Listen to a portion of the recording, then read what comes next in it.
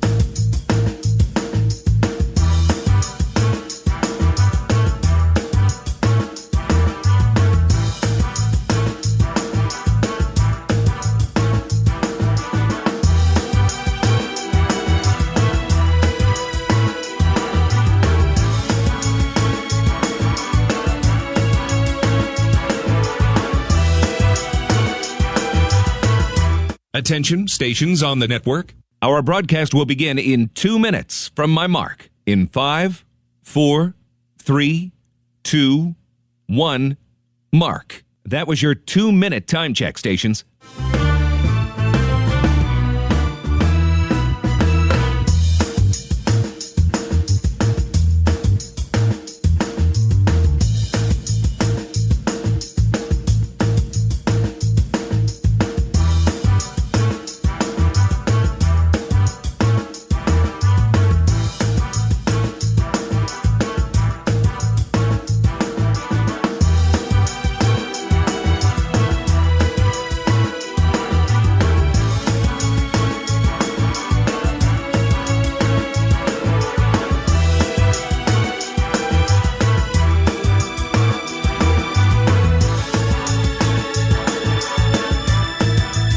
Attention, stations on the network. Our broadcast will begin in 1 minute from my mark. In 5, 4, 3, 2, 1, mark. That was your 1-minute time check, stations.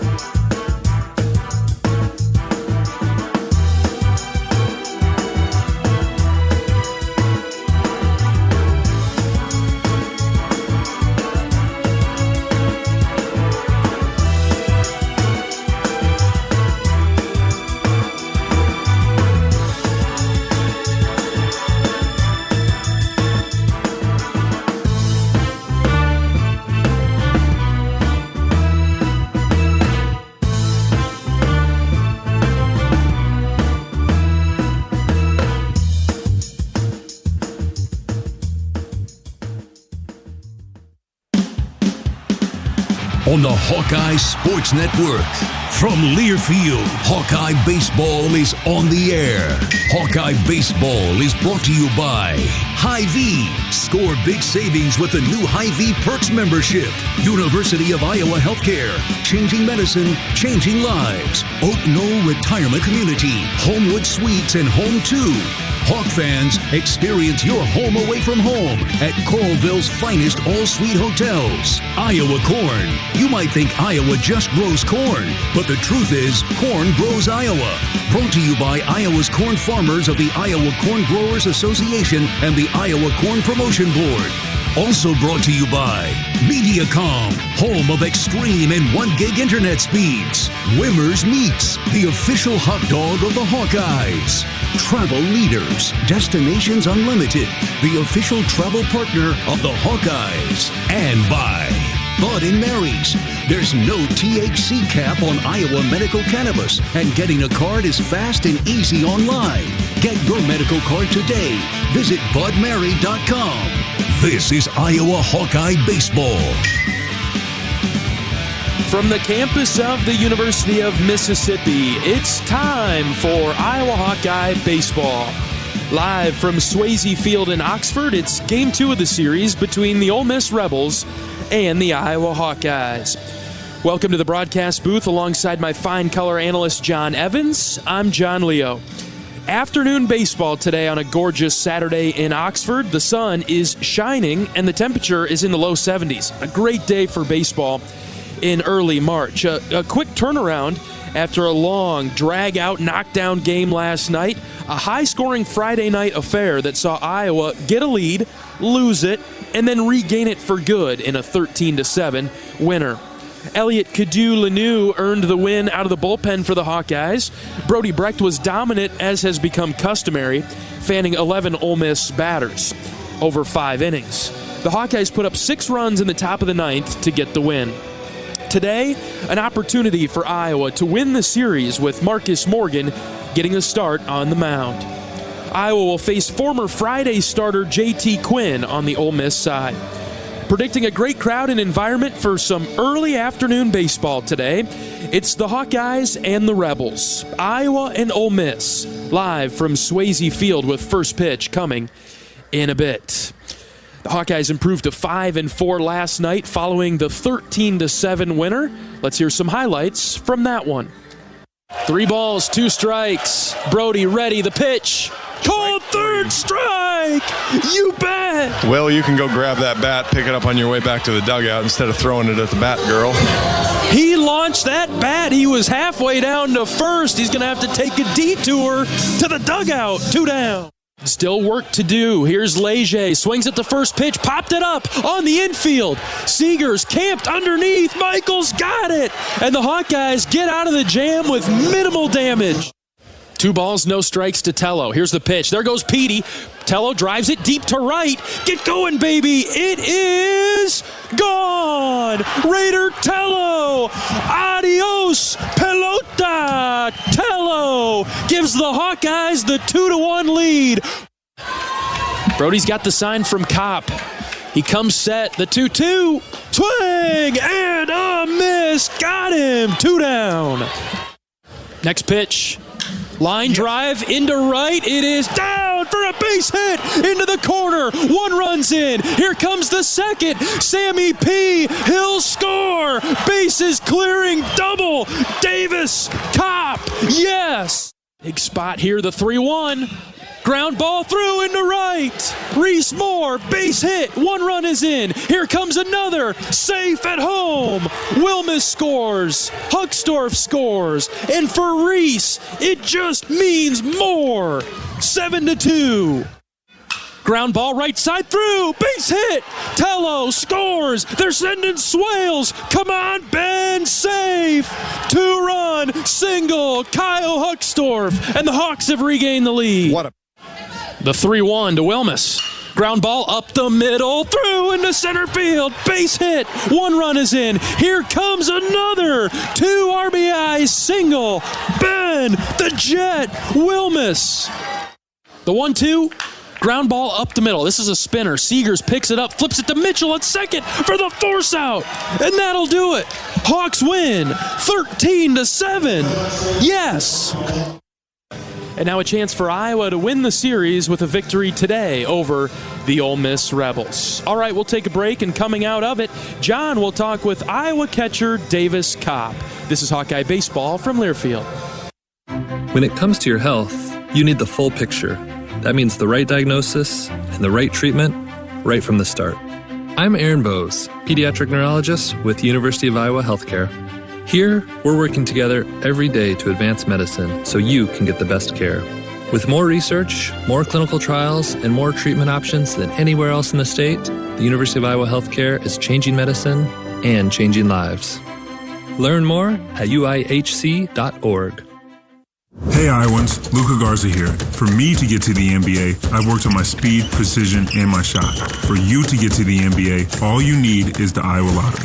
First, play bonus multiplier scratch tickets and you could win up to $100,000. Then, enter non-winning tickets for your chance to win a VIP suite experience with the Minnesota Timberwolves, including food, hotel, and $1,000 cash. Plus, center court seats to see the Iowa Wolves. Enter today and see rules at ialottery.com/VIP.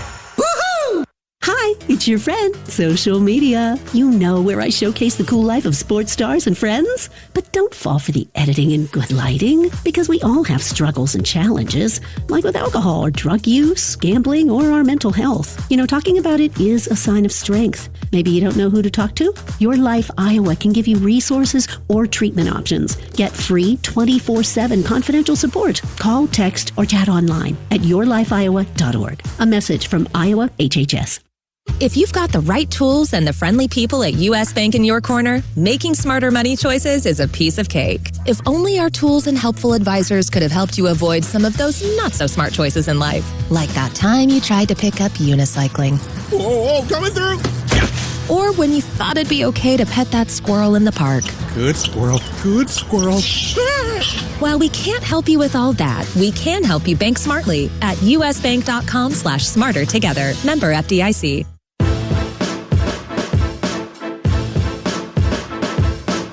Welcome back to Hawkeye Pregame. I'm Chad Evans. I'm here with Davis Kopp. Davis, thanks for joining me. Yeah, thank you for having me. So, you're the new guy. You've been here now 2 weeks. Tell everybody a little bit about yourself. You know, kind of where you came from, how you ended up at Iowa.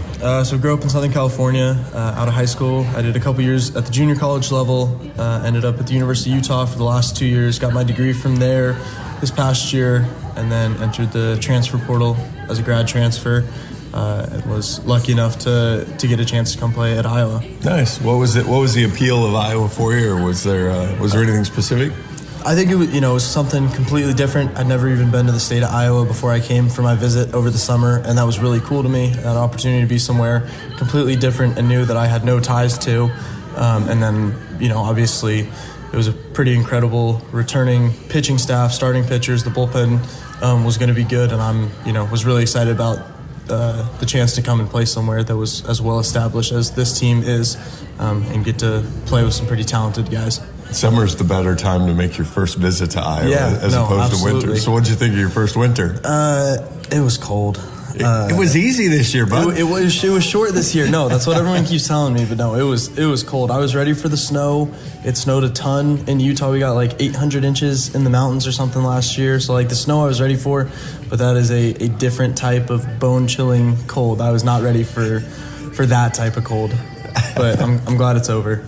So, what's it like to, obviously you've got experience catching. What's it like, though, to catch this staff with Brody, then Marcus, and then Cade, who brings a whole different dimension to the table? Yeah, incredible is really the only word I can think of. Like the talent, the command, just the disgustingness of the pitches, if you will. It's elite. It's an elite staff, and they operate at an incredibly high level, and it's really cool to be a part of that and get to watch these dudes that are going to get to play baseball for a really long time, watch them work. Speaking of them playing baseball for a really long time, then what do you want to do? Obviously, as a grad transfer, what was the degree in? What's the goal? I got an econ degree from Utah, and want to play as long as I can and live out that dream. but as soon as baseball's over, the plan for me is law school. Okay. So I'll go back and get my JD, and then go from there. That's the plan after this. Pretty good law school in Iowa City. Yeah, no, not too bad.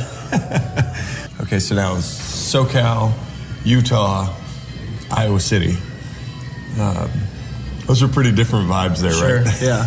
What I guess what so far has been kind of the let's just stick to the positives. What's been the good parts of Iowa City that maybe you didn't expect? Well, I think when I came in the summer, obviously the school session is out, and so nobody's here. So I was really kind of anticipating it being a small town feel, and when I describe it to my family when I go back home, it is a small town that feels like a big city. It feels huge when they're in the fall when there was football games, or now through the winter when there's basketball and wrestling. It feels like a big place.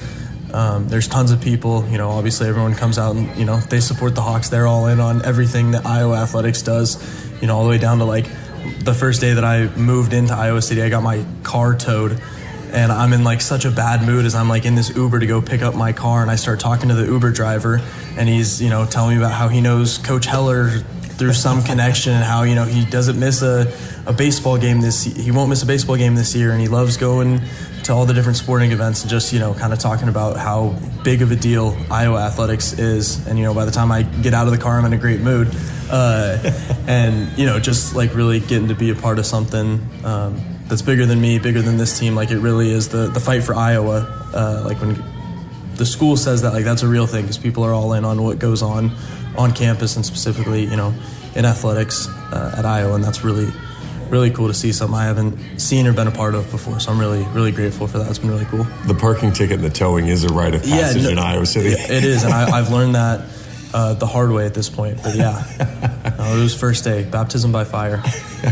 All right, so we'll wrap up with this. We were here at the hotel, and we were watching Formula One. How did you get to be a big Formula One fan? So my roommate, when I was at Utah, got me onto the Netflix Drive to Survive documentary series, and I have a family friend who races IndyCar right now, and he is hoping at some point to make the jump to Formula One. Wow. So kind of into it on both ends there, and now it consumes most of my early Sunday mornings through the summer and fall. So pretty cool. Well, yeah. Well, let's go figure out how to get at least a couple wins this weekend. That's the plan. Good luck, Davis. Thanks. Thank you. Davis Cobb, catcher, first base, a little bit of everything right now for the Hawks. We'll be right back. This is Hawkeye Baseball from Learfield. The Burger Shed is a burger lover's dream come true. Our handcrafted burgers are made with a signature blend of certified Angus beef and smoky brisket, served with house-made pickles. But if you're looking for something other than a burger, don't you worry. We've got that too. Check out our wide variety of shed sandwiches, salads, and real ice cream shakes. Burgers, beers, and a bunch of BS. Burger Shed, Bass Pro Drive in Altoona. Around here, Jack Frost nips more than just your nose. That's why the Midwest gets Honda. Dependable, all-wheel drive, with heated steering wheel and seats to keep Jack Frost off your seat. Nice. Which will make it very happy.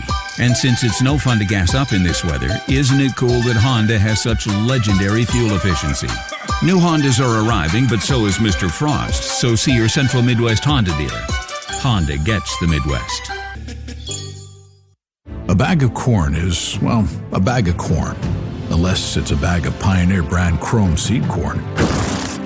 Then you're dealing with the most optimized yield potential, agronomic performance, and insect protection the Pioneer lineup has to offer. A bag that will make life easier for you, 8 bushels per acre easier, and much harder for rootworms in the competition. Pioneer brand Chrome products, field proven and ready for yours. Visit pioneer.com/plantchrome. American Equity salutes today's hero of the game. As a proud sponsor of the ongoing recognition of our military during Hawkeye games this season, please join American Equity in thanking all who have served our country. American Equity is more than just retirement savings and income products. They are committed to providing you best-in-class service and high-quality retirement income that helps deliver the independence to dream and reach your goals. To learn more about American Equity, please visit their website at american-equity.com.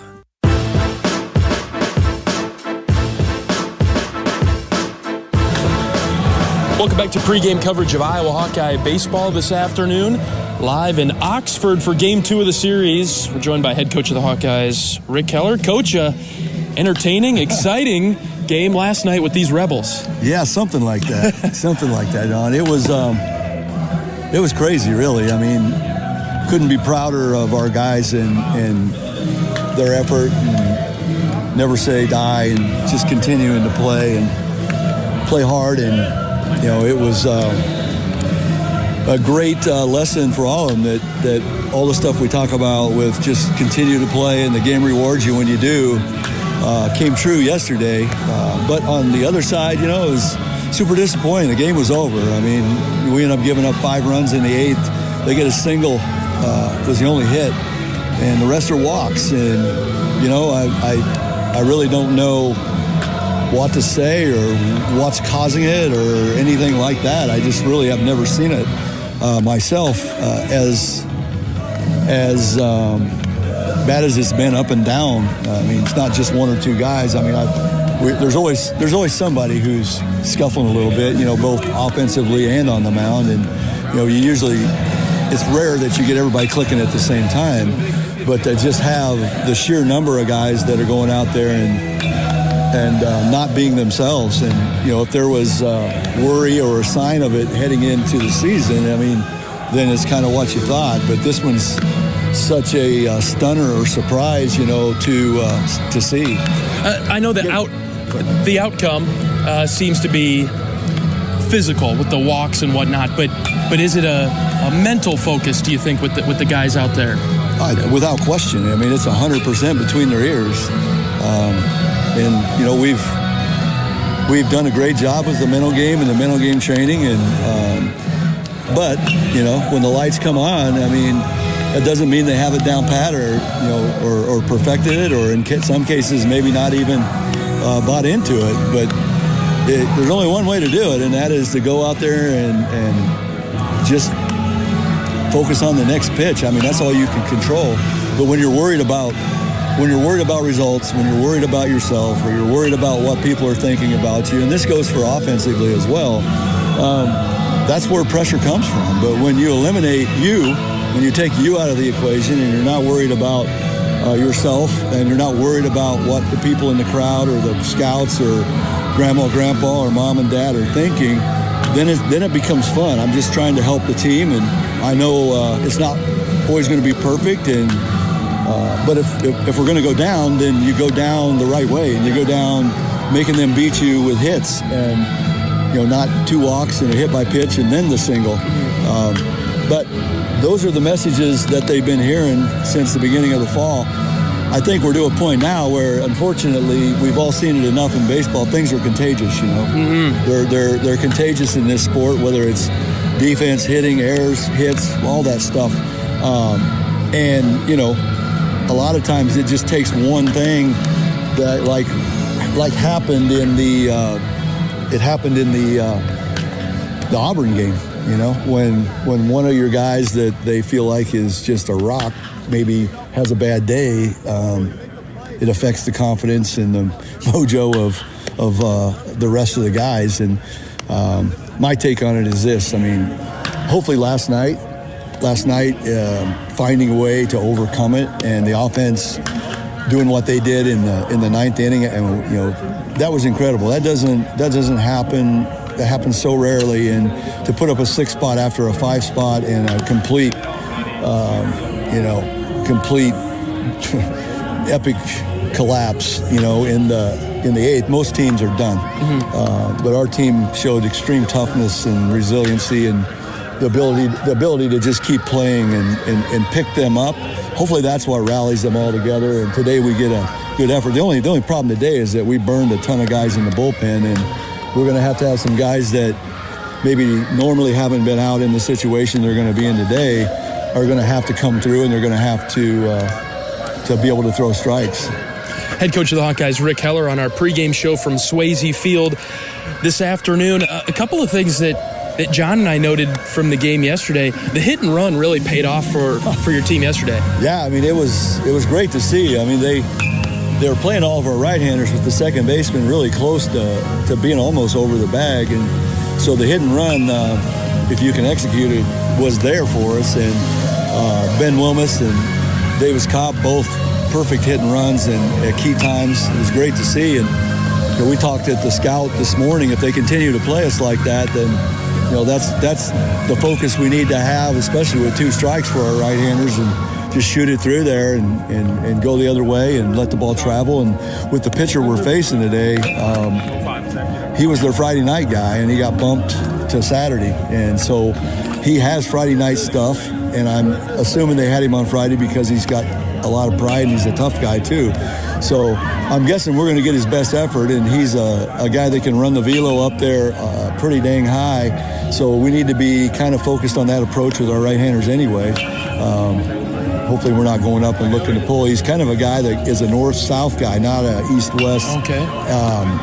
And he's going to ride the fastball up, and it's going to be either up or down, and then he's going to throw a hard slider down to try to get guys to chase, and he's going to try to get us to chase up, and he's going to try to get us to chase down with a breaking ball. So our ability to hold the zone and force him to throw strikes is going to be key to our success offensively today.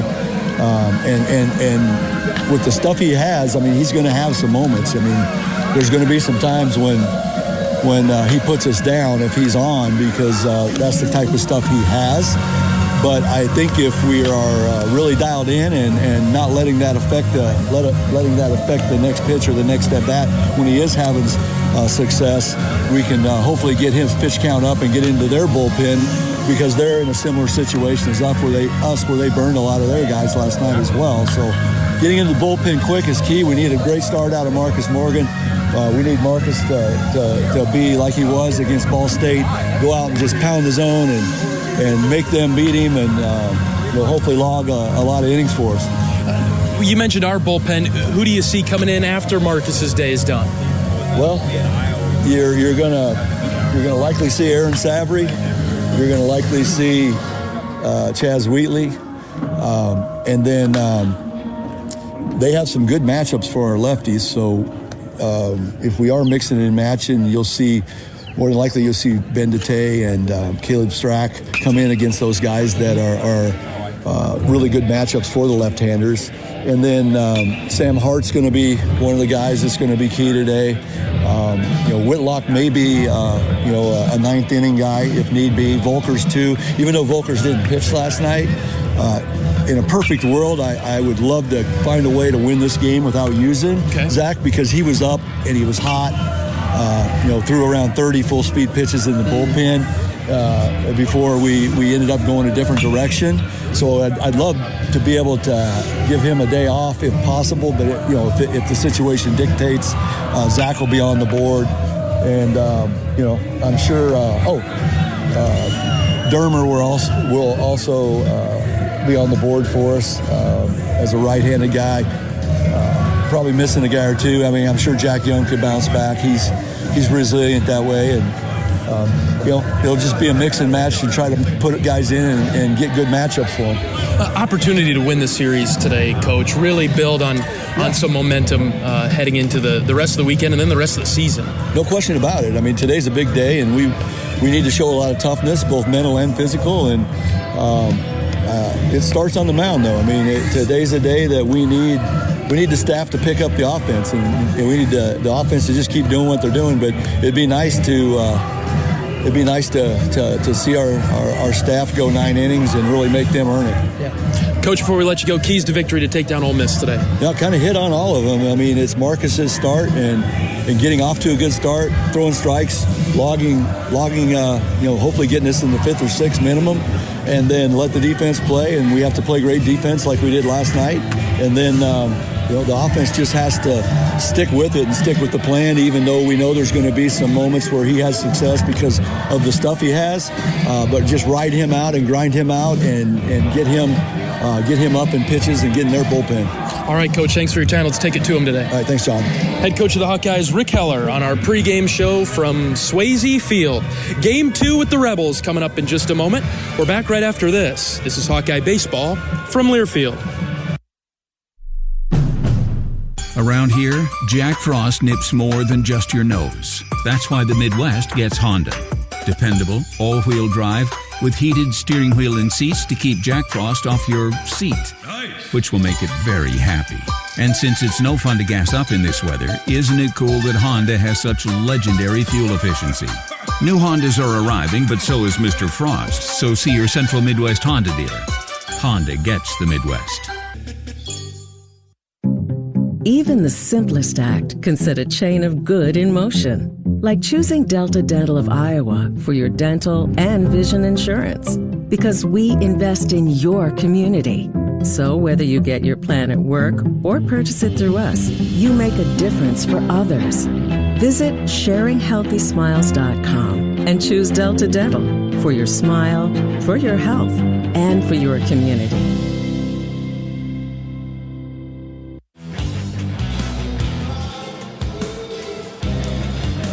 John Evans and John Leo in the broadcast booth at Swayze Field this afternoon in Oxford, Mississippi, getting set for Game 2 of the series with Ole Miss. Long night last night, John Evans, but we're ready to roll this afternoon.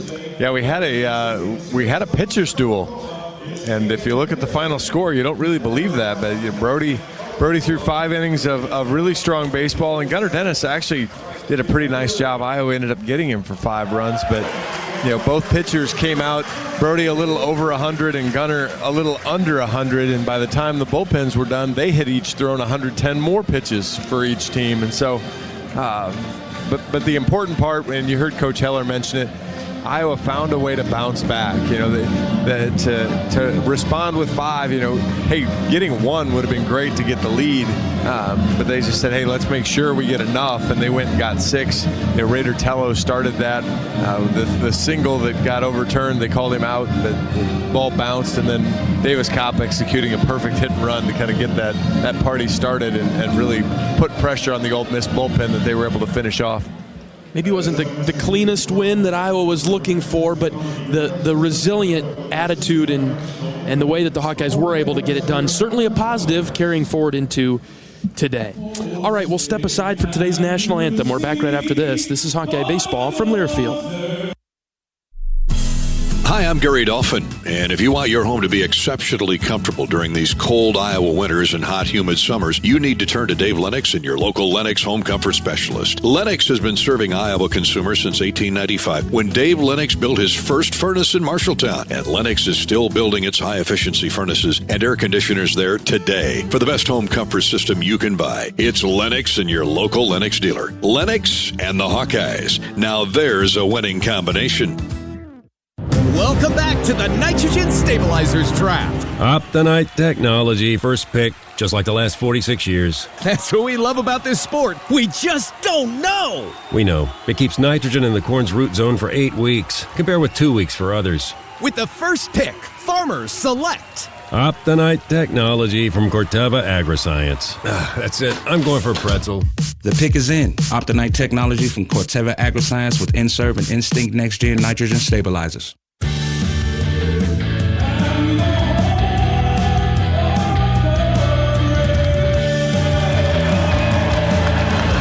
National anthem has concluded in Oxford. Great crowd on hand this afternoon, much fuller than yesterday, even though we did have a good crowd last night, but an even better one today with the grandstand filling up nicely. Not a cloud in the sky in northern Mississippi this afternoon. Low 70s, a little bit of a breeze, but pretty good weather all around today. Much different than last night. Chilly, misty, foggy. We're going to have good baseball weather today. All right, let's go over today's starting lineups. We'll go with the Hawkeyes and then the Ole Miss pitcher, and then when the Rebels come to the plate in the bottom half, we'll give you their batting order. We'll start with Iowa's batting order. Ben Wilmus will lead things off and start in right field. Sam Peterson will bat second and left. Raider Tello at the hot corner. Third base, he'll bat third for the Hawks today. Davis Kopp gets the start as the catcher for Iowa, batting in the cleanup spot. Reese Moore is the DH today. Kyle Huckstorf will bat sixth for Iowa out in center. 7, 8, 9, Gable Mitchell at second, Andy Nelson at first, and Michael Seegers at shortstop. Iowa 5-4 on the season. Head coach in his 11th season is Rick Heller. Associate head coach Marty Sutherland, assisted by Sean McGrath, Mitch Bowe, and Sean Moore. Director of Special Projects is Ryan Colgate. Director of Baseball Operations is Nick Ungs. Team managers on the trip, Gabe Hester and Zach Anderson. Sports Information Director for Iowa Baseball is Sam Bosler. Team videographer is Matt Little. All right, we covered all the bases there. John, let's hear about starting Ole Miss pitcher J.T. Quinn. Third start of the season for Quinn. He's got an 8.10 ERA, 0-1, 6 2/3 innings, 8 hits, 8 runs, 6 of those are earned, 8 walks, 12 strikeouts. So, again, you heard Coach Heller talk about high velocity. He's going to get it up there in the mid-90s. He's going to throw the slider off that, which will be in the mid-80s. But opponents have hit him for 296, and again, he likes to throw the slider, but hasn't had fantastic command of it at this point. So if you can kind of sit there and make him come in the zone. We obviously saw and talked about that a lot last night.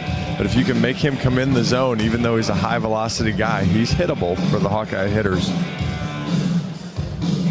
Got to imagine Ole Miss a little bit angry with how last night went, considering they came all the way back in the 8th and then just had it ripped away from them by the Hawks. Well, at one point last night I said they left a small village on.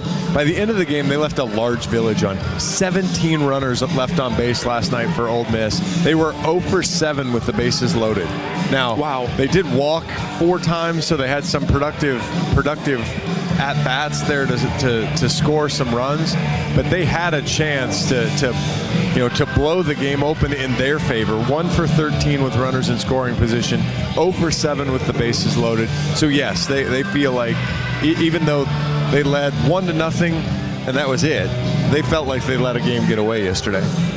And on the flip side of that for Iowa, then you have to assume that Ole Miss wouldn't be that poor again, given those opportunities, right? Right. If Iowa comes out and there were, what did we have again? There were 2, 7, 9, 11, 12, 13 walks. If I'm doing my math right real quick there. 13 walks. I don't think Iowa hit a guy. Well, Brody did hit 2. So 13 walks and 2 hit batters.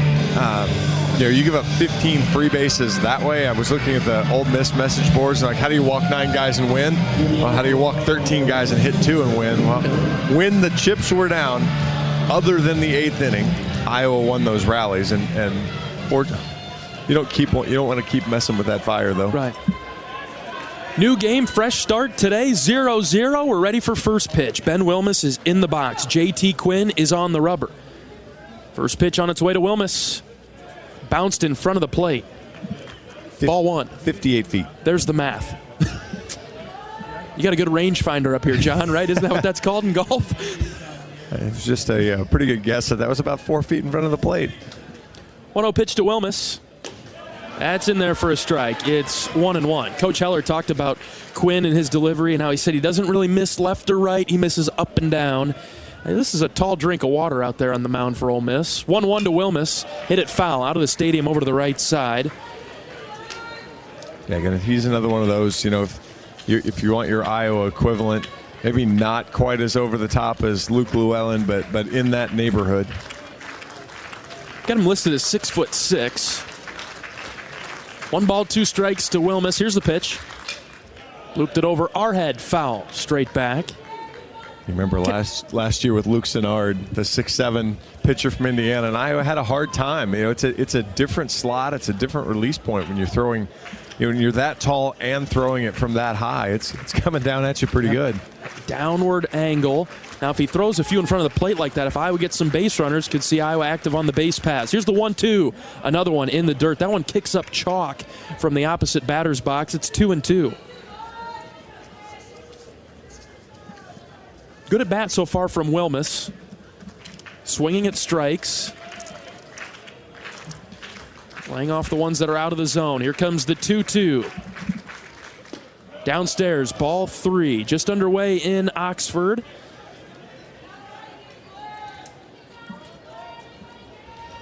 That was 96 right at the bottom of the zone. Good job from Ben to lay off that. Full count pitch on its way to Wilmus. Swing and a miss. 96 at the bottom of the zone, and he couldn't lay off that one. Went right back to it, didn't he? He did, and it was actually probably a worse pitch than the first one, but again, your frame of decision making on 96 is such a short window. Yeah. Here's Sam Peterson in the box. Infield shifts over 3 infielders to the left of the second base bag. Peterson batting .457. Comes up empty on the first pitch that he sees. Low fastball. Quinn stands with an offset stance, sort of facing the Iowa dugout over to the third base side. Next pitch, low and out. Check swing. They'll send it down to first. Did not go.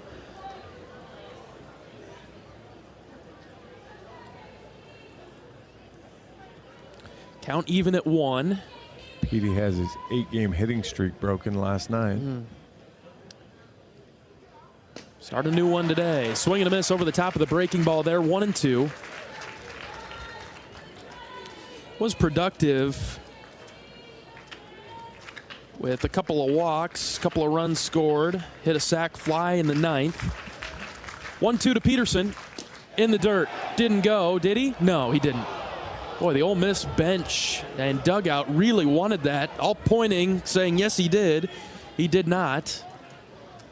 Count even at 2. That fastball was 97, so Quinn's really showing kind of that competitive spirit. Here's a line drive, base hit for Sam Peterson over the second baseman who's playing around shortstop. And a single for Sam gets Iowa's first hit of the day. Took the slider low and away and just drove it right over what should have been the shortstop's head, but with the shift on, didn't really matter. Neither one of them were going to catch it no matter what was the positioning there, but just a good piece of hitting, and see if Iowa can get the running game going now with Petey. Now you look for those pitches, as you're mentioning about the run game, the ones that are spiked, the ones that are bouncing on the plate, in front of the plate. Peterson with a great lead. They'll check on him. Ooh, quick move. Safe. Peterson dives back in. Raider Tello in the box, batting .375. Had a great game yesterday with the home run that sparked Iowa in the middle innings. First pitch to Raider. In the dirt. Gets away from the catcher. He can't find it. Peterson's at second. He'll have to stop there. Takes an aggressive round across the bag and stays put at second, just like we were talking about right there. He spiked that pitch. That's a fastball, too. I kind of get why you spike your breaking ball every once in a while, because you're trying to spin it and you're trying to do something different. He's just, and maybe it's adrenaline, maybe it's again, we've talked about it with Hawkeye relievers, trying to do too much, but those just not even in the ballpark. Runner in scoring position now for Tello. The pitch to Raider. That's in the dirt again. Gets away again. Peterson for third. He's safe. Yeah, back-to-back wild pitches that, that ball at least got near the plate. The first one was well wide and well short. That ball was closer. Maybe your catcher, maybe you hope that Smithwick's able to help you out there a little bit more and corral it, but 96 mile an hour in the dirt, good luck. Yeah. And there's probably some spin on that anyway, so that has the ability to bounce away like that. The 2-0 to Tello in the dirt, not even close, bounced in front of the plate. Once again, 3-0. Yeah, I don't even really know what to say at this point. It's, one, not being a pitching coach or not having seen him before, I can't really diagnose what he's doing, but you'd think the guy that's the Friday night starter would have be a little bit more in the range. 3-0. Raider has the green light. Hits it on the ground to short. This will bring home Peterson. Long throw across. And Tello drives home Sam. He's out at first base, but the Hawkeyes on the board first. 1-0. Boy, I don't know if I love that. I love Raiders' basic aggression there, but he hasn't been he hadn't been close, and so I'm not sure that I'm sitting on one, but maybe you think you're going to get a really good one, and it was obviously in a spot he thought he could drive.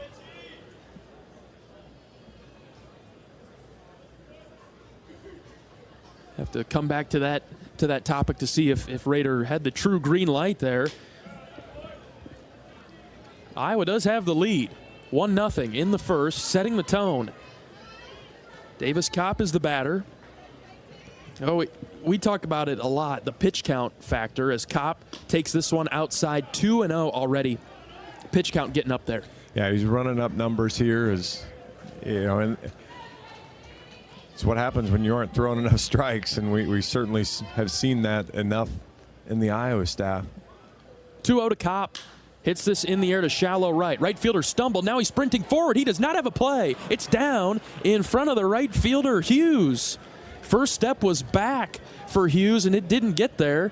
And dropped in front of the Ole Miss right fielder. A 2-out single for Kopp. Well, that ball came off the bat at 73 miles an hour. So I'm sure when you see a ball as the right fielder, you're thinking, oh, he's got one coming out toward me. And then you realize, oh, that was off the end of the bat. And so just not able to make the adjustment.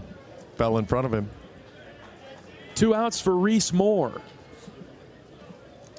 Hawkeye DH today. Stands in from the left side. Crowds the plate as well. First pitch to Reese. That's high. Ball 1.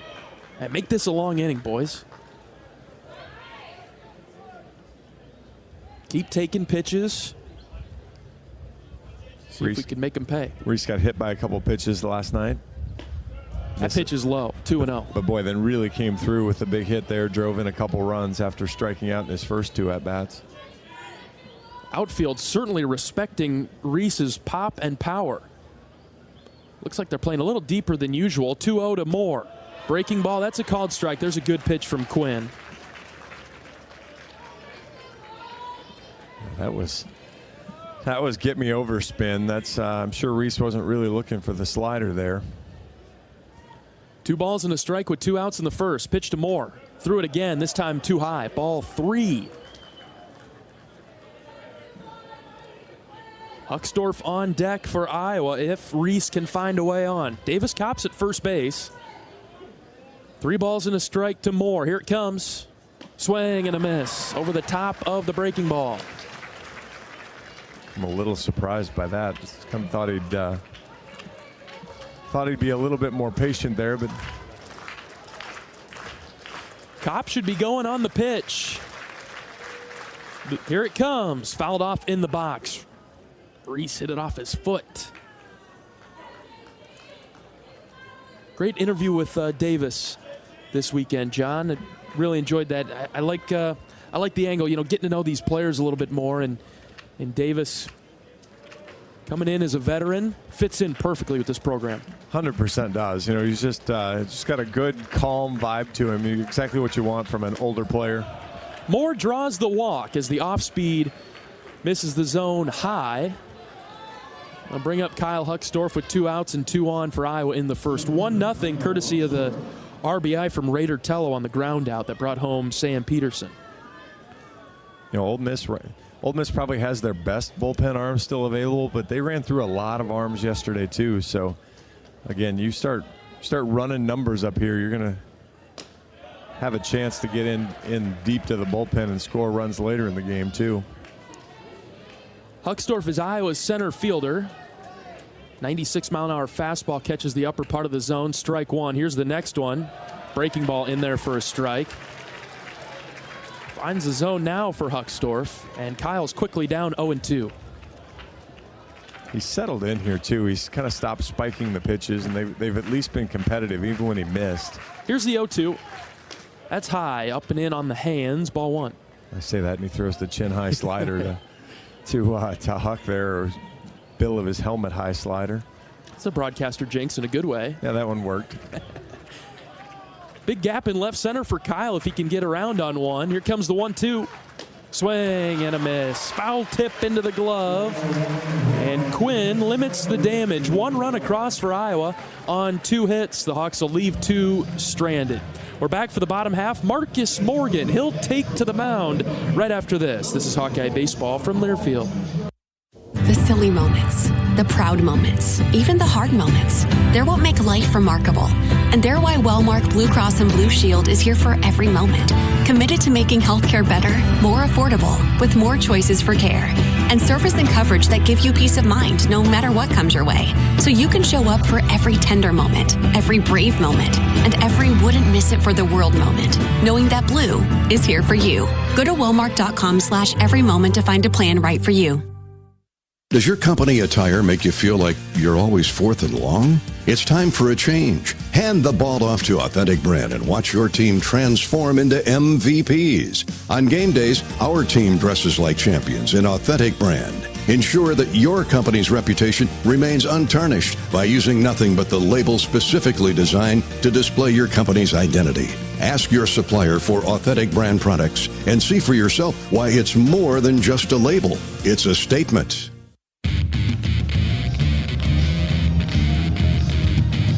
Bottom of the first inning, Ole Miss coming to the plate. Iowa with the 1-0 lead. Let's go over the starting lineup. The batting order for the Rebels, very similar to yesterday, just a couple of changes in the order. Ethan Groff will lead things off, the starting center fielder, followed by Andrew Fisher at third and Jackson Ross at first. The designated hitter is Will Furness. Ethan Leger's in left, batting fifth. Trayson Hughes moves up. He's in right, batting sixth. 7, 8, 9, Luke Hill, the shortstop. Campbell Smithwick, the catcher. Braden Randall, the second baseman. Defensively for Iowa, Raider Tello at third, Michael Seegers at short, Gable Mitchell at second. Andy Nelson gets the start at first base this afternoon for Iowa. In the outfield left to right, Sam Peterson, Kyle Huckstorf, and Ben Wilmus. The starting catcher this afternoon for Iowa is Davis Kopp, and getting the start on the mound is right-hander Marcus Morgan. 2 starts this year. He's 1-0 with a 4.15 ERA, 8 2/3 innings, 5 hits, 4 runs were all earned, 7 walks, 13 strikeouts. Opponents just hitting him at 172. Fastball is going to get up there low to mid-90s. He can touch 95, 96. He's got a cutter off that, which might even be his best pitch, which is going to be right around 90 plus or minus. But then Marcus has just a good quiver of pitches. You know, he's got the changeup, the slider, and a sweeper. So as he clicks, you know, he doesn't really need all 5. He's probably unhittable when all 5 are clicking, but getting that range, he's got a lot of ways to go to find out how to get outs. Ethan Groff leads things off for Ole Miss. Iowa leading 1-0. The Hawkeyes 5-4 on the season. Ole Miss 6-5. Right-hander on right-hander matchup. Morgan is ready. Deals the first pitch to Groff.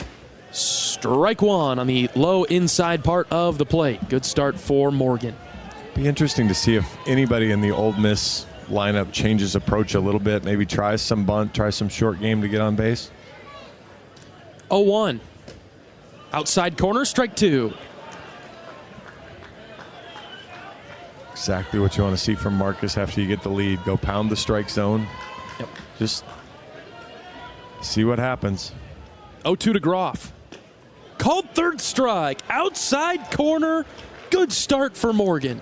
He clearly wasn't looking fastball there, and as he watched it come in, was hoping it would break, and it wasn't a breaker. It was a fastball and just dots the outside part of the plate. Wasn't even really on the black. It was just in the zone. Andrew Fisher stands in, left-handed batter. Morgan deals the first pitch. It's high and out, ball 1. Ole Miss wearing white tops, white pants with blue pinstripes. Rebels spelled out in navy blue cursive across the chest. They've got blue numbers on the backside with a red outline. 1-0 pitch to Fisher inside, ball 2. All gray for Iowa today. Black block lettering spelling out Iowa across the chest with gold outline. Black number on the left hip of the top jersey for the Hawks. Gold baseball caps, the black bill, as this is crushed to deep right. That is long gone. We are tied. Andrew Fisher with the home run. That ball was 112 off the bat, went 407 as he launches it over the beer throwing fans there in the left center field lawn chairs, or left field lawn chairs. And if anything, especially now that the weather's changed today, that's going to tell you how important it is to get ahead of these hitters. 0-2, you're able to put a fastball out on the edge of the plate. 2-0, he sat on that cutter and just drove it a long, long ways for his 4th home run of the year. Tied at 1. Here's Jackson Ross. First pitch from Marcus. Way to battle back, right back in with the next batter. Got to go next pitch. Just got to move on, right? Marcus good at that. 0-1 hits Ross.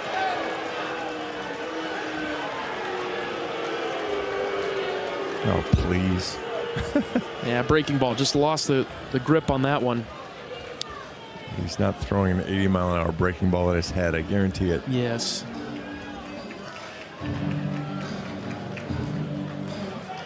The Hawks will hear it from all angles today. This place is packed. Fans out in right field beyond the wall, left field beyond the wall, and then foul pole to foul pole in the grandstand. 2 levels, really. Yeah, there were some kids throwing rocks at our bullpen pitchers last night. Heard about that. All right, runner at first with 1 out. Here's Will Furness, the DH. Strike 1 to him from Morgan. Ross at first base, I don't suspect a ton of speed there. He does have 1 stolen base. I would guess the stolen base is more a function of poor hold and rather than actual, hey, I'm going to go take a bag on you. Ooh. Marcus fires a pitch that's called high. It's 1-1. So Mayhew Edwards, the home plate umpire today, doesn't like the letters that last night the home plate umpire liked. A little bit of an adjustment so far. Morgan comes set, long hold. Here's the 1-1. Outside, ball 2. You look at yesterday, 13-7. That feels like more of a Sunday score, right? You typically don't see that high scoring on Friday nights. And again, it was 2-1 when the starters left. That's so true. It looked like what you expect with the starters. 2 balls and a strike. Morgan's ready. Fires that on the outside corner, called strike 2-2. Good cutter there.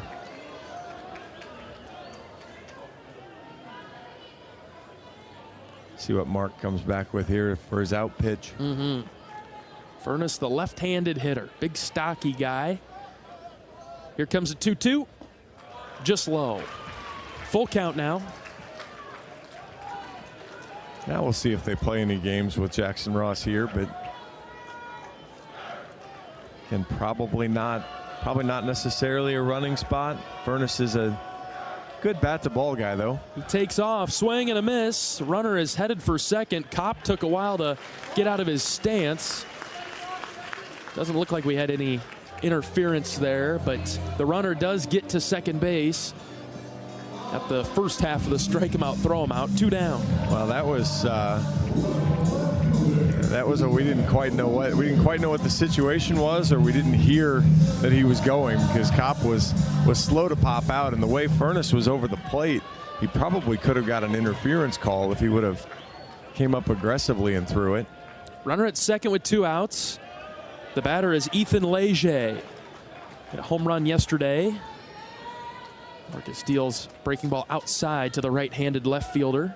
Yeah, 8 walks, just 2 strikeouts on the year, so really, really good DTZ skills. 1-0 pitch. That's in there for a strike from Morgan.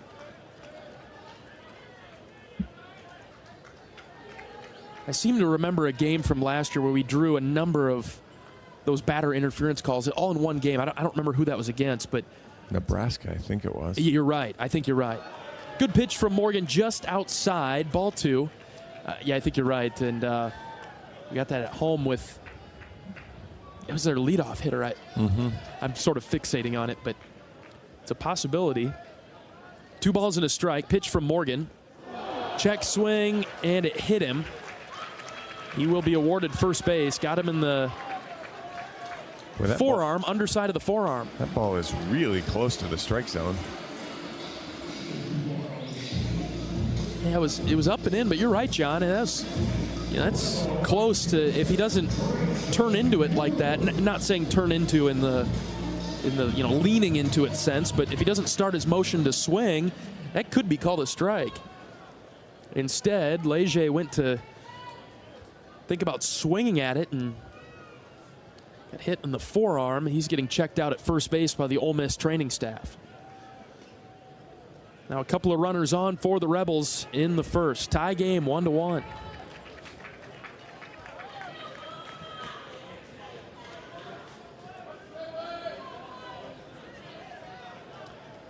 Trayson Hughes comes up, right fielder, left-handed hitter. Marcus has thrown 18 pitches. That was pitch number 19 in the first inning. That's a strike on the outside corner. Yeah, I mean, you've got plus or minus 100 a little bit for Marcus, and so you really need to start getting cleaner here. Fouled out of play over to the left side. And so now here's your chance. 0-2. Yep. Finish this off. Get into the dugout, let your bats go to work and help you out again. No balls, 2 strikes, 2 outs. Morgan ready. The pitch floated outside. That's a ball.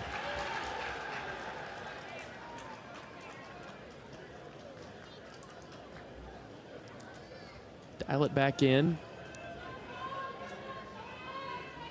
Fastball up. See what he throws. The 1-2. Swing and a foul tip. Caught by Kopp. That'll do it for the first inning. We're tied at 1 after the Rebels get the run back. 7, 8, 9 coming up for Iowa. Gable Mitchell, Andy Nelson, and Michael Seegers. We're back after this. This is Hawkeye Baseball from Learfield. Are aches, pains, or injuries keeping you on the sidelines? At Athletico, our movement experts are here to help you turn your setbacks into comebacks and create a personalized game plan for your recovery. With no prescription or referral needed, Athletico Physical Therapy is where your comeback story begins. Get started today by scheduling a free assessment at athletico.com. Proud partner of the Iowa Hawkeyes. The Burger Shed is a burger lover's dream come true. Our handcrafted burgers are made with a signature blend of certified Angus beef and smoky brisket, served with house-made pickles. But if you're looking for something other than a burger, don't you worry. We've got that too. Check out our wide variety of shed sandwiches, salads, and real ice cream shakes. Burgers, beers, and a bunch of BS.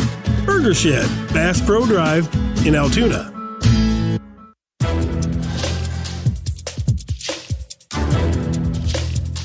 This copyrighted broadcast is an exclusive presentation of Learfield under the broadcasting rights granted by the University of Iowa. Reuse of this presentation is prohibited without the expressed written consent of the university and Learfield. Announcers are provided by Learfield and approved by the university. Hawkeye Baseball is brought to you by Riverside Casino and Golf Resort, home of the Draft Day Sports Lounge, a luxury hotel and spa, 5 restaurants and more, just minutes south of Iowa City. Tie ball game 1-1 as we get to the second inning. Gable Mitchell lead off the Hawkeye second. Switch hitter. He'll go from the left side against JT Quinn, the tall right-hander. First pitch, strike to Mitchell.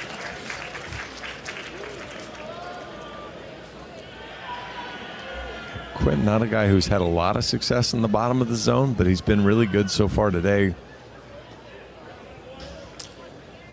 With the breaking ball, threw it way outside. Catcher missed it entirely. It got to the backstop, 1-1. Yeah, I'm not even sure what happened there. I think he tried to actually throw his curveball there. He doesn't throw it very often, and catcher wasn't ready for it. Can see why not. There's a fastball high. It bends Mitchell away, 2-1. Gable's got a lot of speed. Third baseman, even with the bag. Careful in case Gable elects to bunt. Instead, Gable hits it to him. It bounced over his glove and down the line and left. Base hit for Mitchell. He's on to lead off the second. It's one of the things that speed gets you. You know, you get people out of normal position. If he's playing back where he normally plays, he's able to at the very least get in front of that, body it up, and maybe make a play. Instead, he's in the baseline. Gable's able to shoot it past him for a base hit. Hit sharply to the backhand side of Fisher at third. And so now Mitchell's at first with a lot of speed. Here's Andy Nelson. Andy squares to bunt, bunts it down the first base side. Quinn picks it up, underhand shovels it to first. Great job by Andy Nelson on the sac bunt to move Mitchell into scoring position. Perfect execution there from Nelson. Didn't try to do too much with it, just caught the breaking ball, pushed it right up the first base line, made Quinn field it. Give the Hawks a chance to get that run right back. Quinn being 6'6", you question maybe his athletic ability coming off the mound like that. Did a nice enough job there. Runner at second with one out. Here's Michael Seegers. Breaking ball in the dirt. Michael's moved down to the 9 spot in the Hawkeye batting order. I don't know if you remember last year when he moved down to the 9 spot, that was when he kind of found his footing and became Michael Seegers again and worked his way back up into the 1 spot. Hasn't seen anything to swing at yet, though. 2-0. It's kind of like a trampoline for Michael, right? He's kind of at the bottom. He's hit the trampoline. He's ready to sky upward. Shoot up in the air. I like where your head's at. Quinn comes set. Here's the 2-0. Ooh, up and in. Ball 3.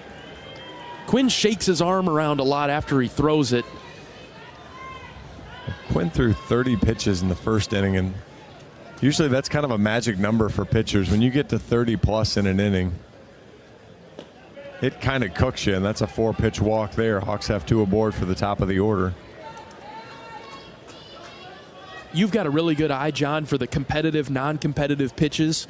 The 4 that Michael just saw, and maybe the breaking ball a little bit, the first one that he saw, but those were not particularly close, which the wild inaccuracy from Quinn, if Iowa goes up with somewhat of a red light, they might not see too much to hit. Yeah, didn't test Michael's eye skills that time too much. Wilmus in the box, runners at first and second. 5 balls in a row out of the zone from Quinn. And that's another one that just kind of bounces in there. Catcher's actually, Smithwick's doing a nice job of corralling everything now and not letting it get away, because good speed on the bases for the Hawks. Mitchell at second, Seegers at first, the 1-0.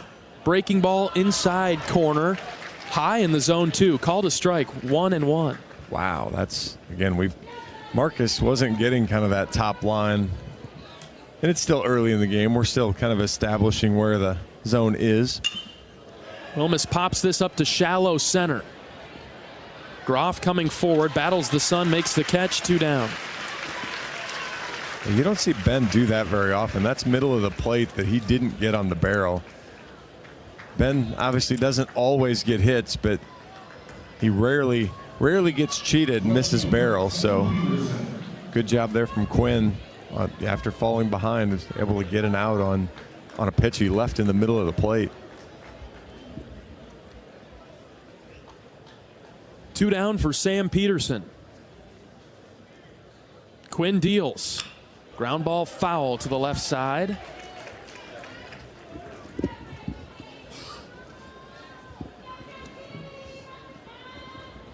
This would be a good spot for Petey singled right over the second baseman in the shift last time. It'd be nice to see him just go to that big hole and take the run if he could. Fouls this back to the screen. 0-2. And now Quinn can go anywhere. He could, but he was ahead of Petey in the first at bat as well, and Sam did a nice job. Stuck with the slider that stayed out over the plate. But be a test here. Quinn hasn't really been in the zone in this at bat, but Petey's fouled them both off. Here's the 0-2 above Peterson's head. Yeah, you don't really want to take. You saw that with Ross in the first inning. You don't really want to take 94 off the helmet. No.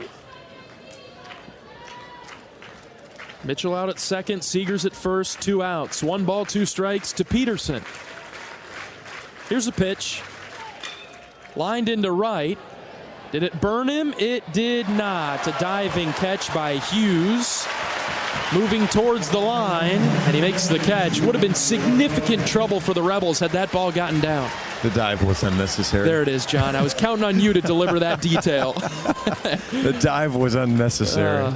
The catch is made out and right. Iowa leaves 2 more stranded in the second. We're tied at 1. Bottom half coming up right after this. This is Hawkeye Baseball from Learfield. The silly moments, the proud moments, even the hard moments. They're what make life remarkable. And they're why Wellmark Blue Cross and Blue Shield is here for every moment. Committed to making healthcare better, more affordable, with more choices for care. And service and coverage that give you peace of mind no matter what comes your way. So you can show up for every tender moment, every brave moment, and every wouldn't miss it for the world moment, knowing that Blue is here for you. Go to Wellmark.com/every moment to find a plan right for you. Hey Iowans, Luka Garza here. For me to get to the NBA, I've worked on my speed, precision, and my shot. For you to get to the NBA, all you need is the Iowa Lottery.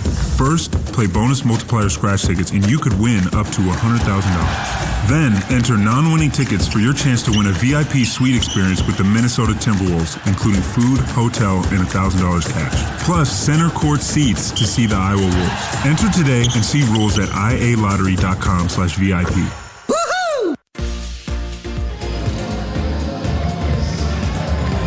John Evans and John Leo in the broadcast booth in Oxford, Mississippi. We are tied at 1 in the bottom of the second. Let's pause 10 seconds for station identification. This is Iowa Hawkeye Baseball.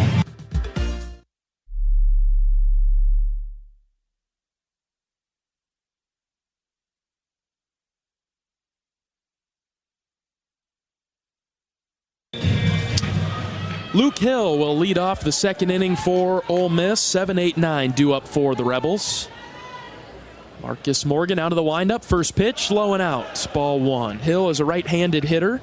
Starting shortstop for Ole Miss. There's a red sleeve on his right arm. Marcus goes outside there, ball 2. He's got a couple guys that are heavy into the hair dye game too, and I think he's one of them. Bleach blonde for Luke Hill. Usually it's the mullet game. This is different today. Strike 1 there for Marcus. I could never pull off the bleach blonde, John. Could you imagine that?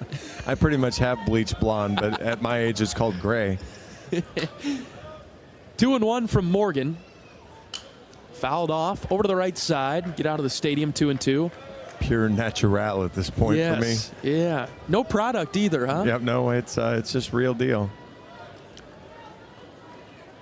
I go a little hair gel with some comb, with the comb. That's about it. 2-2, swing and a miss. Morgan got him on that one. After Hill had laid off those pitches outside, Morgan got him to chase that one. Done a good job from Marcus. Fell behind 2-0, was able to battle back and threw a good 2-0 pitch. It was 2-2 pitch. It was competitive. It was out of the zone, but it was competitive enough to make him go fishing. 4 strikeouts for Morgan. He's recorded all of the outs for Iowa to this point.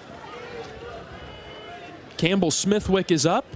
A swing and a miss at the first pitch that he sees from Marcus. That's probably the other thing that doesn't get talked about enough with the Hawkeye defense and how good they are. You know, a couple great catches last night as well. When you have a pitching staff, another good pitch there for a strike from Marcus. When you have a pitching staff that strikes out a ton of guys and then may occasionally walk more guys than you'd like, your defense, it's easy to fall asleep. But Hawkeye defense on their toes. 0-2, swing and a miss. Out number 2. Morgan with 3 strikeouts in a row now, going back to last inning as well. And I like what he did there too. Ahead 0-2, didn't say, hey, I'm going to nibble, I'm going to go, if I'm going to miss, I'm going to miss off. It was, I'm coming right after you, and it's just going to be a really tough pitch for you to hit. Taking care of the bottom of the order right now. Here's the 9 hitter. This is lifted into left field. Peterson sprinting back near the track, near the wall, and it's off the wall. Peterson can't make the play. He's down. Huckstorf picks it up. It'll be a double with 2 outs for Braden Randall. Petey's having a war with that wall out there in left. Well, that one he hit the padding on the wall, but I'm not sure it's any better than what he did last night when he caught kind of the link fence part of it. But man, the fearlessness that Petey has out there to go try to make that play.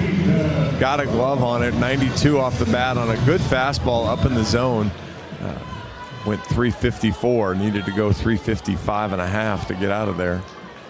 Now a runner in scoring position with 2 outs. To the top of the order, this is Groff.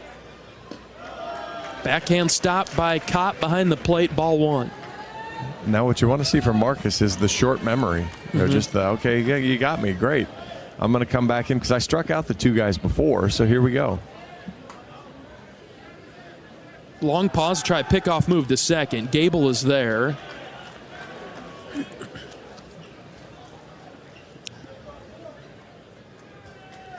So Groff's not a high strikeout guy either. Marcus struck him out on 3 pitches, though, in the first at-bat. Here's a chopper to the left side. Seager's charging it hard at short. He'll throw it on the run to Nelson. Got him at first base. Good play from Michael. And the Hawkeyes hold the Rebels scoreless in the second. Just 1 hit for Ole Miss. The double by Randall, but that's it. We'll see Tello, Kopp, and more in the batter's box for Iowa in the top of the third. We are tied at 1. This is Hawkeye Baseball from Learfield. Around here, Jack Frost nips more than just your nose. That's why the Midwest gets Honda. Dependable, all-wheel drive, with heated steering wheel and seats to keep Jack Frost off your seat. Nice. Which will make it very happy. And since it's no fun to gas up in this weather, isn't it cool that Honda has such legendary fuel efficiency? New Hondas are arriving, but so is Mr. Frost. So see your Central Midwest Honda dealer. Honda gets the Midwest. Are aches, pains, or injuries keeping you on the sidelines? At Athletico, our movement experts are here to help you turn your setbacks into comebacks and create a personalized game plan for your recovery. With no prescription or referral needed, Athletico Physical Therapy is where your comeback story begins. Get started today by scheduling a free assessment at athletico.com. Proud partner of the Iowa Hawkeyes.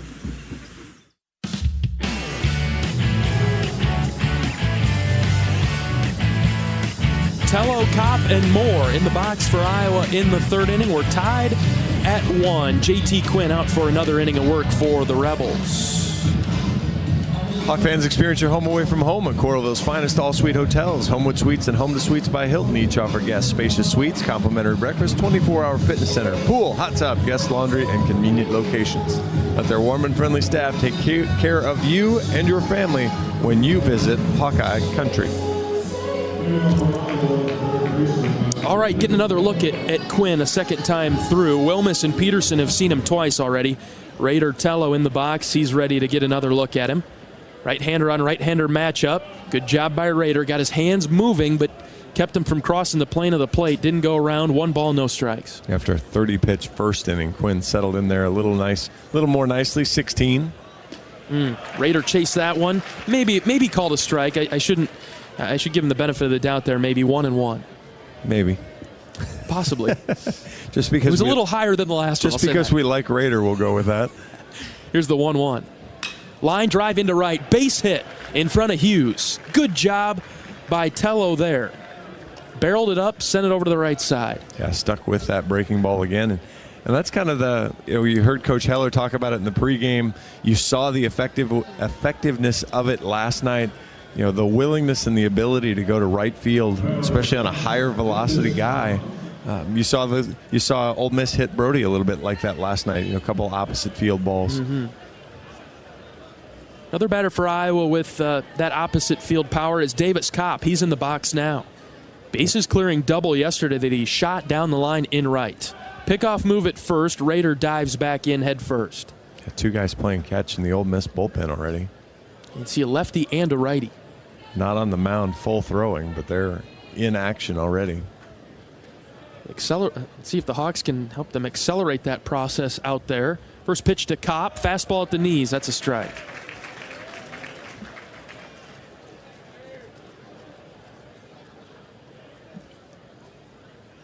I think Iowa caught everybody off guard last night with the Raider Tello Davis Kopp hit and run connection in the night. Up and in there, Davis lays off. Even in the count at 1. Top of the third inning, we're tied at 1. Both runs in this game came across in the first inning. Scoreless second. Short lead at first base. 1-1 pitch to Kopp. Hit well to center. Center fielder Groff moving back near the track. He'll make the catch right in the middle of the track in center field for the first out of the inning. Boy, hit that 384. Got a slider right in the middle of the plate. Unfortunately, probably the one the one direction you can't quite hit it. Straightaway center. Flag's moving just a touch now, but boy, there's no wind going to help you. A little nicer air quality to carry today, but that's still a big part of the ballpark. Batting in the 5 spot today's Reese Moore. He's in. He walked his first time up. Drives this one to right on a line. Base hit. 2 hops the right fielder. Giving him a lot of action over there. Yeah, he almost hit that one too good. That ball got out there 106 off Reese's bat. Raider had to get to second base, didn't he? Yeah, force out at second all of a sudden, and there was no real. Let's just say Raider didn't have to make an aggressive turn to see if he was going to get to third or not. Yep. The middle of that Iowa lineup right now, Raider and Davis and Reese, seeing the ball well, connecting well, and now they're on base. Runners at first and second with 1 out for Huckstorf. First pitch strike. Well, Quinn's been very good at throwing strikes to Huckstorf. There's no question about that. Well, I was just thinking the same thing. Huck might have the worst luck as far as having good plate discipline and then coming up because Quinn throws a strike to him. He's behind. 0-1 pitch. That's low. Kyle sees a ball there.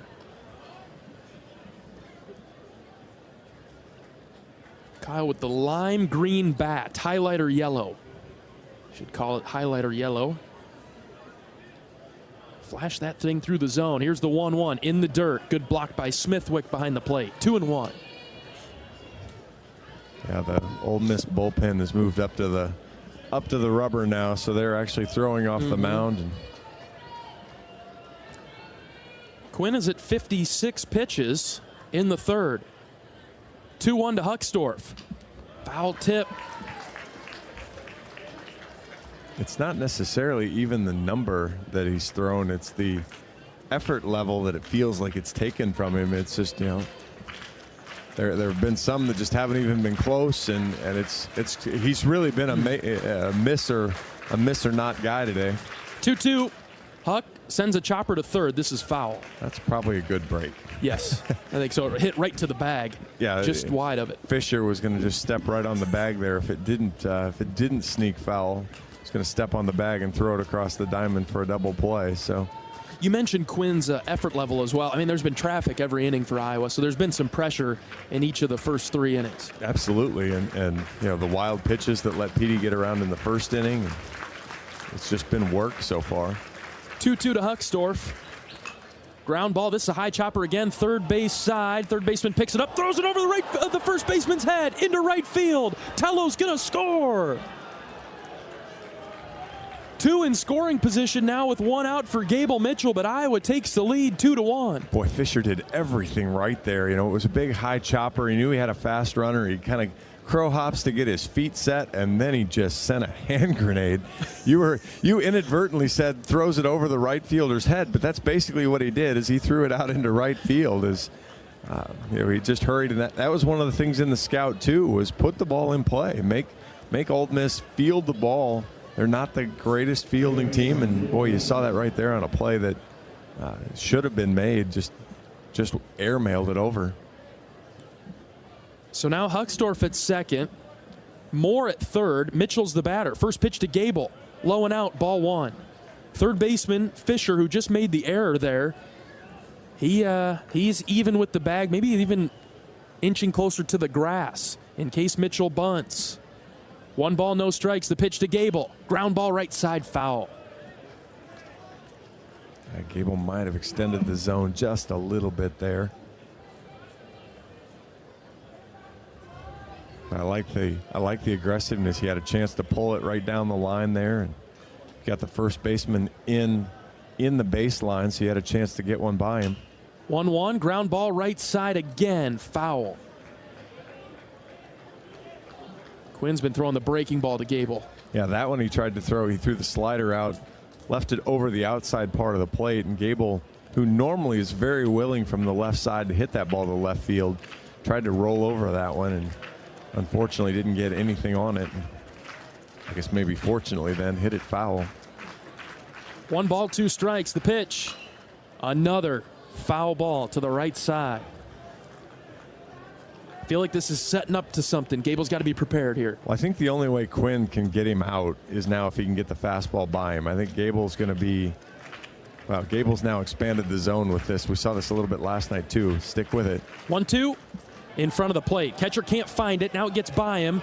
Not able to score from third. That would have been a tough play. Well, Reese didn't get a good read on it either. Couldn't see where the ball got to. And to be perfectly honest, I didn't see how far it snuck past him either until all of a sudden it's rolling away. And, you know, at this point in the game with the pitcher struggling, I'd rather have him be a little bit more conservative than run into an out at home and just give him something to give him the momentum back.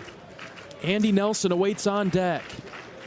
2 in scoring position for Iowa in the third. 2-1, Iowa leads.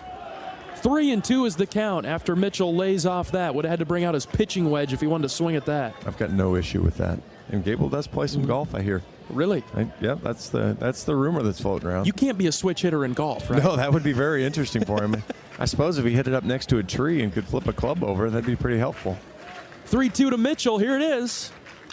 Fouled off the box. Great at bat by Gable.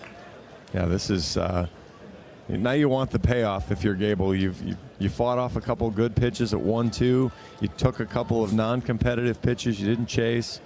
Fouled off a good 3-2 pitch. Now get your reward. 3-2 in the air to left. This is hooking towards the line. It will be caught in foul territory. Reese Moore will tag and score. Sacrifice fly for Gable Mitchell. All right, we'll take that. He got the job done. You know, I'm sure he wanted more than that, but that's kind of how I thought that Quinn would have to get him out. He went back to the fastball after throwing, you know, basically exclusively the slider and the curveball. You know, just wasn't able to find the zone and get one past him. So the only way he was going to be able to get him was to try to heat him up with the fastball. Gable stuck with it enough to drive in the run. 3-1 Iowa in the third. Still another run out there. With Huckstorf at second, here's Andy Nelson. 2 outs in the inning. First pitch to Andy. In the dirt, gets away from the catcher again, but he knocked it down forward and kept it in front of him. Huckstorf stays at second. I guess I really am surprised at the all over the place he is with these breaking balls. That was the 22nd pitch of the inning. Again, same thing, and that's in front of the plate. That one, he spiked the fastball, though. He's back to doing that now.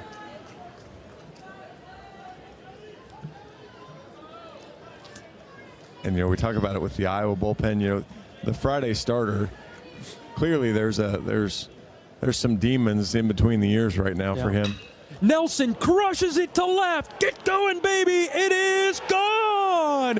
Andy Nelson deep to left. 2-run shot. Boom. Caught the breaking ball and just demolished it. 107 off the bat. And I know I've talked about it with Andy a couple times, but he's one of those guys that is so easy to root for. You know, battled injury the first year that I've started doing this, and we're going to have a mound visit. But, you know, he was a guy that battled injury, hamstring, fought his way back, hamstring, knocked him out. You know, last year with the Tommy John, you know, it's easy to say, you know what, I've had enough. I don't want to rehab. I don't want to go through this anymore. But he stuck with it. He kept doing it. Every time I saw him at the ballpark last year, how's it going, Andy? I'm getting there. I'm excited to be back. I'm ready to be back. And so for a guy like that, then to get the payoff, you just love it. What an incredible story Andy Nelson is, and he could be the definition of this team moving forward, to stick with it, to keep playing. Andy Nelson builds Iowa's lead. It's 5-1 after he smoked that ball to left. That was an absolute no-doubt rocket off the bat. Pitching change for Ole Miss. Iowa 5, Ole Miss 1. We're back right after this pitching change break. This is Hawkeye Baseball from Learfield. The big game. Family. Friends. We know you count on Alliant Energy to deliver the safe, reliable energy you need, whether you're watching the game, cooking your famous burgers, or leaving a light on for loved ones. For us, it means going beyond the expected to make sure we're planning for the energy you need today and tomorrow. That way you can keep your eye on the ball and focus on what's most important to you. Find out more at alliantenergy.com/poweringbeyond. Want to test drive U.S. Cellular's award-winning network? It's free for 30 days. Want to test drive U.S. Cellular even faster? Just get a race car driver to be your personal chauffeur. Just let me buckle my... Whoa! Hey, my calls and data work great out here. Test drive U.S. Cellular free for 30 days. Named the leader in 5G coverage in Iowa. You can pull over now. Please? U.S. Cellular. Built for us. Terms apply. Awards based on open signal independent data. Visit uscellular.com for details.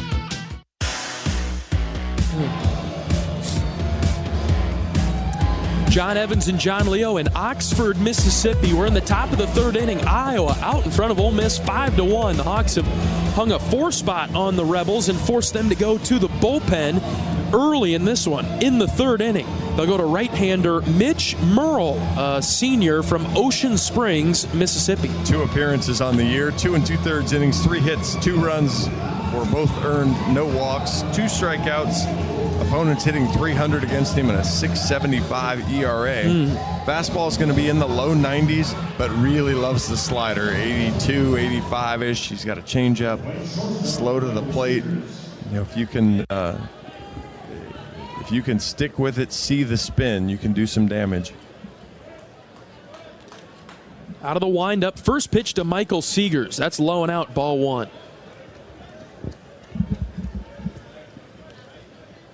Michael walked last inning. Was stranded at first base. There's a breaking ball called a strike at the knees, 1-1. Yeah, 82 on the first one, maybe a little outside. 83 there, more middle of the plate. Got the call. Fastball outside, 2-1. Physically, Murrell doesn't look much different than JT Quinn, tall right-hander. 2-1. Off the end of the bat, hit to the shortstop, over his head. Single for Seegers. And maybe that's what Michael Seegers needs, a 65-mile-an-hour line drive that the shortstop pondered, thought about, read a book. Then it finally got to him. Finally got to him. I mean, he was loaded in the jump position for as long as any human being should be there. Yeah, it mistimed his jump. Maybe came forward when he didn't need to. One of those combinations. Whatever it takes, Michael's on with a single. Well, if you recognize it, it's actually, it was half step back and he makes the catch. Right. Top of the order for Wilmus now. Michael dives back in at first with the pickoff attempt. The Hawkeyes with 7 hits already. And Murrell is slow to the plate, so there's an opportunity for Iowa to run here. You know, maybe try to manufacture one more. Really get this out of comfort zone for Ole Miss early. Slider called a strike at the knees to Wilmus. Ben is 0 for 2 today. Been aggressive, has had good at bats. Just missed a pitch in the middle of the zone in his last at bat. Here's the 0-1. Seegers takes off and it hits Wilmus in the shoulder. Ben is awarded first base. 2 on for the Hawks now in the third for Sam Peterson. They're going to review this. Smithwick sold it to his bench to review this, that Ben stuck his elbow out.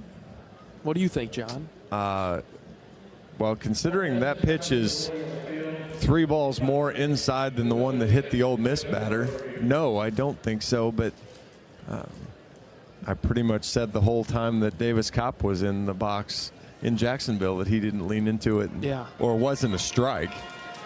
And again, that's the thing with this one is, even if the ball isn't a strike, but I don't know exactly what the ruling is as far as, okay, it hit you, you made an intentional move into it, it's automatic.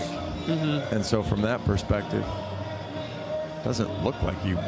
I didn't get the sense at all that he leaned into that or turned into it at all, to be honest. I had him turning away from it, but naturally when you turn away like that, if you're in the process of doing it before you get your hands back like that, it might swing the elbow forward a bit.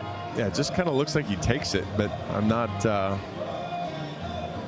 you know, I really used to, well, I know that I'm bad at volleyball reviews. I've determined that I'm probably even worse at baseball reviews, so we'll just, we'll wait and see what happens. But Just that quick reminder again, each team gets 2 reviews. If Coach Bianchi is correct, then he'll keep it. If not, he'll lose that one challenge. Quick review here.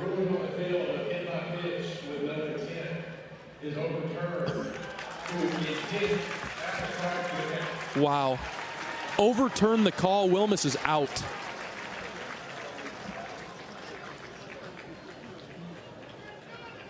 I don't think he's out. I think it's. I just saw the fist pump. Yeah, I think it's just a strike. Okay, all right.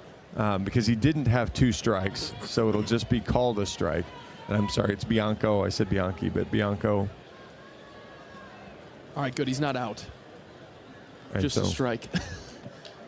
But still, And again, I struggle with that because that ball is not a strike. Right. That ball is up and in, but I suppose the rule is that if you intentionally get into it, they just call it a strike. That's the penalty for that. That's the penalty for it, no matter where it is. Otherwise, you'd go ahead and try to get hit by anything, and there'd be no harm in it. So now it's 0-2 to Wilmus. Other than the pain of getting hit. We'll keep Michael close over there at first this time. So you go from seeing Sam Peterson up with 2 on and 2 out to Wilmus having to do a little work to present that situation in reality. Another check on Michael at first base. He has a good move to first. Like I said, slow to the plate, but he does have a good move to first. So Michael will have to get a good read on that first step to the plate if he decides to go. The 0-2 ground ball right side. Second baseman Randall picks it up. He'll throw it over to first for the 3rd out. But a big inning for Iowa. 4 runs come across, thanks in large part to the 2-run home run off the bat of Andy Nelson. 5-1, Iowa with the lead. Marcus Morgan back out to the mound for the bottom of the 3rd. This is Hawkeye Baseball from Learfield. Our mission at Oak Knoll is to provide exceptional retirement living and health services through life care. I'm Steve Rowe, CEO. We are a not-for-profit life plan community and have served the Iowa City area for 57 years. Oak Knoll is located near University of Iowa hospitals and clinics, Kinnick Stadium, Carver Hawkeye Arena, Hancher Auditorium, and downtown Iowa City. Visit our website at oakknoll.com to learn more. We're a proud sponsor of Hawkeye Athletics. Go Hawks! I'm Ingrid Lizarraga, breast surgeon at the University of Iowa Holden Comprehensive Cancer Center, the state's only NCI-designated cancer center. Here, we look beyond just the type of cancer you have to discover the molecular details of the disease. We have teams dedicated to each cancer type, with treatments and trials you won't find anywhere else in Iowa. Go to uihc.org/cancer.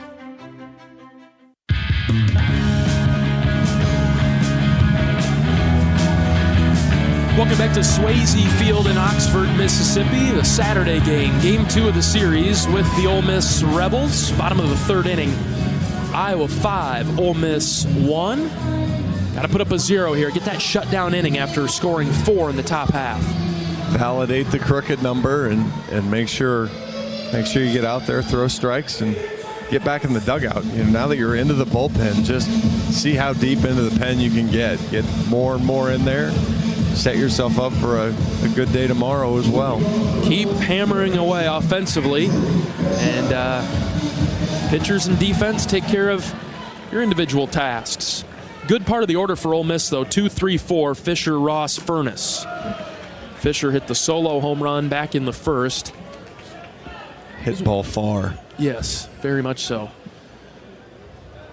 We'll avoid that outcome this time. 1-0 pitch to him is a strike on the outside corner. Better, because last time he sat on that 2-0 pitch and demolished it, so better to get to 1-1 here, win that. That's an important battle to win.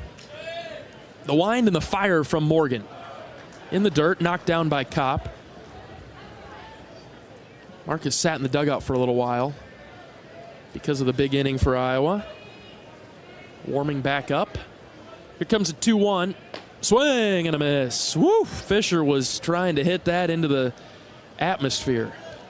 That's a 93-mile-an-hour fastball at the top of the strike zone. It's that's not an easy pitch to atmosphere.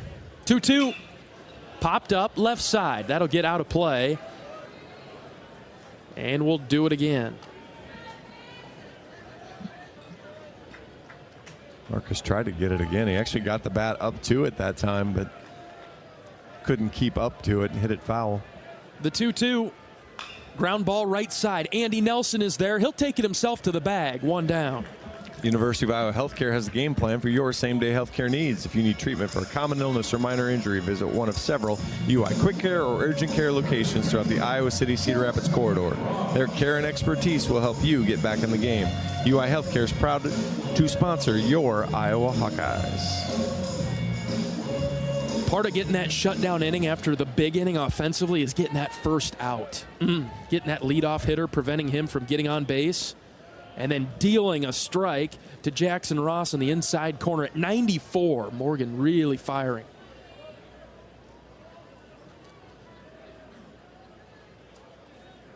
This is a line drive, base hit into left.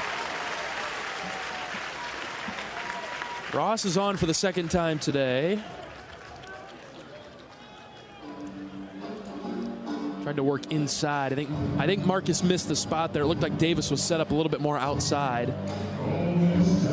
Yeah, I'd be surprised. We talked about it last night. That's kind of Ross's nitro zone, and didn't really want to get a spinner in there. Iowa's done a pretty decent job on him so far, but he was able to get the bat head around on that one and drive it through the 5-6 hole. Here's Will Furness, offers it the first pitch, hits it over the Iowa dugout, foul to the left side. Morgan struck Furness out back in the first. There's clearly something there. You don't put a 158 hitter into your cleanup position unless you really believe in something here. Yep. 0-1, outside, ball one. Ish.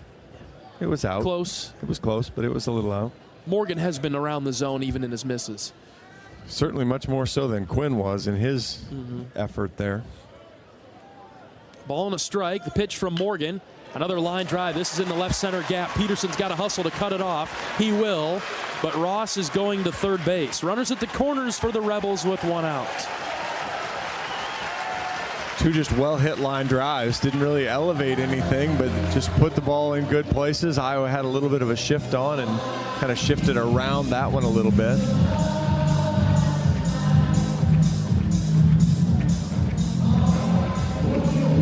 So a little bit of traffic for the Rebels in the third. Ground ball away from getting out of trouble. I don't think you're going to do anything too creative with these two base runners. And Leger's obviously got some power from last night. Yep. Morgan out of the stretch. First pitch inside, ball one. That is the first hit from Furness that hasn't left the ballpark.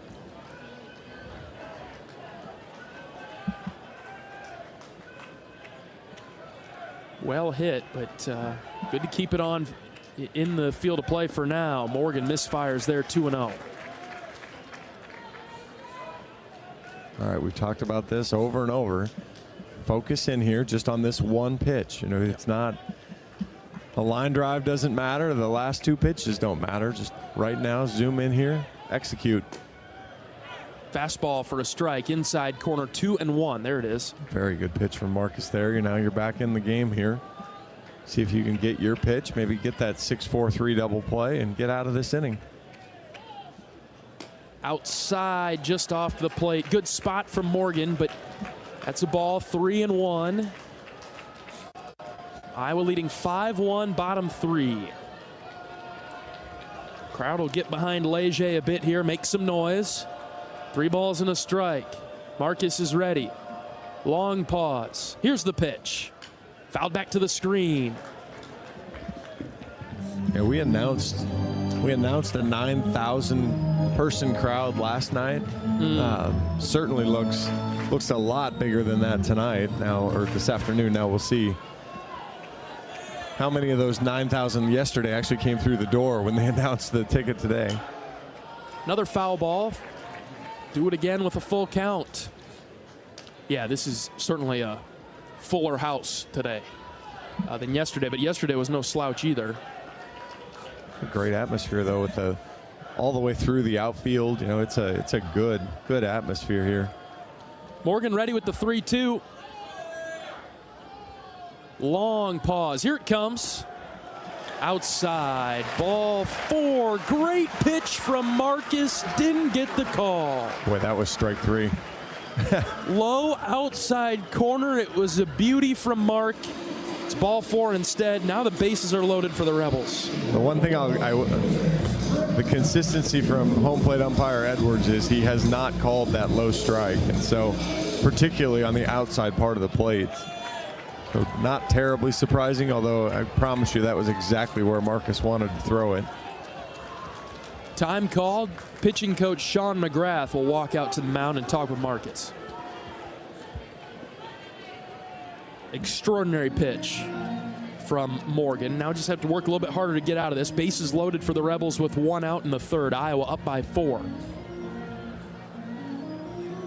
Well, his count wasn't very long for how long he went to break up that mound visit. Yeah, no kidding. He's already out there ready to move things along. Maybe he just wanted to participate. He's out there just listening in and now ready to go.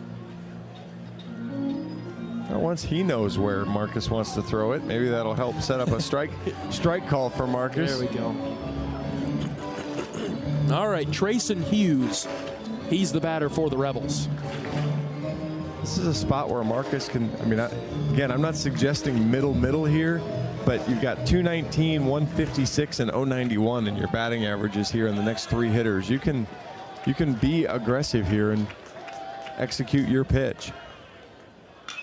Popped up, center field. Huckstorf puts his hand up in the air to shield off the sun. Kyle makes the catch. Ole Miss will have a run come across on the sacrifice fly to center. It's 5-2. You saw Iowa do that last night too. Not really even making an effort for the play at the plate. I was talking to the TV guy for Ole Miss. We were talking about that 8th inning last night with the sacrifice flies, and I haven't looked it up, so I don't know whether he was semi-jokingly saying it, but he goes, "We lead the country in sacrifice flies." Well, I added one more right there, and there was a stretch, like you were saying, John, in that game yesterday where they didn't get their big hit, but they had a couple of sac flies around those walks. Well, both of the first 2 runs they scored in that inning were sacrifice flies. And Iowa just kept refilling the base paths for them. 5-2 in the 3rd. Runners at 1st and 2nd with 2 outs. Here's Luke Hill. Morgan has misfired on his first 2 pitches, 2-0. All right, just like we talked about before, execute your pitch here. This batter, 152 average, 118 with runners on, 071 with 2 outs. 2 balls, no strikes. Morgan comes set, the pitch. Ground ball right side. Nelson has to field the spinner. He's got it. He'll touch the bag for the 3rd out. Just 1 run for the Rebels in the 3rd. 5-2, Iowa leads. We're back for the 4th right after this. This is Hawkeye Baseball from Learfield. How do you become America's best-selling brand? Let's break it down. Innovative tech means smarter and safer driving. Intelligent all-wheel drive will keep you ready for anything. And built Ford tough trucks will always get the job done. Plus, come into your local Ford store today and get super low APR financing, big cash back, and great lease offers on Ford's full line of cars, trucks, and SUVs. That's Ford, and that's how you become America's best-selling brand. Sales claim based on calendar year sales. Hi, Chef Grunder. Let's dive right into the machine shed. Fridays here mean all you care to have fried or broiled North Atlantic cod. Or try our bone-in seasoned catfish, lightly fried. More of a salmon lover? Choose between the machine shed's white wine sauce or apple bourbon glaze. Our sauteed savory shrimp will satisfy your taste buds with Old Bay seasoning and Asiago cheese. Join us this Friday for seafood worth savoring at the Shed. Iowa 80 and Hickman Road, Urbandale, and Iowa 80 Northwest Boulevard, Davenport.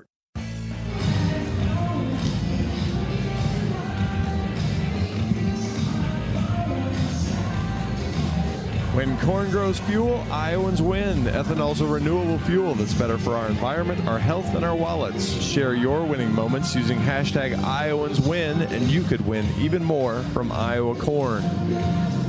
Back here at Swayze Field, Iowa leads through 3 innings, 5-2, 5 runs, 7 hits, no errors for the Hawks, 2 runs, 4 hits, 1 error for the Rebels. Mitch Morrell back out on the mound for Ole Miss. He will face 2, 3, 4 in the Hawkeye lineup: Peterson, Tello, and Kopp. Sam 1 for 2 today, hitting .459 on the season. Singled in the first, advanced on a couple of wild pitches and scored on the Tello ground out. Put a charge in one in the second inning then, but was tracked down by the right fielder Hughes. Takes that ball for a ball, 1-0. 5-2 Iowa in the fourth. 1-0 to Peterson. High fly ball to center. Groff fades back. He's got it for out number 1. Hawks have hit a couple of balls out there deep to center, but not quite deep enough. Well, he got just a little under that one. Probably launched it more up than out, and that cost him a little bit, especially going to that part of the field. Still 104 off the bat. Raider Tello up for the Hawks.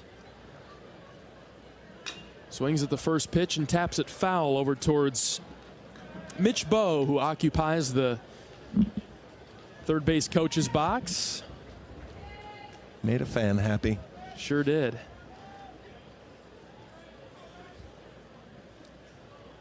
Oh, 1 pitch to Raider. Ground ball up the middle. Shortstop giving chase. It's off his glove and into shallow center. Tello is on with a single. I will guess that'll go as a hit. That was going to be an incredibly difficult play. Picks that up. He might have time to get to his feet and throw it out. It's a play as a shortstop. When you touch it, you really want to get the out. It's kind of like the wide receiver. If you touch it, you should catch it. Right. Idea there, but that'll go as a base hit. Hill sort of half committed to diving for that. He was leaning forward to try to grab it close to the bag at second, but first pitch to Kopp is in the dirt. Tello's taken off for second. The ball's thrown into center field. Raider gets up and he stumbles. He's going to have to stay at second base. He blew a tire. That would have been close at third, I think, if Raider had gotten up and taken off. It perhaps could have been better for Raider that he blew a tire there. Take it back to the body shop, Raider. Let's get it fixed, and maybe you can score on a base hit from Davis Kopp here. How about that? Well, and there's a good chance you'll see another pitch bounced here, so just be alert. Yep. 1 ball, no strikes, 1 out for Iowa in the fourth. 5-2 Hawks. Merle is ready. Long pause. Checking on Raider at second. Pitch in the dirt, but elevated enough where Smithwick can slide over and stop it. 2-0. Reese Moore on deck. He's reached a couple of times. Kopp has a single back in the first. Flied out to deep center last time up in the third. Hitters count for Kopp, the 2-0. Called strike. 2-1. Yeah, he hit an absolute laser to right field. Do you know that movie? Nope. Golly. What is it? Austin Powers? No. Oh, man. That just hurts. For the longest time, I thought that was a cartoon, like Power Rangers or whatever. 2-1, low and out, 3 balls, 1 strike. Patrick Vint was giving you a ton of great Swayze Field material to use, but you don't know any Patrick Swayze movies to use. I thought they were just animations being sent to me. I had no clue. 3 balls and a strike to Kopp. Here's the pitch. Ground ball left side, gloved by the third baseman. Long throw across the diamond in the dirt, but picked on a short hop by Ross. Tello stays at second base. Wait, that is an incredibly difficult catch from Ross. That is backhand short hop, kind of right in his feet. It's a good scoop there to come up with it and get the out or save his third baseman from another throwing error. Kopp chased that one, didn't he? A little bit inside. A little bit. Tried to get the barrel around on a fastball and just couldn't do it. One of Iowa's hottest hitters right now, Reese Moore, in the box. Tello out in scoring position at second with 2 down. First pitch to Reese, low and out. Reese walked in the first, singled and scored in the third. Reese has kind of feasted on the midweek pitching, but has really started to find his way here with, as the pitching gotten better, he has too. Inside, low as well, ball 2. Reese batting .423s, .444 with runners in scoring position, .429 with 2 outs. Can add some value points there in this situation with Tello at second and 2 outs. He chased that one. It was the same pitch as the last one, but he offered it this. Slider that if he doesn't swing at it might take off his back foot. Yeah, that was 100% ball 3, and it's just a quality pitch there to get him to chase it. 2 balls and a strike to Moore, the DH. The pitch. That's in there for a strike. Elevated that one, 2-2. Well, and it's funny what you can do when you get a guy that just completely looks silly on one. You can throw one over the middle of the plate next time because he's hesitant to swing. He doesn't want to get fooled again. So he comes back with that same floater right over the middle of the plate this time. Now Reese is going to have to be on his game. The 2-2. Foul tip into the glove for the third strike and the third out. Tello is stranded at second base. Iowa takes the 5-2 lead to the bottom of the 4th. We're back after this. This is Hawkeye Baseball from Learfield. Whether you're building a backyard fence for your family's new best friend or firing up the excavator for your next commercial project, a free and simple call can save you from expensive fines and even save your life. Call 811 at least 2 days before you start your next project to have underground utility lines located and marked. At Mid-American Energy, your safety is our #1 priority. So, make it your priority to call 811 before you dig. Paid for by the customers of Mid-American Energy. Hey, it's your friend, social media. You know, where I showcase the cool life of sports stars and friends. But don't fall for the editing and good lighting, because we all have struggles and challenges, like with alcohol or drug use, gambling, or our mental health.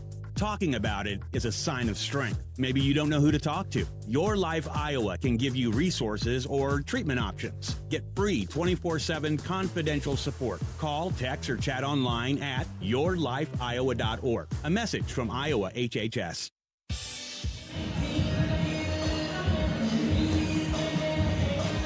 John Evans and John Leo in the broadcast booth at Swayze Field in Oxford, the home of the Ole Miss Rebels.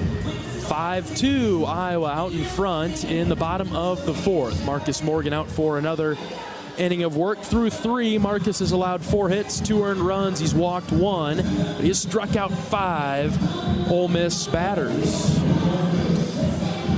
He'll face 8, 9, and 1. Yeah, we were just talking about it in the break here. This would be a good time for that clean inning. Get through it, limited pitches.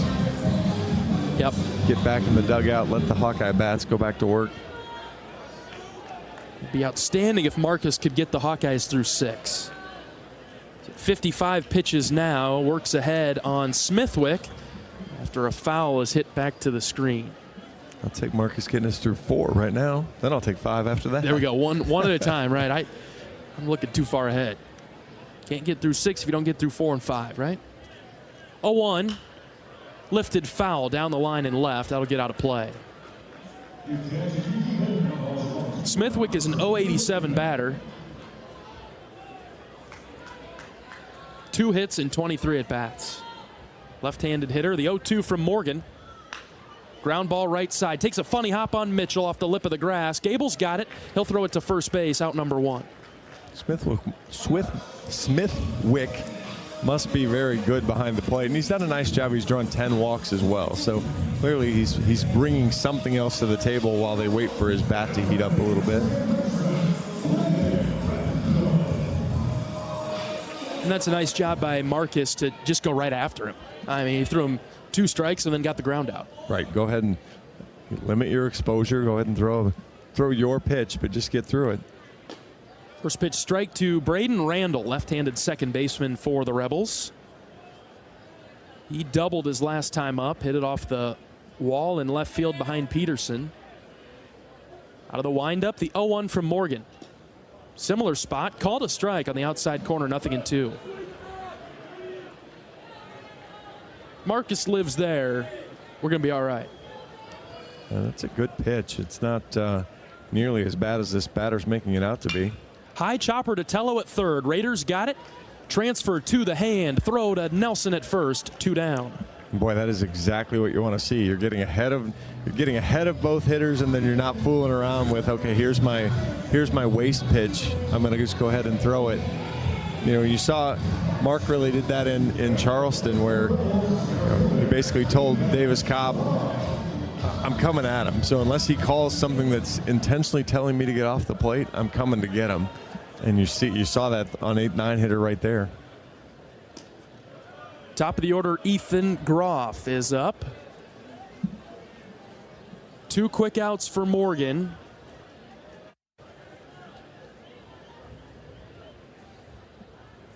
He's fallen behind Groff here, though, 2-0. Fell off the mound there, a little awkward with the delivery. So find your spot here.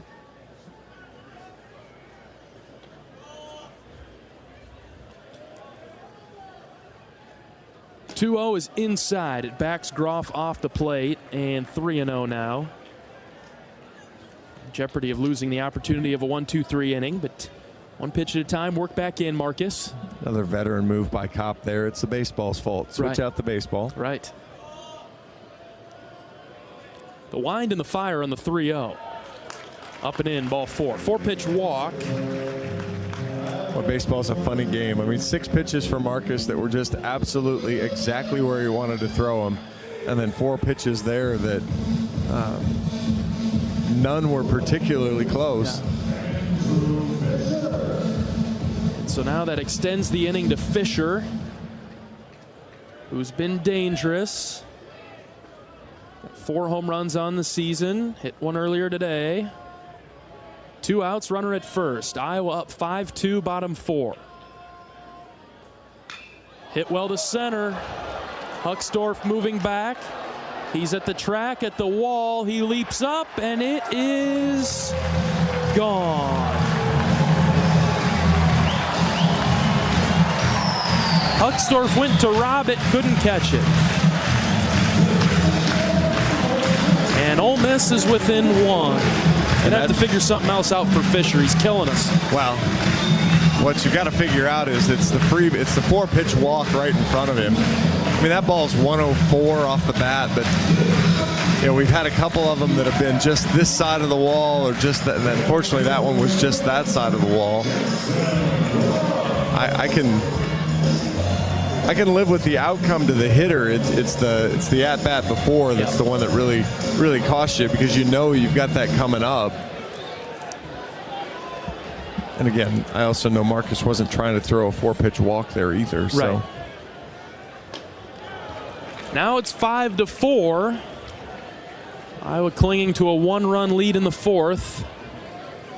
Started out to be a great inning with 6 pitches and 2 outs. Turned into a little bit of trouble now. 1-1 is the count to Ross. We'll have to check in with Kyle later and see how close he was to robbing that home run. Yeah, I don't. I'm not sure. I think it was well enough over the fence.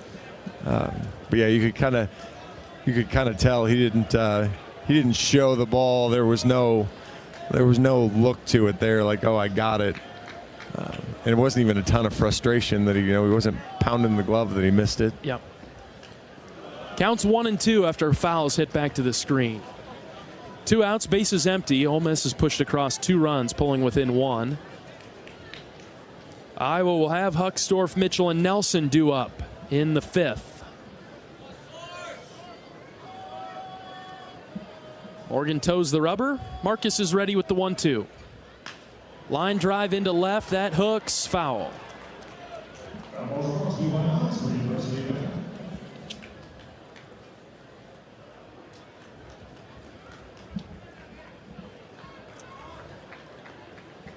Ross has done a nice job here.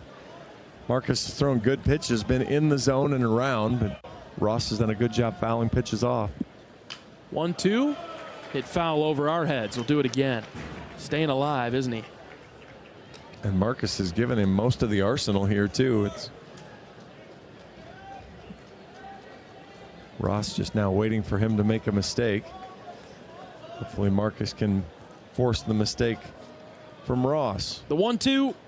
Blowing out. Backhand stop behind the plate. Ross batting .421.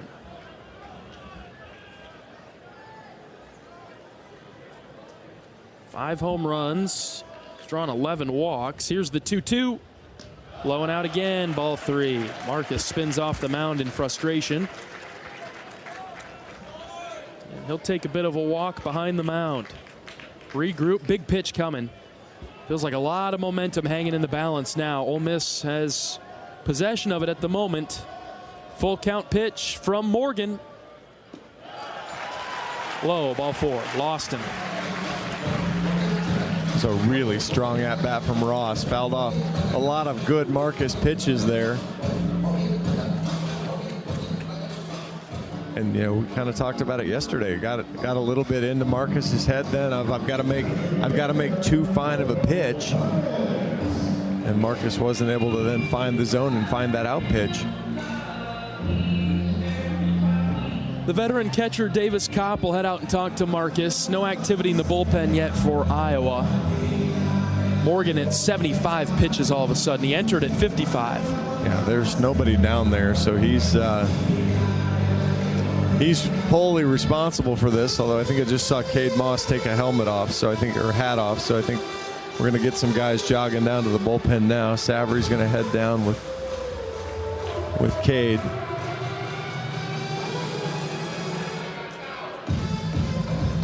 Mound visit from Kopp is wrapping up.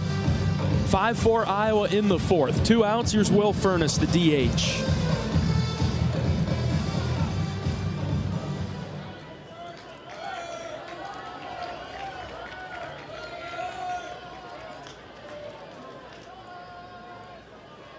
Morgan comes set. First pitch to Furness. Downstairs, ball 1.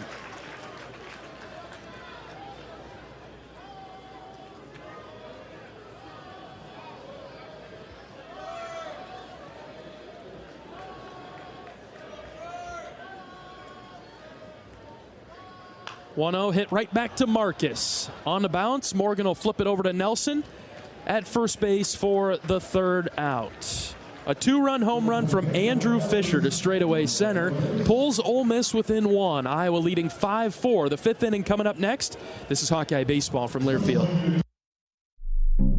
Even the simplest act can set a chain of good in motion, like choosing Delta Dental of Iowa for your dental and vision insurance. Because we invest in your community. So whether you get your plan at work or purchase it through us, you make a difference for others. Visit sharinghealthysmiles.com and choose Delta Dental for your smile, for your health, and for your community.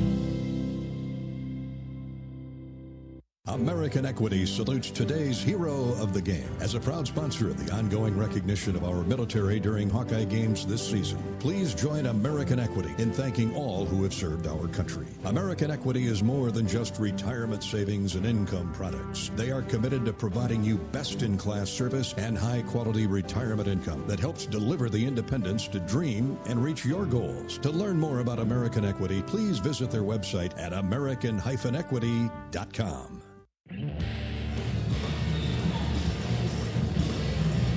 Iowa 5, Ole Miss 4 as we get to the 5th inning in Oxford. The Rebels have made a pitching change. We'll introduce the new pitcher in a moment, but first let's pause 10 seconds for station identification. This is Iowa Hawkeye Baseball.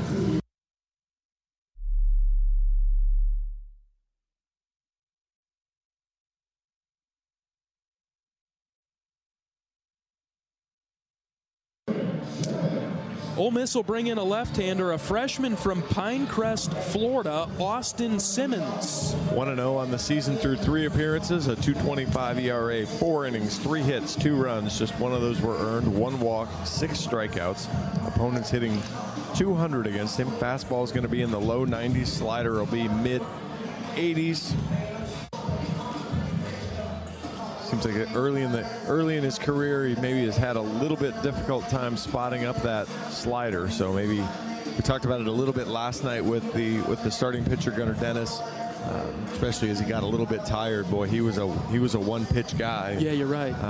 Maybe kind of go up with that approach of if he can throw the slider for a strike early in the count, you just tip your helmet to him. But you're really sitting on fastball and trying to do some damage there. Get a couple of these runs back. 5-4 Iowa in the 5th. Hawks with 8 hits. There's a fastball to the backstop to Kyle Huckstorf. That was a slider, actually. Really? Hard to tell, I understand. Exit speed off the backstop was 66 miles an hour, though. See, that looks like it's pretty sharp coming in there from Simmons. Here's the 1-0. Huck sends it on the ground to third. Third baseman waits for it. Fisher throws it across and in time to get Huckstorf by a step. It's dangerous for Ole Miss to wait for a ground ball to come to him when Huckstorf is sprinting down the line. Well, his throws have had variety, so we'll, that one was a little bit. He was really, really high. He was low, and that one was inside. Good stretch there by Ross. Abel Mitchell's turn now. Switch hitter, so we'll go from the right side against the left-hander Simmons. Check swing, swinging bunt, hit right to the first baseman. 2 down. Fastball got right on the inside part of the plate. Mitchell couldn't hold up and unfortunately kind of left the bat in the zone. And pretty quick adventure here so far. Brings up Andy Nelson. And to that point, John, I'd consider taking a pitch, but it's good. Maybe give it a rip. Andy's hot. The 2-run home run to left.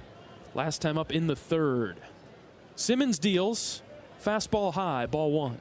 Yeah, executed a perfect sacrifice bunt his first time up, and then showed the other versatility when he sent one over the bullpen in left field.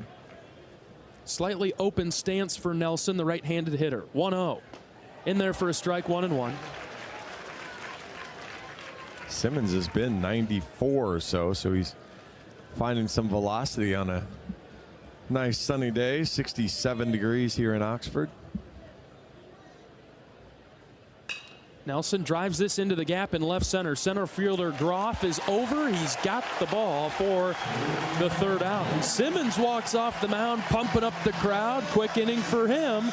Iowa will look to put up a 0 of their own in the bottom of the 5th. 5-4 Hawks with the lead. We're back after this. This is Hawkeye Baseball from Learfield. Nestled on the rolling greens of the iconic Finkbine Golf Course, Bumps Restaurant is open to the public year-round. Whether you're swinging by after a round of golf or just in the neighborhood, Bumps is your go-to spot for scrumptious sandwiches, shareable appetizers, and mouth-watering pizzas. Quench your thirst with our selection of local craft beers, or let our full bar serve you a refreshing cocktail to toast to your game, or just because it's 5 o'clock somewhere. Our happy hour from 2 to 6 p.m. is the perfect 19th hole. Be sure to follow us on Facebook and Instagram to catch our latest daily specials. And here's a little insider secret just for our radio listeners. Thursdays are not to be missed at Bumps Restaurant. It's BOGO Happy Hour. Buy one, get one free on select beverages from our happy hour menu. Whether you're a diehard golfer or just love a great meal with a view, Bumps Restaurant at Finkbine Golf Course is your destination. We're currently open Wednesday through Saturday. Swing on by today. Bumps at Finkbine Golf Course. Great food, great drinks, and the best views in town. See you at Bumps.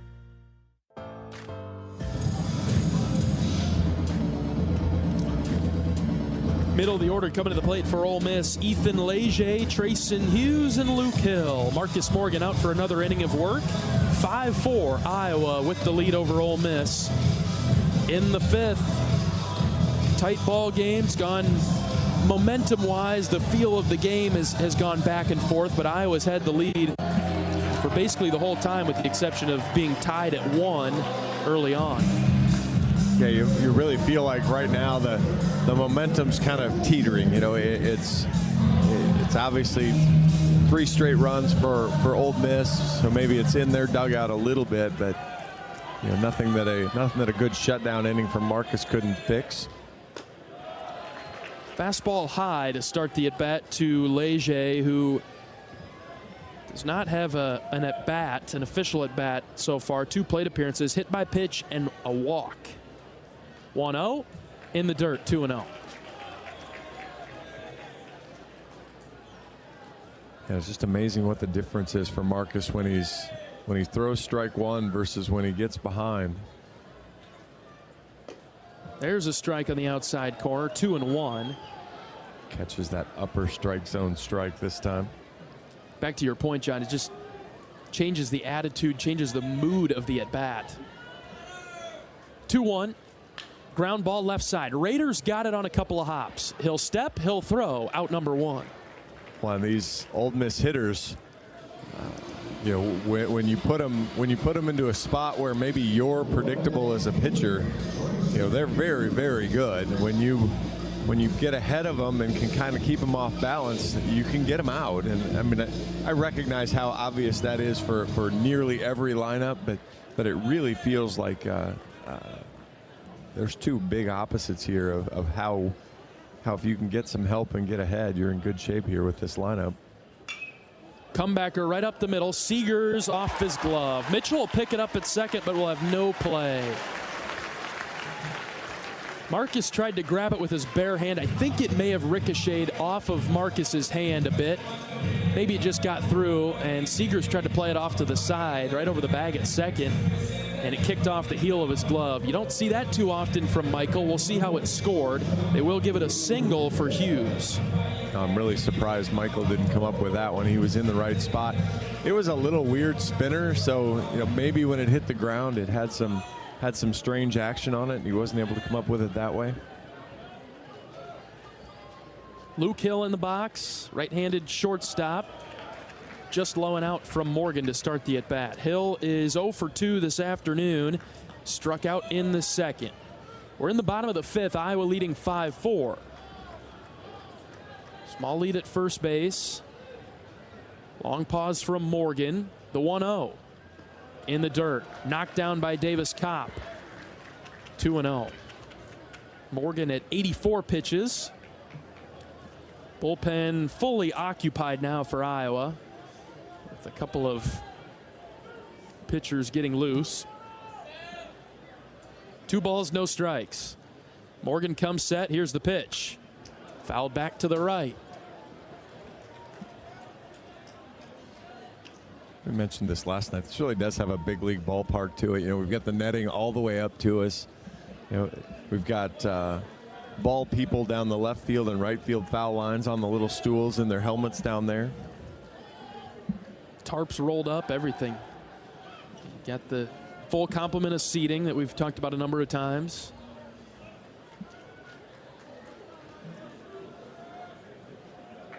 I saw an article. This is the 4th best park in the SEC, according to some poll. 2 balls and a strike. Morgan's ready. Here's the pitch. Way outside. Ball 3. That is a great scoop from Davis Kopp there on the backhand side. Marcus is nearing the end of the road here, so try to get him through and finish strong, Mark. 3 balls, 1 strike. How about a ground ball up the middle? 1 out. The pitch. High and in. Ball 4. Well, you got a guy that just doesn't want to swing the bat. You've got to put the ball in the strike zone. And again, I know easy for me to sit here and say, and it's not like Mark's not trying.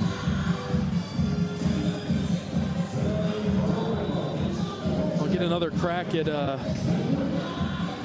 batter in the bottom of the order that just doesn't have a great average, but find a way to go after him. This is Smithwick. He's 0 for 2 today. Runners at first and second with 1 out in the 5th. Line drive into left. Peterson will field it. That's a base hit. And the bases are loaded. Peterson was playing on the warning track out there. Did you see that, John? He was deep in left. He was exceptionally deep out there. And not necessarily saying that he would have caught that if he was playing normal depth, but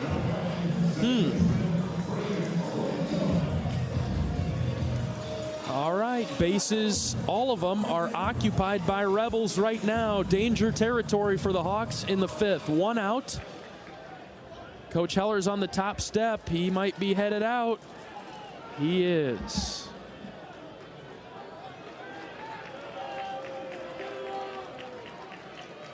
Slow walk from Coach. Looking down that left field line. Is he bringing anybody in? We know that when Coach comes out, usually it is the end of the road for the pitcher, but we'll see. And Coach has taken the ball from Marcus, so that will do it for Morgan. Iowa's going to the bullpen. Bases loaded, 1 out for the Rebels in the 5th. Iowa clinging to a 5-4 lead. We're back after this pitching change break. This is Hawkeye Baseball from Learfield.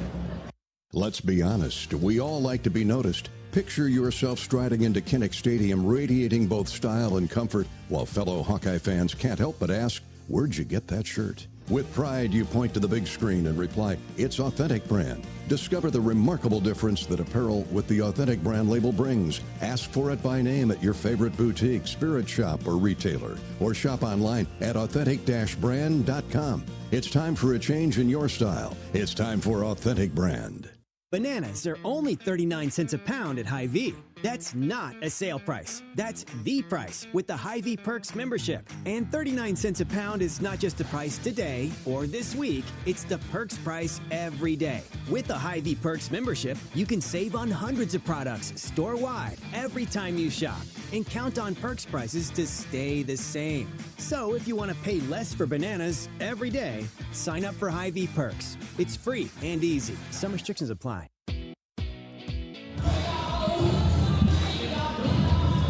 at the game or at home, Wimmer's premium quality hot dogs and sausages will score with family and friends. Take the highest quality beef and pork, and you get the best tasting hot dog. Wimmer's, the official hot dog of the Hawkeyes. All right, the Hawkeyes make their first call to the bullpen this afternoon. Bottom of the fifth, 5-4 Iowa, bases loaded for Ole Miss with one out. Iowa turns to the left-handed redshirt senior from Clive, Ben Dete. Another one of those guys doing a nice job battling back from injury. 2 appearances this year, 1 2/3 innings, 4 hits, 3 runs have all been earned, 4 strikeouts. Ben's going to get the ball up there in the upper 80s. Got a changeup and a slider that are both going to be kind of in the mid-70s. I think this is the matchup play here as he comes in to face the left-handed hitting Randall.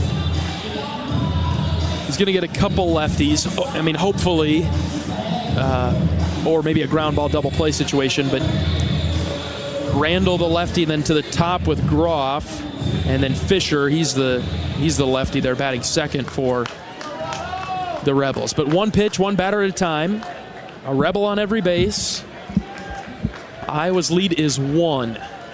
And Ole Miss does a nice job with their lineup. You know, they've got, it's kind of an every other, so you can't really set on, hey, I'm going to bring the lefty in here and get, 3 lefties in a row. They're spread out through the order.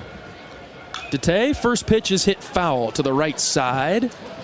The camera well down the line and right. Photographer there wasn't paying. I mean, he was paying attention, saw it coming, and still took it off the hip. That's what's worse. That's the worst thing about that was that he was paying attention. He was watching. It's like, make the play, man. Up early for Dete, the 0-1. Outside corner, strike 2. Great pitch from Ben.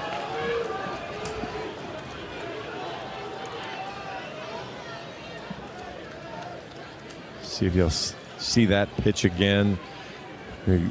Somewhere edge of the plate, off the plate. 0-2, almost hit him. Inside ball 1. That was close. Well, that is a complete miss of spot. Supposed to go outside there, John? Yes, sir. Okay. 1 ball, 2 strikes with 1 out. Dete looks in for the sign. He's got it. Ben comes set. Here's the pitch. In the dirt. 2-2. Tried to spot up the fastball on the outside part of the plate there. Now here's where I was talking to Brant Hogue this morning or this afternoon before the game, and asking him, hey, what did you learn from yesterday? And it was don't nibble. The 2-2 fouled off in the box.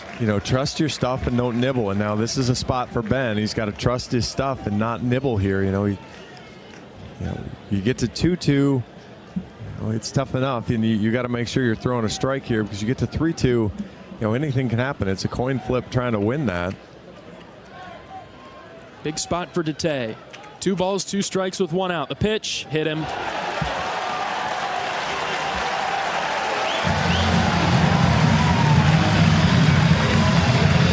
We're tied at 5. Boy, he looked so good on those first 2 pitches, and then had 2 in there that were not so good. Yeah, he's just. The worst part is those are the breaking balls that he's just either not getting control of coming out of his hand. He's just not fully committed to what he's doing, because it's not even anywhere near the zone. That ball almost hit him on the backside of the other shoulder. First pitch swinging is Ethan Groff. Into left center. Peterson and Huckstorf come together. It's Peterson who makes the catch. And the runner will tag and score, giving Ole Miss the 6-5 lead in the 5th.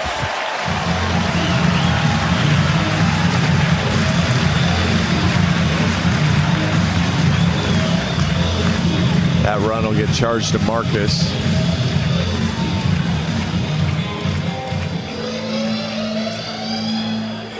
You face another lefty now for Dete. This is Fisher. Got 2 home runs today. 6-5 Ole Miss in the 5th. Have to outscore them today.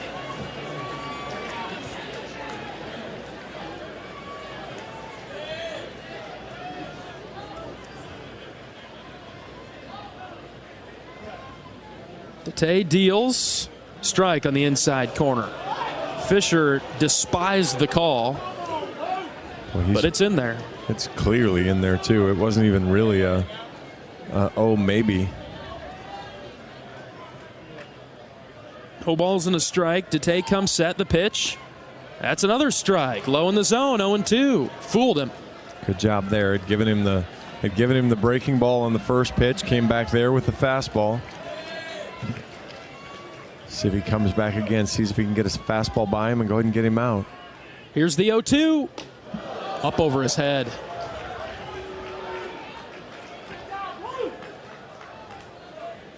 Good pop out of the crouch there from Kopp to get up and get that ball. Yeah, good point. That one would have had some zip off the backstop, but Kopp stopped it. 1 ball, 2 strikes. Here's the pitch from Dete. Floated it high, 2-2.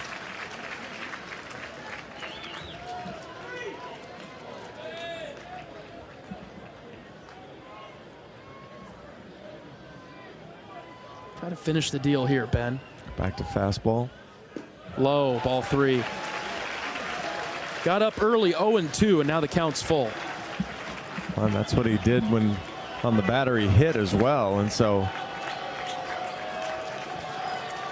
got to commit to the process. Runners will be moving. Trust and believe, Ben. Here's the 3-2. High, ball 4. I can't imagine he's going to see another hitter here, although it is this is the right-hander. I can't imagine he's going to pitch to Jackson Ross. Bases loaded once again for the Rebels.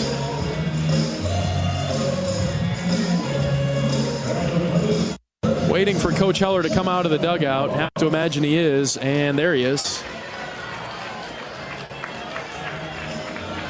Coach heading to the mound. Second pitching change of the inning.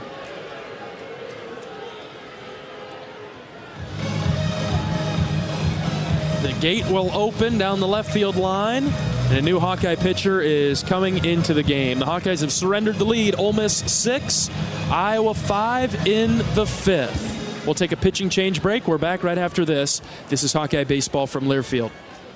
Does your company attire make you feel like you're always fourth and long? It's time for a change. Hand the ball off to Authentic Brand and watch your team transform into MVPs. On game days, our team dresses like champions in Authentic Brand. Ensure that your company's reputation remains untarnished by using nothing but the label specifically designed to display your company's identity. Ask your supplier for authentic brand products and see for yourself why it's more than just a label. It's a statement.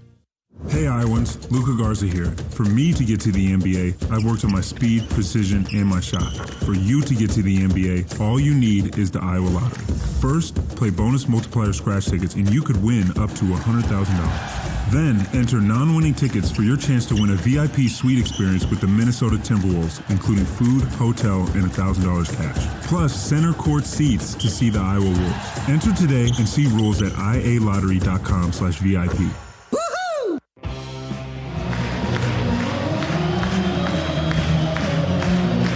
Bottom of the fifth inning, Ole Miss has taken the lead at 6-5.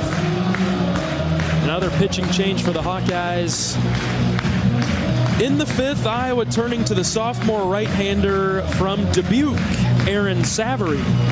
Well, welcome to a weekend, Aaron Savory. One appearance on the year. It was against Northern Illinois. Threw an inning, struck out 2. Let's just say this is a bit different.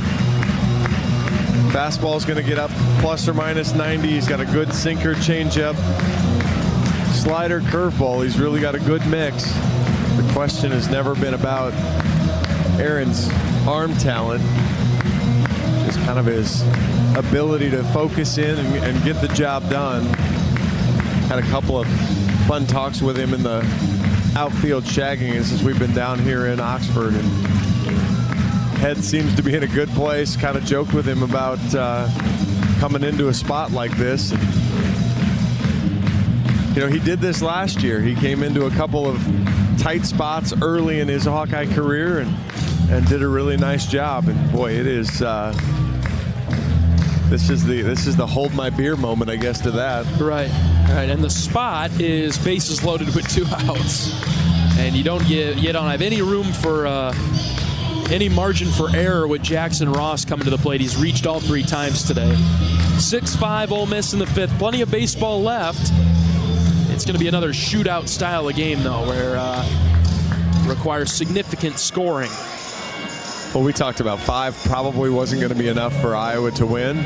Now we know 5 is not going to be enough for Iowa to win. But it's, keep it here so that it doesn't need to be 10, 11, 12, 13. First pitch to Ross. Breaking ball up and in. Bases loaded with 2 outs.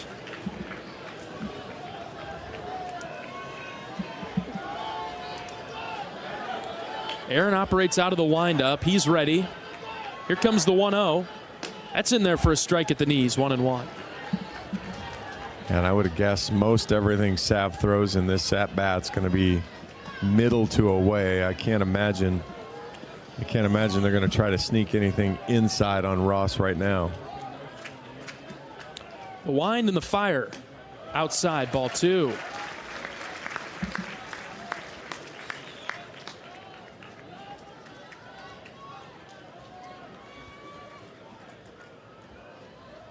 Have to keep this where it's at. Seegers, Wilmus, and Peterson due up for Iowa in the 6th. Here comes the 2-1. Swing and a miss. Had him out in front of that one. Beautiful pitch there. Up in the zone. Little floater that Ross thought was just a ball he should hit a long, long ways. To really go with anything, it seems like here for Savory. He's set with the 2-2. Called third strike. Savory got him. Went back to the fastball there. Absolutely fooled him. Aaron Savory, welcome to the game. Now see if the Hawkeye bats can respond. The Rebels leave them loaded, but they do take the lead at 6-5. 6th inning coming up right after this. This is Hawkeye Baseball from Learfield. Hi, I'm Gary Dolphin, and if you want your home to be exceptionally comfortable during these cold Iowa winters and hot, humid summers, you need to turn to Dave Lennox and your local Lennox home comfort specialist. Lennox has been serving Iowa consumers since 1895, when Dave Lennox built his first furnace in Marshalltown, and Lennox is still building its high-efficiency furnaces and air conditioners there today. For the best home comfort system you can buy, it's Lennox and your local Lennox dealer. Lennox and the Hawkeyes. Now there's a winning combination. How do you become America's best-selling brand? Let's break it down. Innovative tech means smarter and safer driving. Intelligent all-wheel drive will keep you ready for anything. And built Ford tough trucks will always get the job done. Plus, come into your local Ford store today and get super low APR financing, big cash back, and great lease offers on Ford's full line of cars, trucks, and SUVs. That's Ford, and that's how you become America's best-selling brand. Sales claim based on calendar year sales.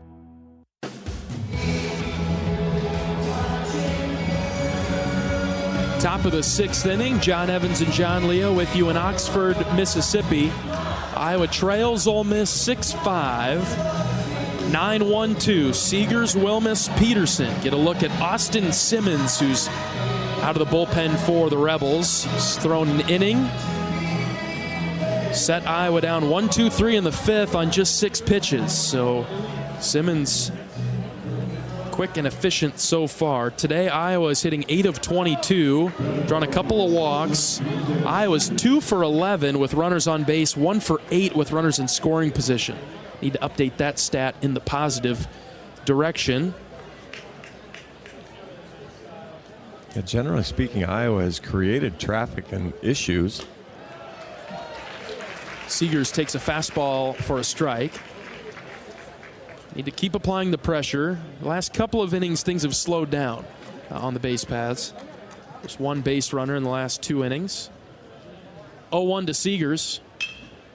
Off the end of the bat, hit down the line and right. That one will get foul. Good catch by a fan in the front row down the line. Michael down in the count, 0-2.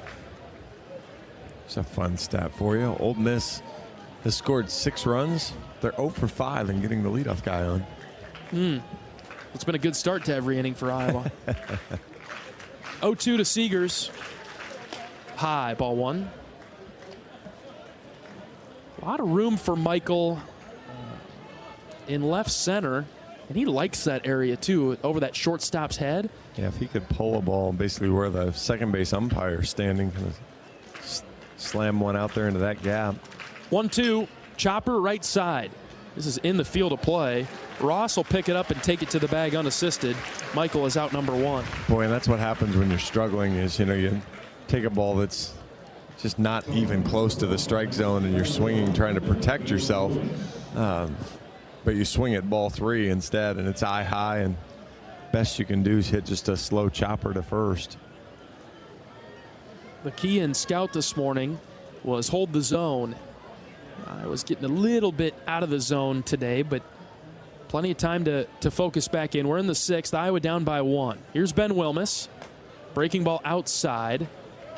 A less efficient inning so far for Simmons after Seegers drove up the pitch count with a longer at bat. Ben just up over 300.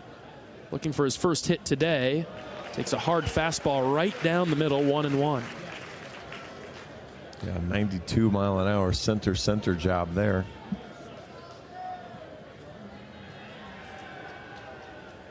The left-hander Simmons is ready. The 1-1, high and out, ball 2.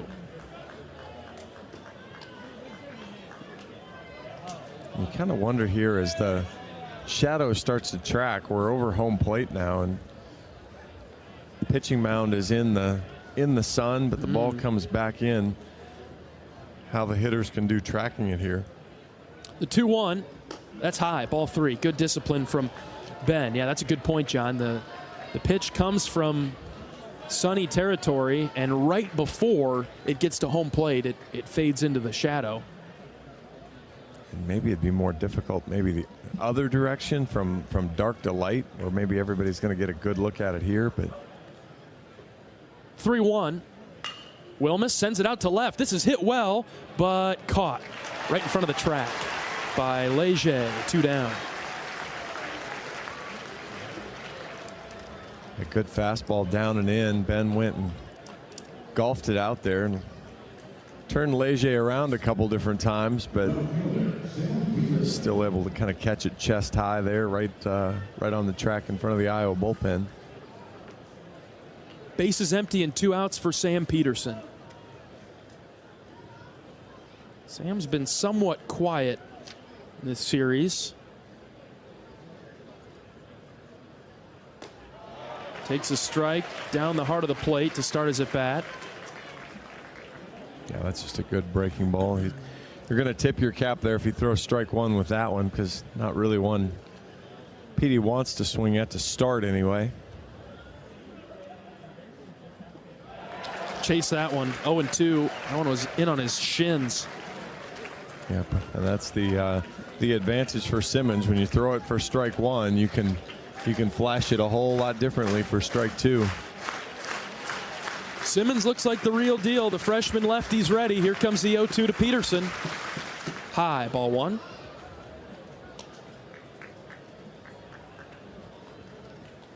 Got kind of a short arm delivery where, especially that fastball, he just kind of gets it right by his ear and then just zips it right out of his hand. Kind of gets on the hitters quick. Here's the pitch. Outside, this time 2-2.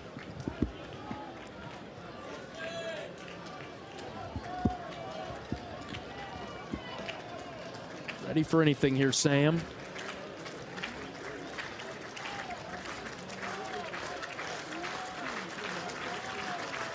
The 2-2.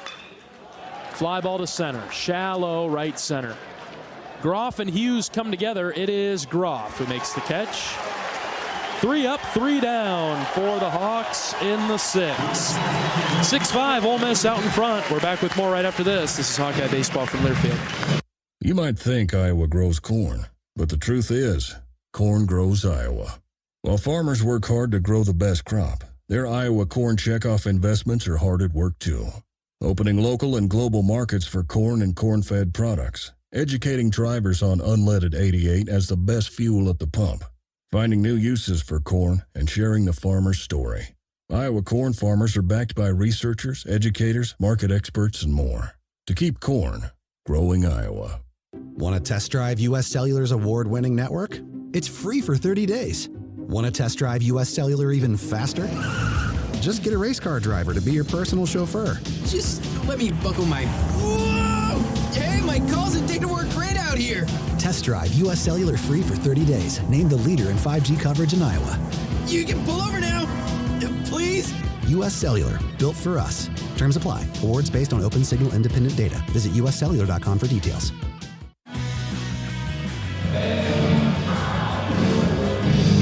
Bottom of the 6th inning, Iowa trailing Ole Miss 6-5. Aaron Savory out for another inning of work. Today's game is brought to you by Bud Light, proud sponsor of Hawkeye Athletics. Easy to drink, easy to enjoy. If Iowa ever needed a 0 up on the board, this would certainly be one of those times. Really need to hold Ole Miss here. 3 consecutive innings, 5 straight runs scored by Ole Miss. This is certainly the spot where you'd love to see Sav come up and have a relatively easy inning. And middle third for Ole Miss, Furness, Leger, and Hughes. Been a mixed bag for these hitters today. Ole Miss hitting 7 of 20, 5 walks. They've struck out 6 times. Got 3 extra base hits though. They've all been loud. First pitch is a strike to Furness on the outside corner. 2 home runs. So they do have a double in there. Savory winds and fires the 0-1 outside, ball 1.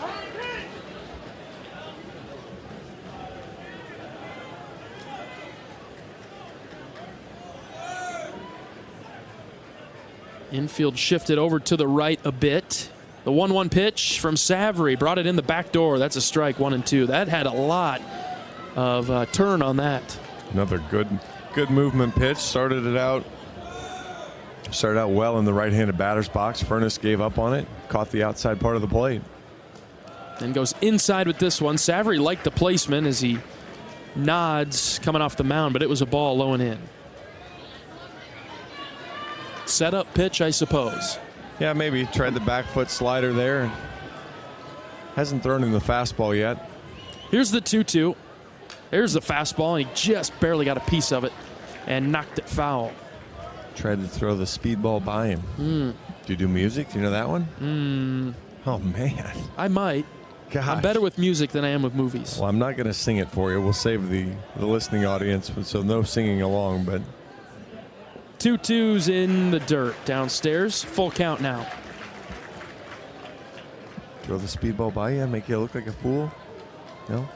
I think if you sing it, I'd get it. Yeah, not doing it. Maybe a commercial, but that's the best you're going to get. Full count. Line drive right back up the middle, past a diving Seegers into center. And a leadoff single for Furness. Had him in a good spot, John. Well, and I think he had him fooled there, too. He just kind of flinched it out at it. Was able to line it back up the middle.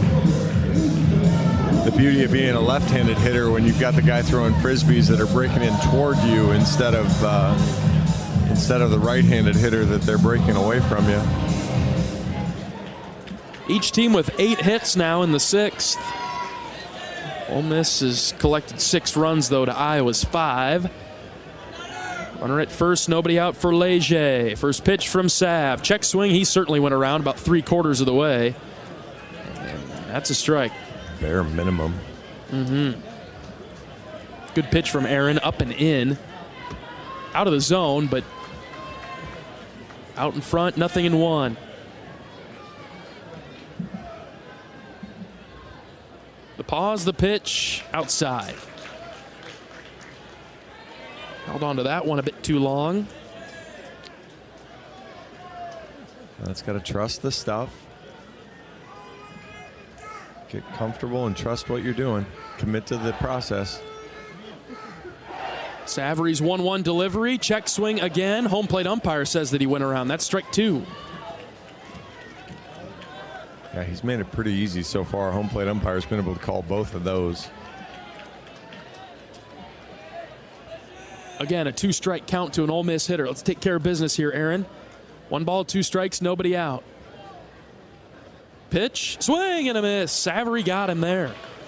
Good job. Good battle after not being able to finish off Furness. Did a good job there to get through Leger, who's a dangerous hitter. Now he's at a spot where if you stay in the zone, edges of zone, but in zone, and get guys out here. Ole Miss right fielder Trayson Hughes in the box, batting .235 on the season. He's got a base hit, RBI, and a run scored today. Left-handed hitter. Savary's delivery comes in the back door for a strike, outside corner.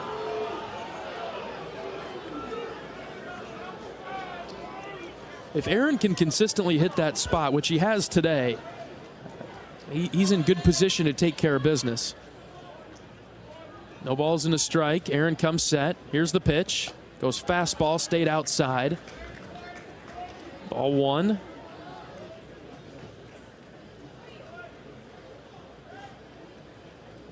(6-5) Ole Miss in the 6th.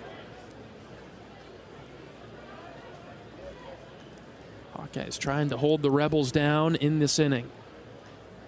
Here's the 1-1 inside, ball 2. Some activity in Iowa's bullpen. Jack Whitlock getting loose alongside Sam Hart. A couple of right-handers. Work to do for Aaron. 2 balls and a strike. 1 out in the inning. Here's the pitch. Inside, almost hit him again. So he's thrown the breaking ball really well, and the fastball is misfired for Savary. Yeah, just had a little bit of difficulty here, and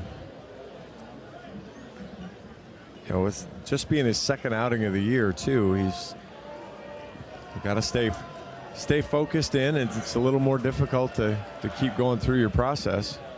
3-1, swing and a miss. Just absolutely fooled him there. Needs to stick with it though.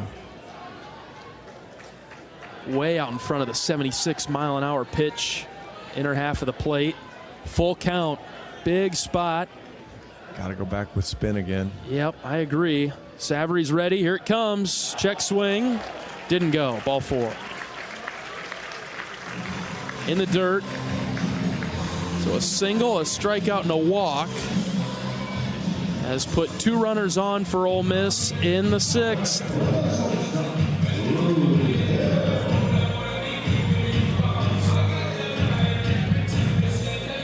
Hill, the shortstop, is up.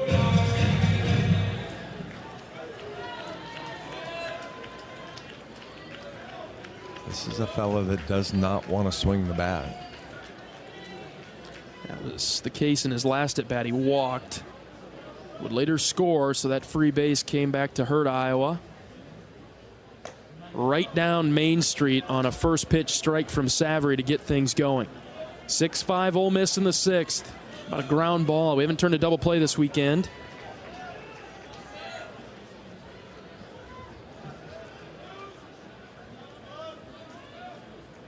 Long pause from Aaron. About threw it to the backstop. Kopp had to lunge for it over to his right.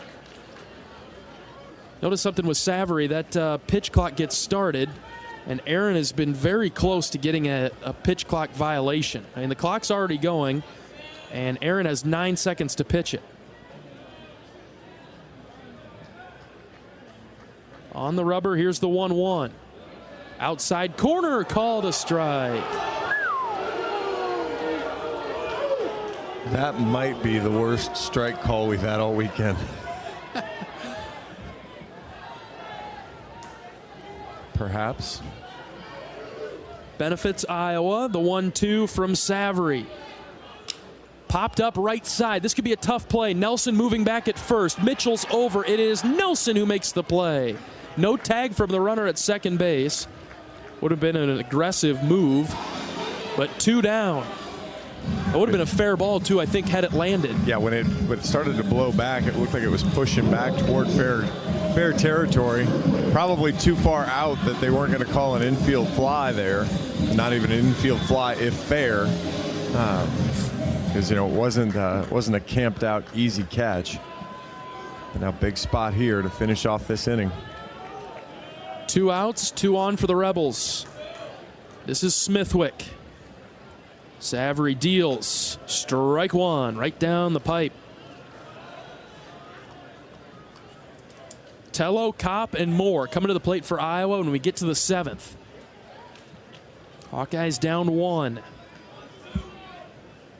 Trying to keep it there. 0-1 pitch.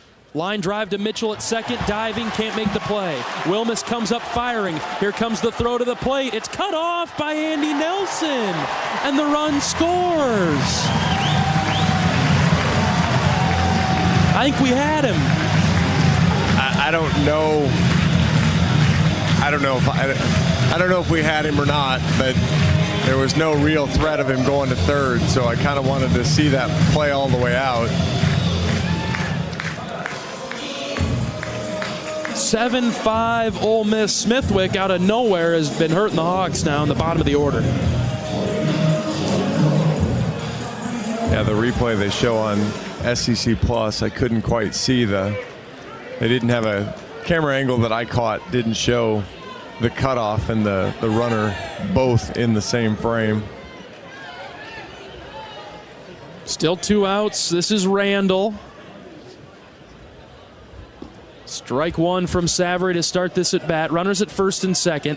7-5 Ole Miss. The issue is that the Rebels, aside from having the lead, they've scored in 4 straight innings. We haven't put up a 0 in a while. Right. That was the opportunity to put up the big round number for the Hawkeyes, and unfortunately didn't get the clutch pitch there.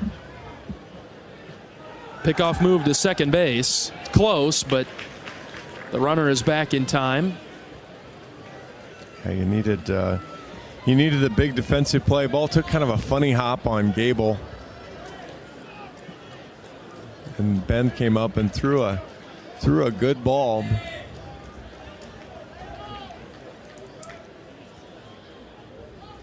Savary's 0-1. Low and in. He's going to have to be careful with that one because Randall won't be afraid to stick that back knee right into it and take it. And right. Jog down to first base. Yeah, he had no issue standing in there on that pitch from Savary. Ball and a strike. 2 outs. The pitch. Inside corner, called a strike. 1-2. That one kind of was. It was better than the other strike he called. Right. Fans are not thrilled. Savary's got the sign that he likes. 1 ball, 2 strikes with 2 outs. The pause and the pitch. Line drive foul. Look out. Into the seats down the line. Somehow that ball was flat, smoked right over the photographer's well. You got the net that extends just past the dugout, no further. Dangerous territory down the line. We'll do it again at 1-2. Savary's ready. Winds and fires. Popped up left center. Huck and Peterson come together. It's Huckstorf who makes the catch in the outfield for the 3rd out. Another run comes across for Ole Miss. The Rebels lead at 7-5. The 7th inning coming up right after this. This is Hawkeye Baseball from Learfield. How do you become America's best-selling brand? Let's break it down. Innovative tech means smarter and safer driving. Intelligent all-wheel drive will keep you ready for anything. And built Ford tough trucks will always get the job done. Plus, come into your local Ford store today and get super low APR financing, big cash back, and great lease offers on Ford's full line of cars, trucks, and SUVs. That's Ford, and that's how you become America's best-selling brand. Sales claim based on calendar year sales. Hi, Chef Grunder. Let's dive right into the machine shed. Fridays here mean all you care to have fried or broiled North Atlantic cod. Or try our bone-in seasoned catfish lightly fried. More of a salmon lover? Choose between the machine shed's white wine sauce or apple bourbon glaze. Our sauteed savory shrimp will satisfy your taste buds with Old Bay seasoning and Asiago cheese. Join us this Friday for seafood worth savoring at the Shed. Iowa 80 and Hickman Road, Urbandale, and Iowa 80 Northwest Boulevard, Davenport.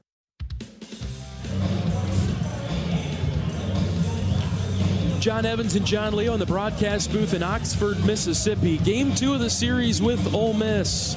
Iowa trying to get the series win this afternoon after winning the opener yesterday, 13-7. But the Hawkeyes trail 7-5 as it stands right now. And the Rebels will make a change on the mound. They'll bring in the right-hander, a junior from Tampa, Florida. This is Josh Mallitz. Mallitz has 1 save on the season. He's thrown 5 1/3 innings, allowed just 2 hits. He's walked 3, but he has struck out 9. So Mallitz, the right-hander, out of the bullpen for the Rebels to face the Hawks. And Simmons, who was in the game earlier for Ole Miss, he did a great job out of the bullpen. Fired 2 innings, no hits, no runs, no walks. Didn't strike anybody out, but he got everybody out. 3 flyouts, 3 groundouts. Only threw 20 pitches. So Simmons, the freshman left-hander, came in and kept the Hawkeye bats quiet. And it could be for the better that we don't see Simmons anymore with Ole Miss making the change to Mallitz. But Mallitz looks pretty darn good, too. Yeah, numbers are really good for Mallitz. He's got a save, through 5 1/3. What's the arsenal look like, John? The arsenal is the answer you want. What's the number of our guy Mallitz? There he is. Fastball is going to be up in the low 90s again, but he's got a slider and a changeup that works off that, but really kind of leans on that slider. Last year in 17 appearances had a 1.45 ERA, so again, he's gonna work that slider. Right-handers can get on it. He's going to look a little bit like Savary and Whitlock there, but with a little bit more speed. Iowa down by 2. Manageable position. Raider Tello leading off the Hawkeyes 7th. Breaking ball bends in for a strike. It's 1-1. Breaking ball up at his neck.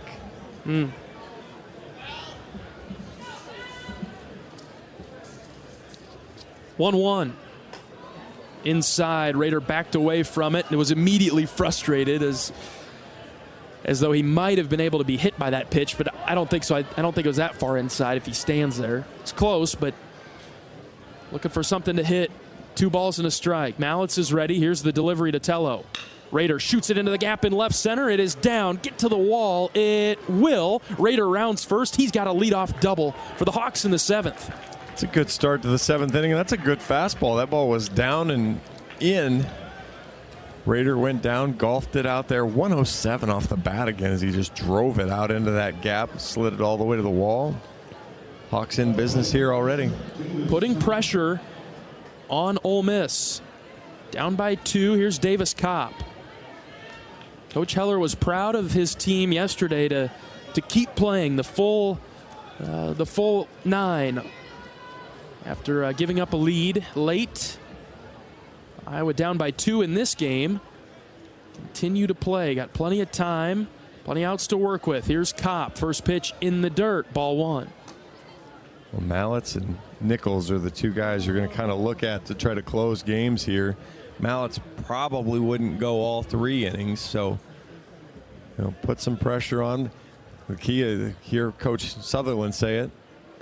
Misses outside there. Break their chain, break the plan. Every team's got a plan until you get punched. So punch them, break up their plan. Yes. Kopp has had great plate discipline to this point. 2 balls, no strikes. Tello out there at second base. Nobody out. Iowa down 7-5 in the 7th. The pitch to Kopp. Outside again, ball 3. Won't argue vehemently if you want to have 2 on for Reese Moore to come up. Sure.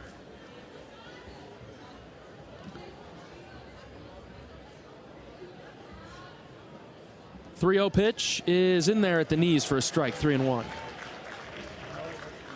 Good fastball right down at the bottom of the zone. Didn't really give in to him. Yeah, it wasn't just here right over the middle part of the plate. Another strike dealt by Mallets. Breaking ball up and in. Full count now. He's worked all the way back.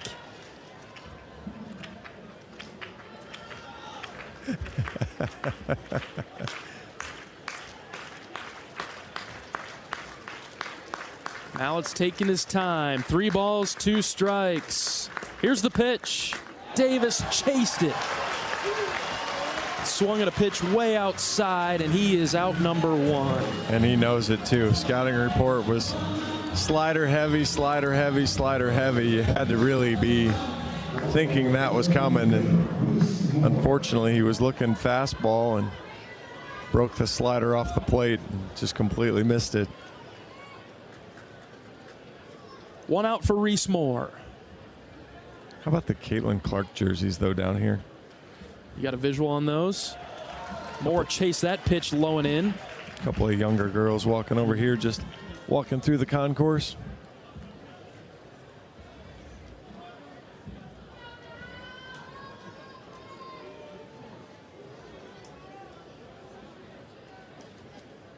Yeah, you can't try to do too much here. Just stay in the zone. Good job by Reese. Learned from the first pitch that he chased. Didn't offer at that one, and that one was much closer than the first one. Yeah, that was a really good pitch, and Reese held off that. 1 ball, 1 strike with 1 out. Keep stringing things together. Iowa hasn't scored since the 3rd. Lays off that pitch. It is a strike called inside corner. Ole Miss hasn't not scored since the 2nd. Right. It's been a opposite kind of game in that regard. 1 ball, 2 strikes. The pitch to Moore. Ooh. Took it right down the middle. The scouting report says slider, slider, slider. And right now, we looking at the wrong guy? Iowa kind of refuses to believe that he's going to throw him a slider right now. Here's Kyle Huckstorf. He can tie the game with 1 swing of the bat. Tello still at second, now 2 outs. Mallets is ready. Slider, strike 1. I don't mind him taking that one. That one paints the outside black of the plate. See if you can get a better one to hit here, but don't be surprised when you see another one.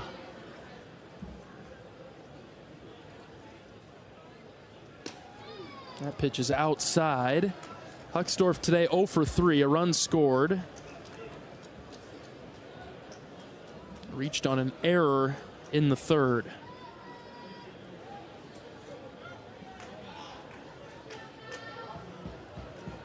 (1-1). Huxtor fouls it back.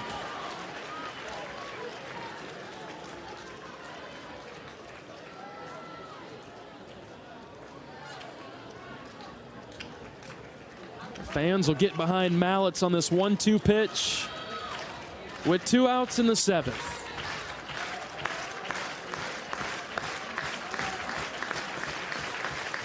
Here it comes. Ground ball up the middle and diving stop. It gets away for a moment. The shortstop's got it. I think they're both going to be hurt there. Holy cow. Yeah, a little collision. I thought both of them dove, right? And looks like the second baseman is a little banged up. Runners at the corners for Iowa with 2 outs. Yeah, they both. It's Randall. Both dug through it or dove through it and kind of clipped each other.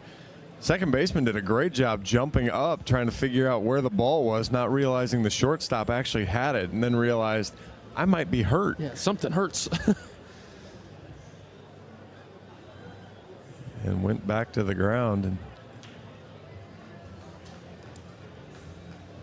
I don't think anything hit hard, so maybe it's just like PD yesterday, maybe a little bit of a shock, and almost a wind knocked out of you type of thing, although I don't think he got the wind knocked out of him, but something like that where he'll be okay. I'd like to see him keep playing here. Yeah.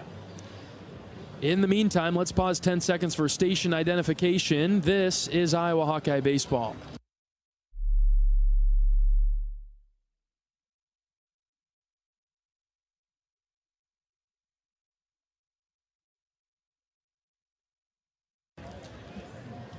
Iowa trails Ole Miss in the top of the 7th, 7-5. Runners at the corners and 2 outs for Gable Mitchell, who will come to the plate in a moment. As a proud sponsor of the Iowa Hawkeyes, U.S. Cellular wants you to make the most of today by choosing game day traditions first and scrolling later. U.S. Cellular, built for us.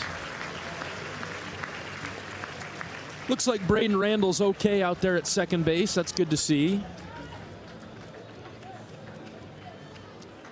About ready for play now. Runners at the corners. First and third for Iowa, 2 outs.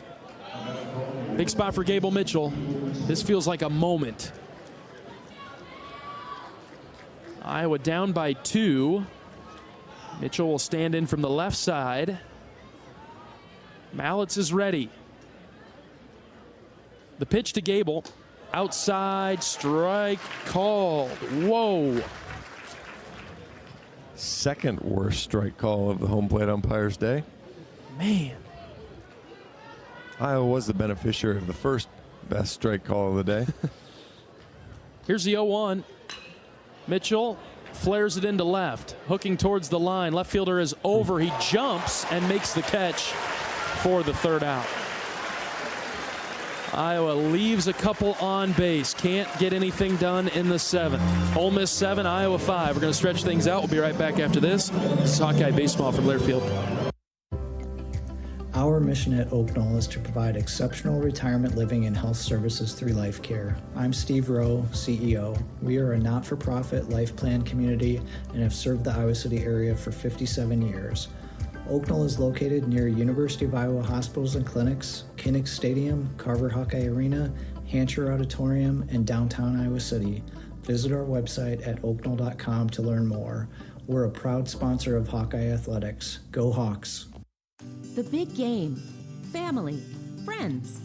We know you count on Alliant Energy to deliver the safe, reliable energy you need, whether you're watching the game, cooking your famous burgers, or leaving a light on for loved ones. For us, it means going beyond the expected to make sure we're planning for the energy you need today and tomorrow. That way you can keep your eye on the ball and focus on what's most important to you. Find out more at alliantenergy.com/poweringbeyond.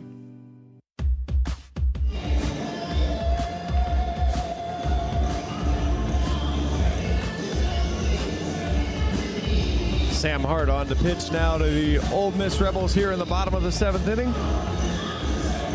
5th appearance of the season for Sam, a 7.36 ERA, 3 2/3 innings, 5 hits, 3 runs have all been earned, 4 walks, 3 strikeouts.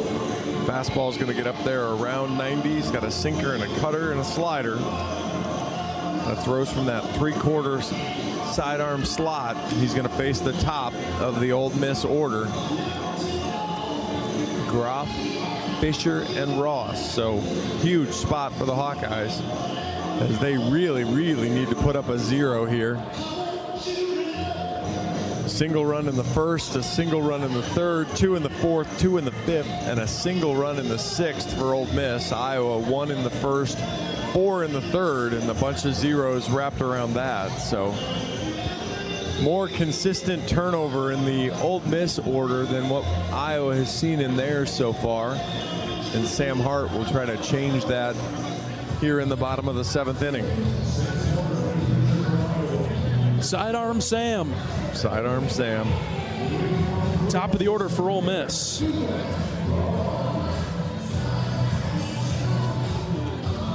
It really goes without saying, down by 2, getting late in the game, you can't give up any more. No, you don't want to make the hill any bigger at this point. First pitch from Hart is inside, ball 1. That was strike 1 to Gable Mitchell. Yeah, no kidding. There's a strike. Hard fastball inside corner. It's 1-1 to Ethan Groff. Groff is 0 for 2 today, but he does have a run scored and an RBI. He has walked. He's also struck out. Narrow stance, but opens it up to third base quite a bit. Outside, off the plate, away from the right-handed hitter. It's 2-1.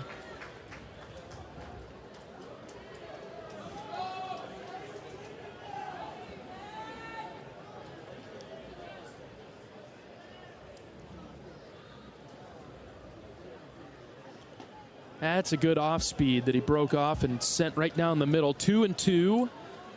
Groff didn't offer at it. Yeah, that was Sam's slider there. Outstanding pitch. Fooled him and got it across the middle of the plate. Sam of a strikeout pitch. Here it comes. Called third strike. Got him on the outside corner. That's a 1A, 1B for the worst strike call the umpires made today. But we'll take it. We'll take that, though. We'll take it. 1 away. Good job by Davis Kopp there as he hit his spot. Kopp just, what do they call that, punched it right into the strike zone there and just twisted it right in. Gave the umpire a good look at it. Got the call. Brings up Fisher. And a thorn on our side all weekend. Fastball for a strike on the inner portion of the plate. Menace to General Society. Yes. He's got 2 home runs today, a walk with the bases loaded in the 5th. Hart comes set. Here's the 0-1. Crushed to left center. Huck and Petey come together. Petey's got it, though, at the wall. 2 down. Poker face to you again. I mean, you can get on me a little bit for that one, but you can't tell me that wasn't obliterated off the bat and looked like for a moment it was going to be deep trouble, John. 99. Okay, but you've got the little cheating mechanism in front of us. Wasn't even his best. Might not have even been his third best contact of the day. If we take away TrackMan, we can't tell any of that stuff. We can't tell where the pitches are or anything. Allowed out, we'll call it that. Sam Hart looks good, deals another strike, this time to Jackson Ross. 2 up, 2 down in the Ole Miss 7th, 7-5 Rebels.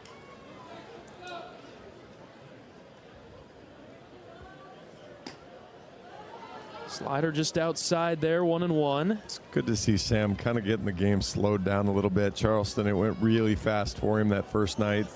We get Seton Hall.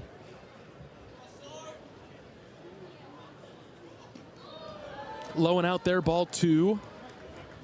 Yeah, so far so good. This is probably earning some trust back from the coaching staff. Well, it's earning some trust back for himself. Yeah, good point. Just in his own, in his own head. 2-1, just outside, ball 3. That was a better pitch than one of the other ones there, so I'm not going to argue too hard about that. That's exactly where he wanted it. The 3-1 is called a strike at the knees. Ross was out of the box, headed to first, and the count is instead full. I'm not sure I blame him because that's a pitch that hasn't been called a strike all day on that on the low side there. Iowa looking for their first 1-2-3 inning of the game. Bottom 7, full count pitch from Hart. Oh, you put the outside. Boy, that is right on the dot. He threw. We kind of joked about it a time or two last night. He threw 5 pitches that at bat that were awfully close to strikes, if not strikes. Actually, he threw 4 because one of them that wasn't a strike got called a strike. Sure. Net.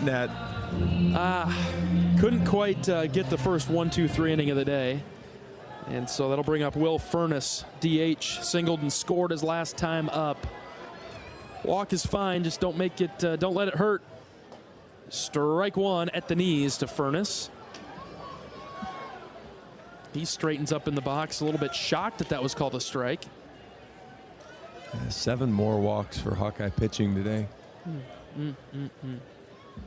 0-1, way outside. Kopp reached for it, did a nice job to prevent it from getting by him. 1-1. Iowa will have Nelson, Seegers, and Wilmus due up in the 8th. 7 more walks, 3 more hit batters. Don't love that math. 1-1, hit on the ground to the right side. This is foul beyond the first base coach's box. 1-2. I don't love reporting those facts. Yeah.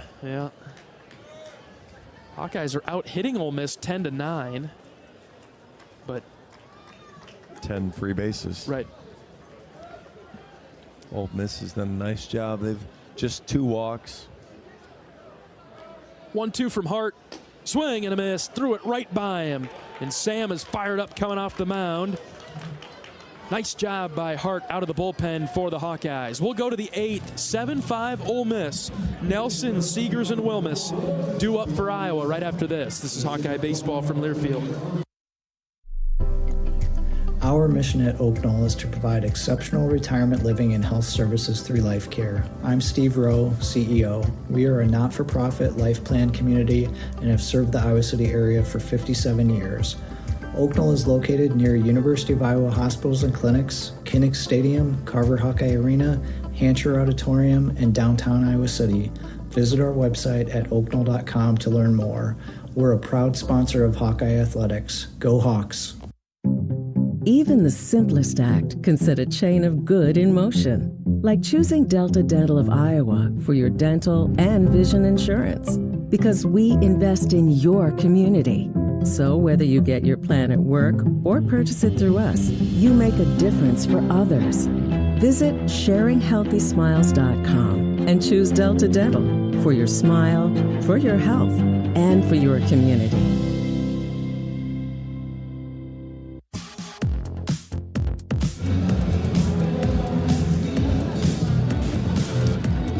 Top of the 8th inning at Swayze Field in Oxford, Mississippi. Iowa trailing Ole Miss 7-5. Nelson, Seegers, and Wilmus. Contact with speed in this in these 3 batters coming to the plate. A little juice there too. True statement there. Hey, you've got Andy's got some pop. Ben Wilmus has shown the ability to drive the ball into gaps. And Michael has some sneaky ability to do that when he gets going. Mallets continues to pitch for the Rebels. Bends a breaking ball, but keeps it high and in. Ball 1. Andy today 1 for 2. 2-run home run in the 3rd. That's the last time Iowa scored. Crushes this to left on a line, but over the head of the left fielder. It's off the wall, too. Nelson is headed for second. It's a leadoff double again for the Hawks. Let's get Andy in. Oh, that's another one. 107 off the bats. He took that high fastball and just demolished it. I know why you were worried, and you had reason to be, but just it was Leger out there that couldn't quite get skipped up to make the play and make the catch, so... I was afraid there was too much topspin on it, right? And that it was going to be able to fall in and get caught by the left fielder, but it carried well and hit off the wall. Now it's Seegers in the box. Nelson at second base. Corners are in a bit here. I don't blame him either. Michael struggled a little bit, so it wouldn't necessarily surprise me to see him almost bunt it for a hit as much as Yeah. bunt for the sacrifice, and then if it's sacrifice, great, but try to cut that lead in half if you can. Early traffic in the 8th for Iowa, down by 2. Mallets come set, the pitch to Seegers, in there for a strike. Slider up over the plate.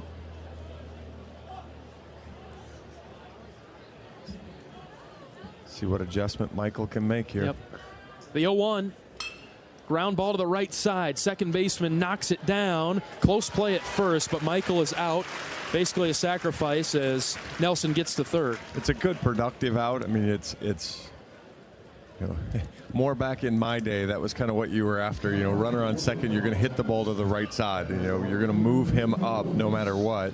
Good job there from Michael to take the breaking ball that was away from him and make sure he got it out over there, move the runner up, give you a chance to score with less than 2 outs and runner on third.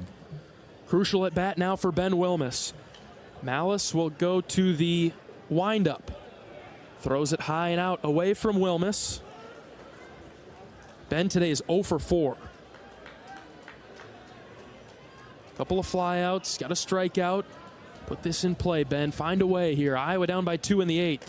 1-0 pitch is a called strike. Oh, goodness. High outside corner. Not sure what Ben was going to do with that one, so. That would have been bad news. You're right. Might as well take it. Better things ahead. 1-1 from Mallets. That's the one right there. A little bit lower. But we've had 5-6 innings of really consistent, really good strike zone, and boy, we have started to alter the zone here. Maybe he's having a hard time coming from sun to shadow. The 1-2. Ben pops it up right side. This should find the seats. It will. Well, wood. Foul ball. Wood minus the netting. Sure. Yeah.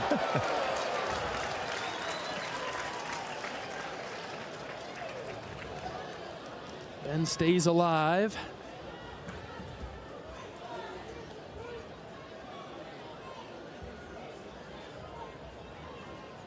Still on the slider kick, right? I think you have to be, and then you just have to fight off the fastball if you get it. Mallets is ready. Here comes the 1-2 to Wilmus. Popped it up on the infield. First baseman is under it. He's got it. Slider, and he hung it. Yeah, that's 82 miles an hour in the center of the plate. The only thing he had going for him was it was up a little bit, but that's probably should have been a win for the hitter there, and Ben just missed his pitch. He's been so good and just missed it on that one. Peterson gets a crack at it now. He throws that pitch to Petey, and we might have a different tune. Swing and a miss. Slider out of the zone.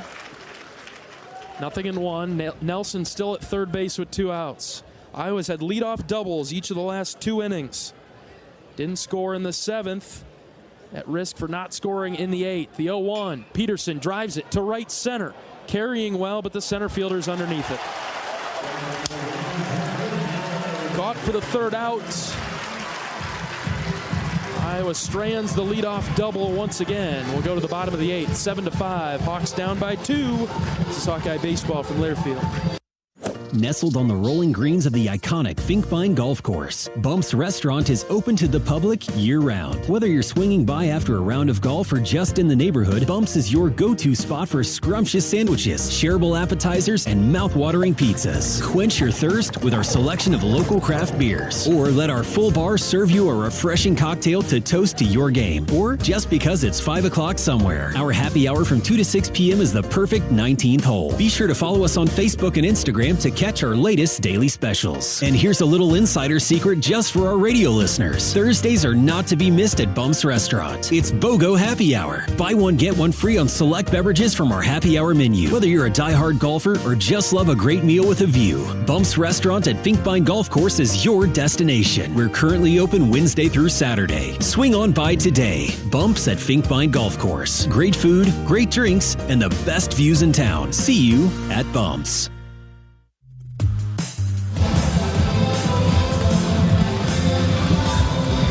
7-5 Ole Miss in the bottom of the 8th inning. Gonna put up another 0 here, Hawkeye pitchers and defense. Sam Hart out for the 8th.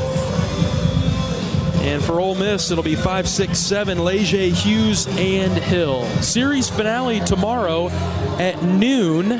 Pre-game coverage begins at 11:30. Cade Obermueller gets the start for the Hawkeyes. Grayson Saunier for Ole Miss. Iowa 3 for 18 with runners on base, 2 for 15 with runners in scoring position. So just one of those days where you can't come through with that extra hit. Have not gotten the big hit. Oh, that was down low, I guess. But yeah, we talk about this lineup maybe not having as much home run pop as last year, so you've got to be able to keep turning that lineup over.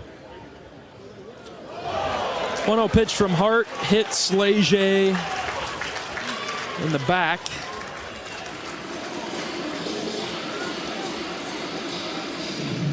Sam was good in the 7th. A couple of strikeouts. Issued 1 free base. We need Sam to be good now in the 8th. Right. 2 is manageable.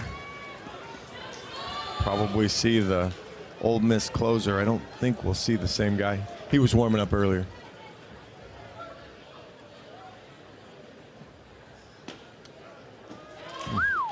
Just outside on the fastball from Hart to Trayson Hughes.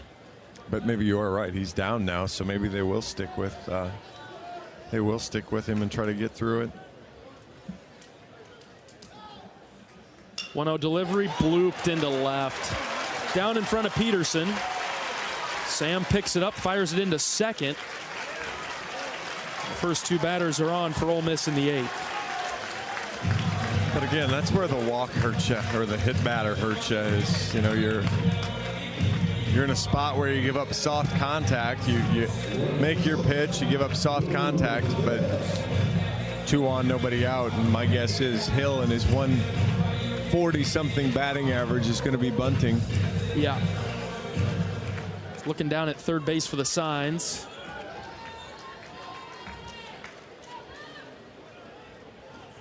Tello currently even with the bag at third. He'll creep forward a bit.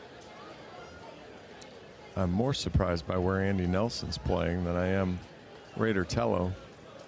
Yeah, Nelson behind the runner at first base. Hill squares to bunt, pulls it back. Fastball up and in from Sam Hart. Hawkeyes missed a read there. Gable Mitchell broke to second base for the pickoff move. Hart threw the pitch. Everybody was going a little bit of everywhere there, so Davis Kopp going to pop out from behind the plate and try to get the defensive alignment all in alignment. Yes. Now Nelson comes forward at first, in front of the runner now. Hart's 1-0 delivery. Check swing. Hill foul tipped it into the glove of Davis Kopp, so the bunt was off there.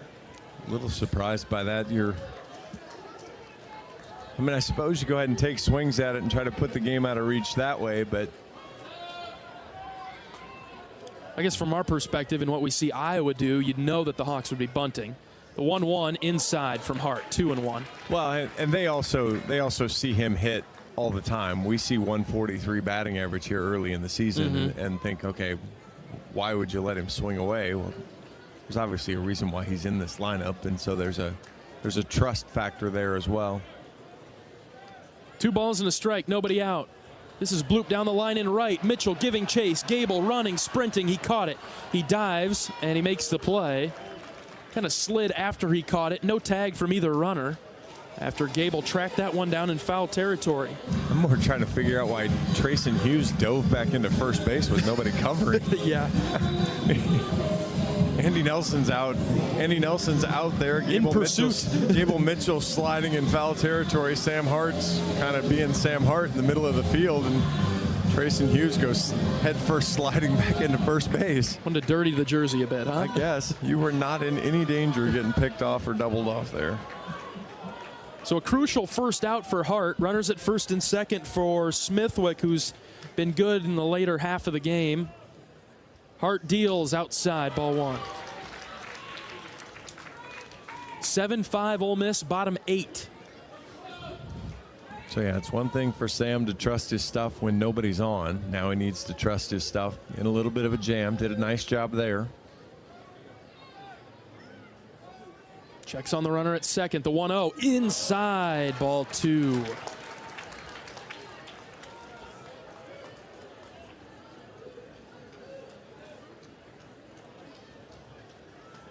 Couple of arms getting loose for Iowa in the bullpen, and we're going to see a switch in the middle of the at-bat. Coach Heller coming out of the dugout. Wow.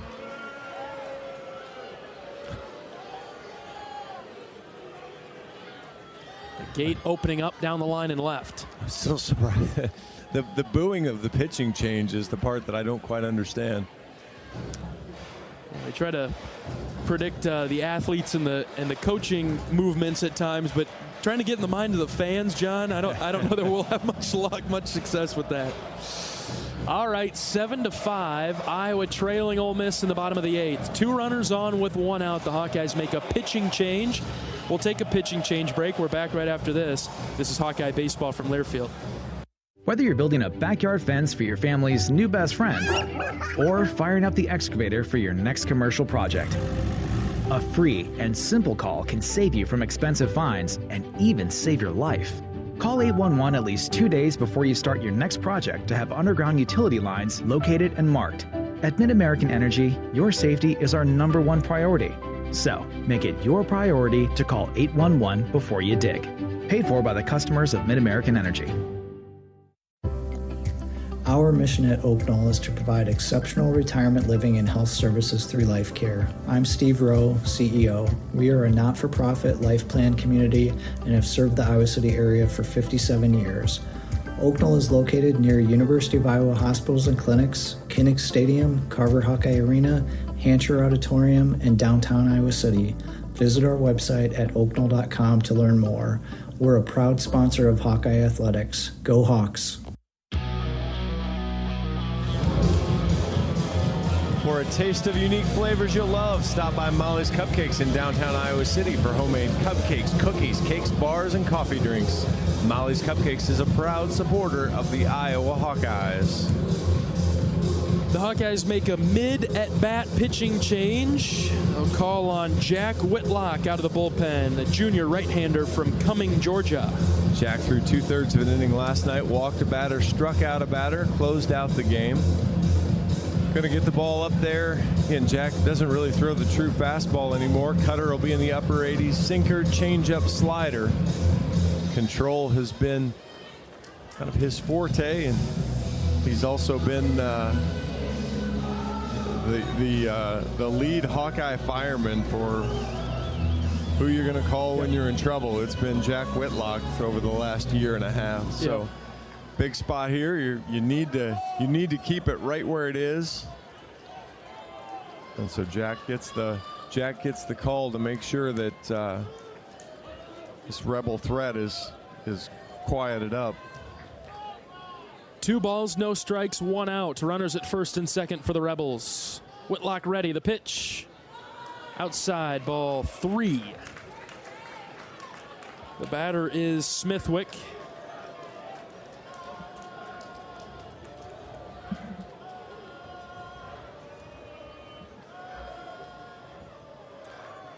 .30 delivery. Strike called in the inside corner. It'll bring Smithwick back to the box. Ball's a strike. I'm not sure what you're begging about there. Yep. I mean, I know what you're doing. It's kind of the normal gamesmanship stuff you do, but 3-1 from Whitlock. A low and out called a ball. So a walk loads the bases now for Ole Miss.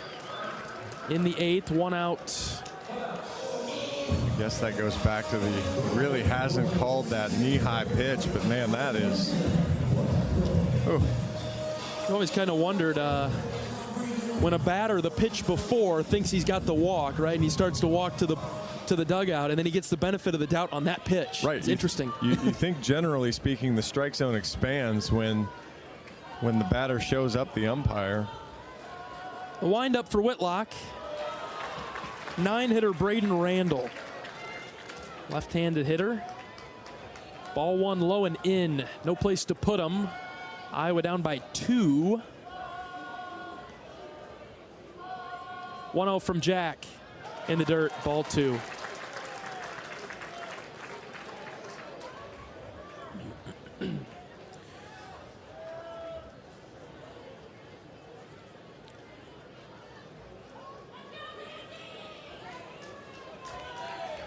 Good part of the order coming up for Iowa in the 9th. Tello, Kopp, and Moore.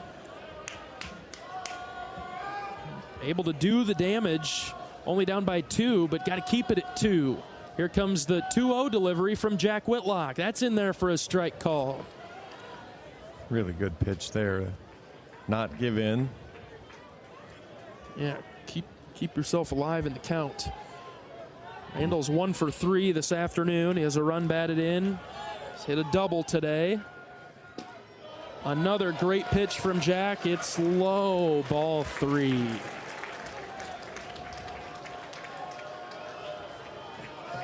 Yeah, you're not getting anything on that lower part of the plate. You know, most pitchers, that's where you want to be.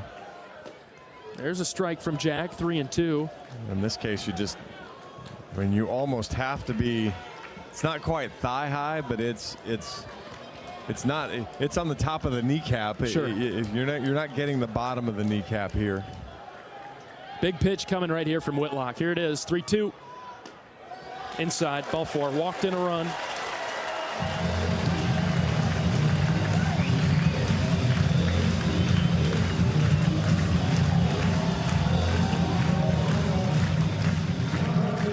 I mean, Iowa bullpen has let 7, 8, 9, 6, 7, 8, 9 do so much damage to them the last 2 nights, and it's on freebies. 5 free bases awarded to hitters 6 through 9 today. They have 4 hits. 8-5 Ole Miss in the 8th. Fastball outside from Jack. Bases still loaded, only 1 out. I mean, we're at the same place we were yesterday. 9 walks, 9 strikeouts for Hawkeye pitchers.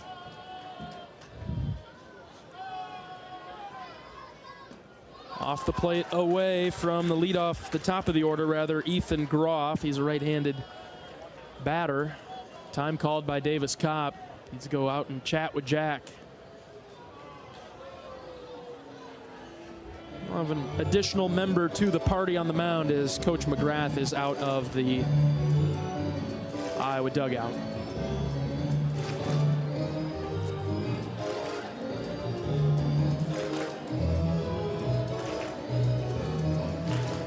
You know, if you heard I talked to Jack, I guess it would have been when we were in Jacksonville. That was the interview with Jack. And it was a really interesting conversation about, you know, his recruiting process and the confidence that he had, and almost the lack of confidence that he had kind of going through the recruiting process. And so it's one of those things now where you kind of want Jack to find that killer that stepped up, you know, against Michigan in the Big Ten tournament up in Minneapolis last year when the Hawkeyes needed him to get outs.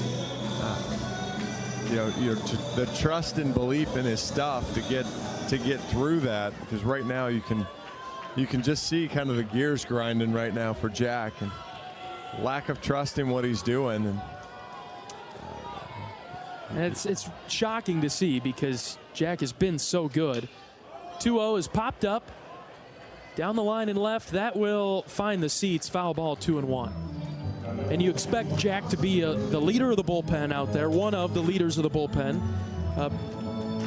based on talent and skill, confidence, you know, the intangibles, the quality of work that he does have, and the contagious element of the bullpen right now is not so positive. Here's the 2-1 in the dirt, ball 3. Coach Heller talked about that in pregame. He said that you notice that things like that are contagious. Everybody says, hitting's contagious, and that's usually in an offensive, positive setting. But the same can be said right now for the bullpen for Iowa, and it's not the positive version.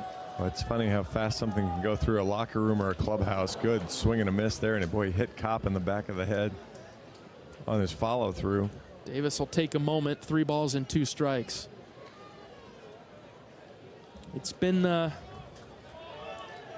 unfortunate to watch unfold for the Iowa bullpen, to say the least. Down 8-5 in the 8th. 3 balls and 2 strikes. Well, Marcus got charged with 6 of these 8 runs, although he was only partially responsible for a last couple. Walked in another run. 9-5.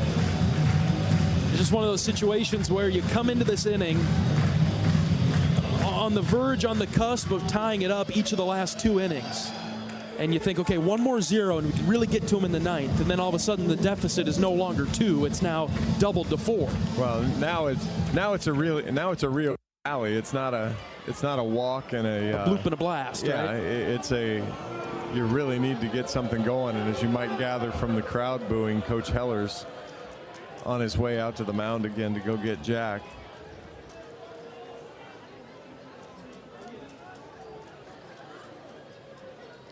I'm not sure who the call is. You're not going to Whitley. I'm not sure who it is. Lefty. Either, but we'll introduce him after the pitching change break. 2 more runs for Ole Miss in the 9th. 9-5, the Rebels with the lead. The Hawkeyes go to the bullpen. We're back right after this pitching change break. This is Hawkeye Baseball from Learfield. If you or someone you know is having thoughts of suicide, experiencing a mental health or substance use crisis, or just need someone to listen, 988 provides a direct connection to free, confidential, and compassionate support. When you call, text, or chat 988, you'll be quickly connected to trained crisis counselors who will listen to your concerns, provide support, and connect you to additional resources if needed. There is hope. You are not alone. For 24/7 support, call or text 988 or chat 988lifeline.org. The silly moments, the proud moments, even the hard moments. They're what make life remarkable. And they're why Wellmark Blue Cross and Blue Shield is here for every moment. Committed to making healthcare better, more affordable, with more choices for care. And service and coverage that give you peace of mind no matter what comes your way. So you can show up for every tender moment, every brave moment, and every wouldn't miss it for the world moment. Knowing that Blue is here for you. Go to Wellmark.com/every moment to find a plan right for you.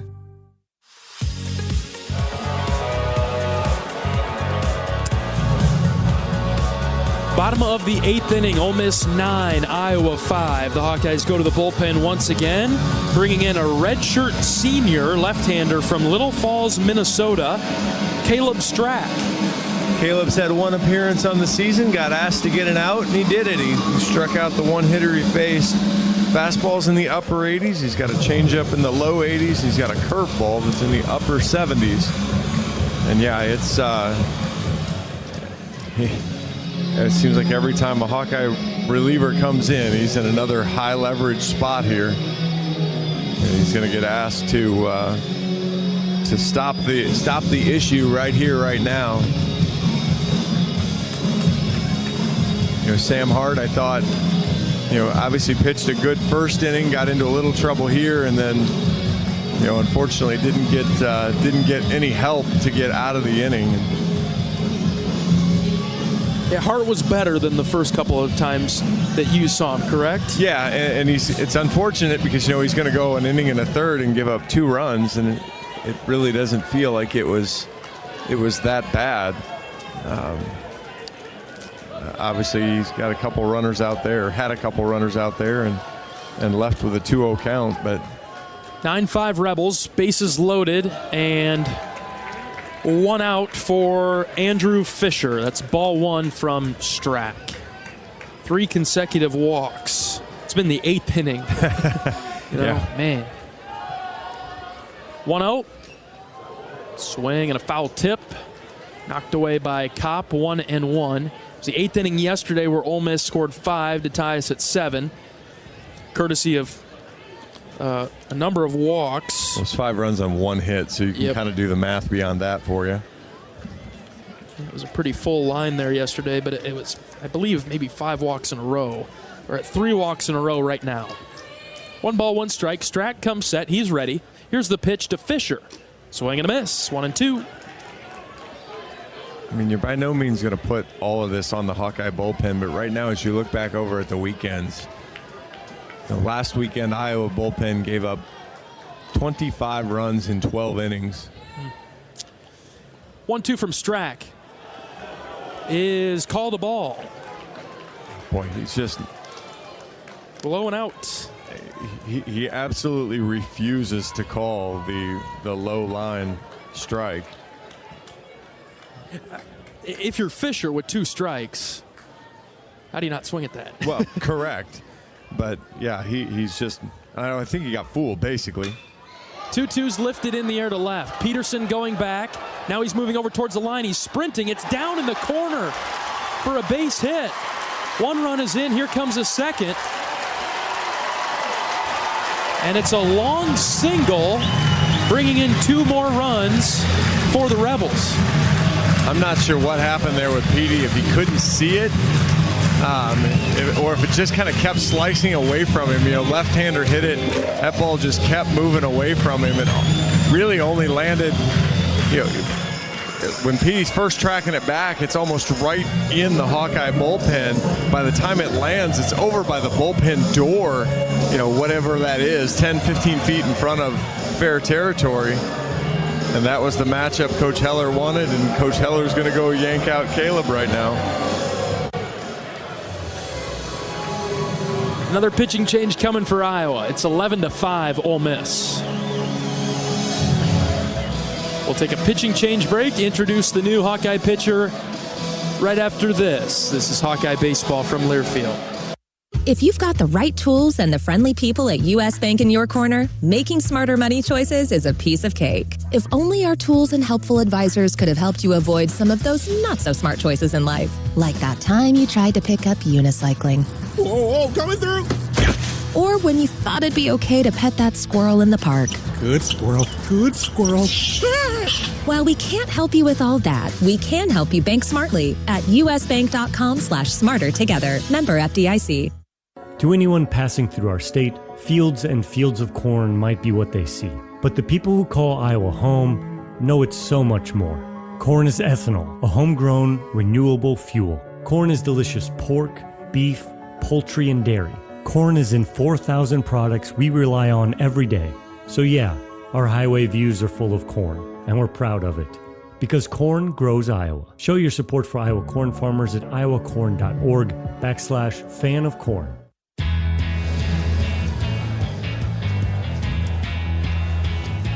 $11-5 Ole Miss, still in the bottom of the 8th, still only 1 out for the Rebels. The Hawkeyes make a pitching change, turning to the junior right-hander from Edmonton, Alberta, Chaz Wheatley. A couple of appearances on the season, 2 innings, 2 walks allowed is all that scuffs up Chaz's line for the season. Fastball's going to be in the right around 90, give or take. Slider, sweeper is his array of pitches. Got a really kind of a funky delivery. Kind of gets it up and slings it out of there. Arm gets out really wide. So you'll see a lot of arm side run from Chaz, just kind of the way the ball rolls off his hand. So it'll work back in towards right-handers, away from left-handers. Tall frame, but doesn't have that downward angle that you might expect a tall frame to have, because he doesn't come like Luke Llewellyn from last year and from years past with the 12-6. Right, he'll get it out more. It'd probably call it 10-30 or so, and again, it's kind of a little sling where it rolls off his fingers a little bit. You really see it work hard back into that right-hand batter's box. Well, 8th inning, 4 runs across for Ole Miss, and it feels like it'll take a miraculous effort by the Hawkeye bats in the 9th to come back in this one. 11-5 as it stands right now. The Hawks were really good through the first 3 innings, especially on offense. Ole Miss has scored in every inning with the exception of the 2nd and the 7th, though, and that'll be the story of this one. Is it fair to say I hate the 8th inning? Yeah, 8th inning, no friends in the 8th. No friends in the 8th here in Oxford.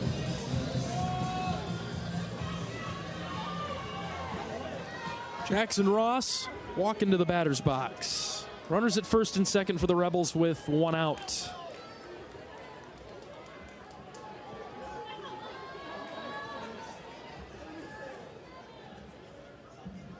Wheatley's ready.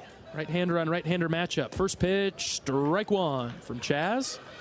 Right into his nitro zone, too. I was just kind of thinking to myself, boy, you get one in the middle of the plate, he free swings at one. Yeah. Guess with the way the Hawkeye pitching's been, he went ahead and took one to see a strike first. A little bit lower this time. It gets away from Kopp just enough. Davis will try to throw it down to second. And the runners advance 90 feet. Runners at second and third now with 1 out. So if you would have seen the movie Necessary Roughness, Rob Snyder's the play-by-play announcer for the football team that's playing there. And Coach, I haven't been in the game yet, put me in the game. Kind of the way it feels with the bullpen here in the 8th inning. 1-1. Wheatley throws it by Ross. A swing and a miss. Infield comes in for the Hawks now, down 11-5. Iowa basketball just underway at Welsh Ryan Arena in Evanston, out to a 20-14 lead on the Wildcats. We were supposed to be done and back at the hotel by the time that game started. We were. Wheatley set with the 1-2. The pause, the pitch. Low, ball 2. Peyton Samford out to 8 quick points, including 2 3-point baskets. Tony Perkins with a 3, Josh Dix with a 3 at the under-12 media timeout in Evanston. Iowa 20-14. Keep a close eye on that this evening. 2 balls, 2 strikes, 1 out. Pitch to Ross. Hit into right center field. Wilmus moves forward. Benz got it. And he'll try to fire it home. It'll be cut off by Andy Nelson. The run scores on the sac fly. 12-5.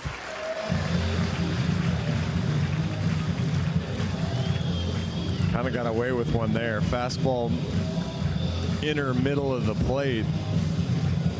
And Ross kind of inside outed it to right field instead of just taking it over to the tents there beyond the left field wall.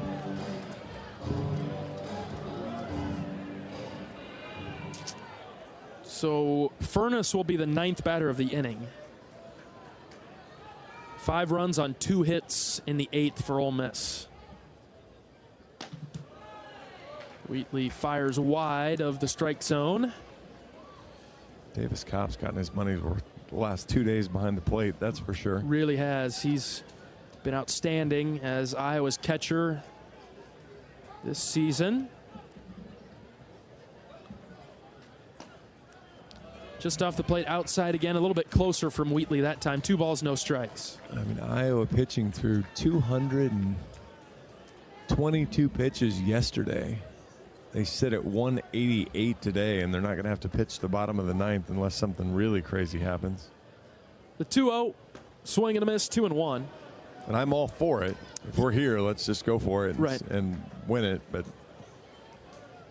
the stat yesterday was pretty fascinating as well. Brody threw however 103 or however many pitches it ended up being, and then threw 5, and then the bullpen threw a little bit more than that through 4 innings.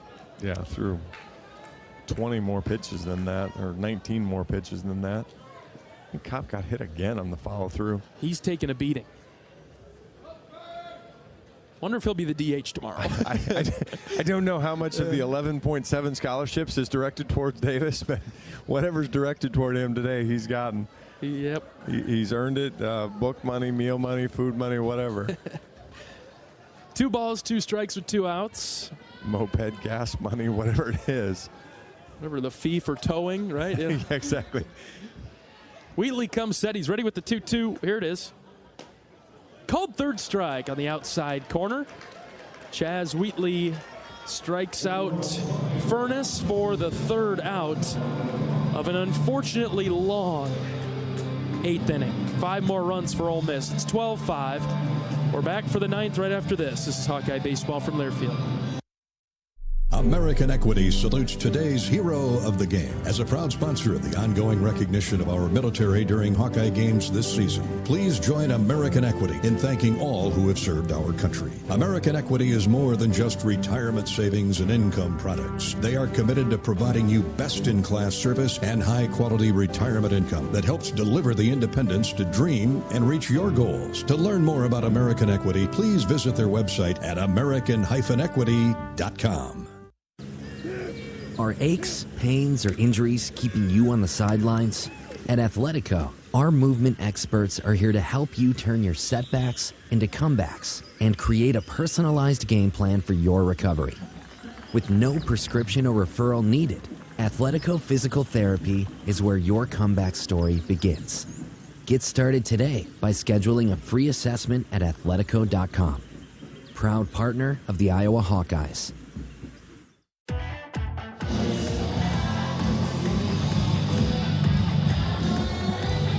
Top of the 9th in the second game of the series. Ole Miss out in front 12-5 on the Hawkeyes. The Rebels will turn to a new arm out of the bullpen.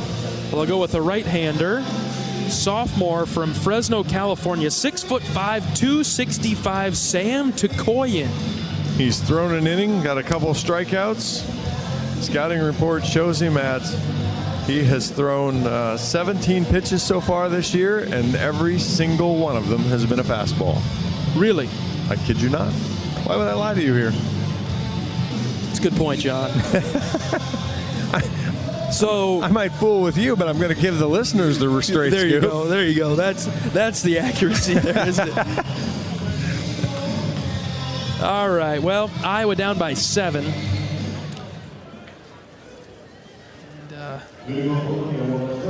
Keep playing. One pitch. Make them record the outs. There's no clock in baseball. Raider Tello will get the honor of leading off the 9th. Raiders been outstanding today for Iowa. 3 for 4. Runs scored and an RBI. He's got a double. Came in his last at bat in the 7th. Tukoyan deals high to kick off this at bat. Out of the windup, the righty is ready. Here's the pitch to Tello. In there for a strike, 1-1.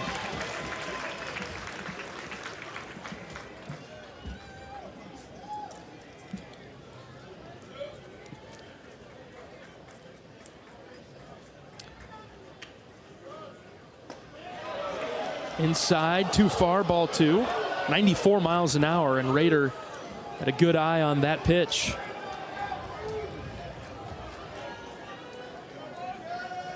I don't know what strike zone they're used to down here, but that's a ball. Yep.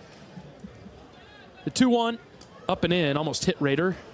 You're going to be grouchy about that one too? Not as much grumbling there. Also, their team is up 12-5. All joking aside, though, everybody we've run into walking around has been incredibly nice to us walking around the downtown Oxford. Very much so. 3-1 to Raider. Fouled back to the screen. We got the great recommendation today. You actually met the father of somebody you work with. Yeah, Marcus Wilson. Met Marcus Wilson's father. Gave us a really strong recommendation to a coffee shop on the square in Oxford. It was outstanding. But it might be bad luck. It could be. We might need to go back to the other coffee shop tomorrow. 3-2 to Raider. Inside, ball 4. Raider is on for the 4th time today.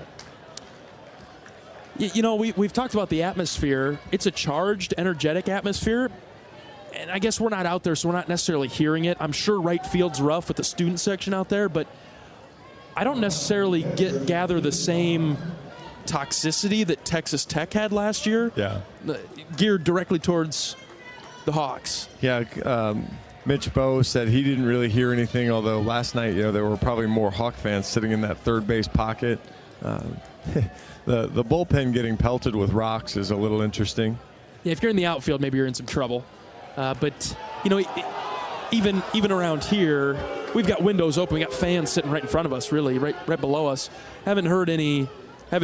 Now, when we're walking the streets, some vehicles that pass by give us a greeting, but they've been far more angry with the umpires than Iowa today. Right.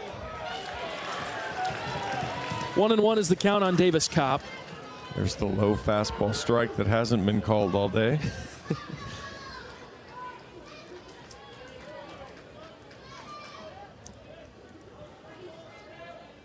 Yeah, the outfielders right now can't see. Brutal. They all have their hands up shielding the sun. 1-1 to Kopp. Lines it into right. This could be trouble. He hit it right to him. Hughes had a beat on it. And Kopp is out number 1. Any ball that makes them track a little bit is going to be hard to catch because there's not going to be guys. The outfielders aren't going to get great jumps on the ball here. Blake Guerin will pinch hit. This might actually be Blake's guy to get right, is the guy that's going to only throw him fastballs. Blake currently hitting 156. Just a bit of a tough start for Blake. We know the potential is in there. Crucial at bats last season. Expecting an expanded role this year for the Hawkeyes. First pitch to Blake is a strike. Trust your eyes, Blake. It's going to be a fastball. Yeah. You feel pretty certain about that, and the statistics would back you up, John. 0-1 on Guerin with a runner at first base in Tello. Strike 2. Oddly enough, he threw him some sort of a cutter off-speed pitch there, threw it for a strike.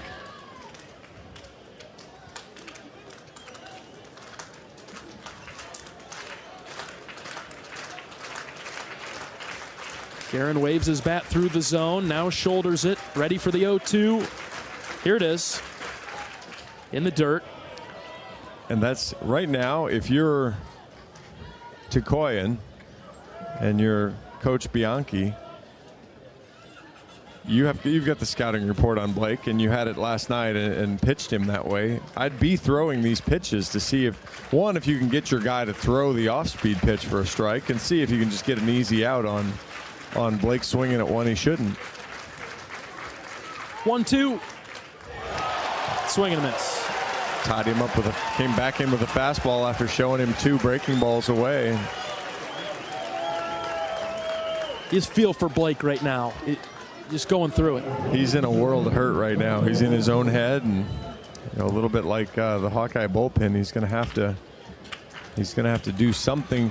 At some point, you've got to help yourself and decide that enough is enough. Iowa down to their final out, trailing 12-5. Huckstorf in the box. Right down the middle for strike number 1. We'll be back here tomorrow, first pitch at noon in what appears to be the winner-take-all for the series. Pre-game coverage will begin at 11:30. Cade Obermueller gets the start for the Hawkeyes tomorrow. Swing and a miss by Huckstorf. He's down in the count, 0-2, and the Ole Miss fans will rise to their feet.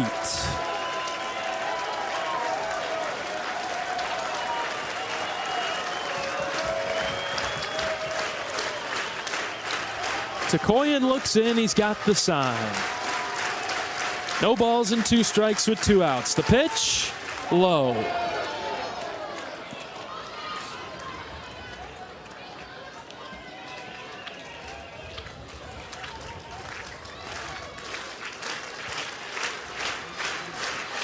Tello at first base. The 1-2. Blooped right to the second baseman, fields it on a hop. He'll flip to second base for the force out. And that'll end this afternoon's game.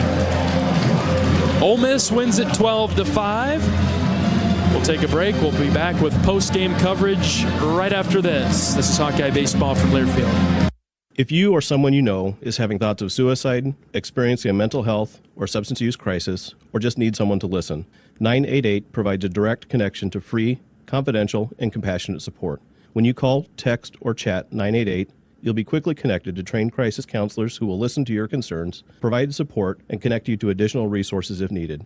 There is hope. You are not alone. For 24/7 support, call or text 988 or chat 988lifeline.org.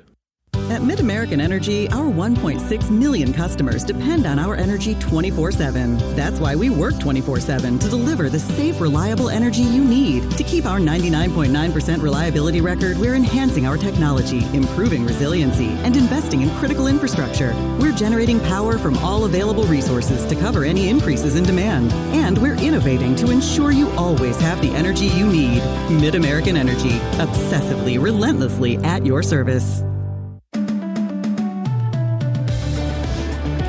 Oak Knoll's mission is to provide exceptional retirement living and health services through Life Care, a not-for-profit life plan community serving the Iowa City community for 57 years. Oak Knoll's conveniently located near the University of Iowa hospitals and clinics, Kinnick Stadium, Carver Hawkeye Arena, and downtown Iowa City.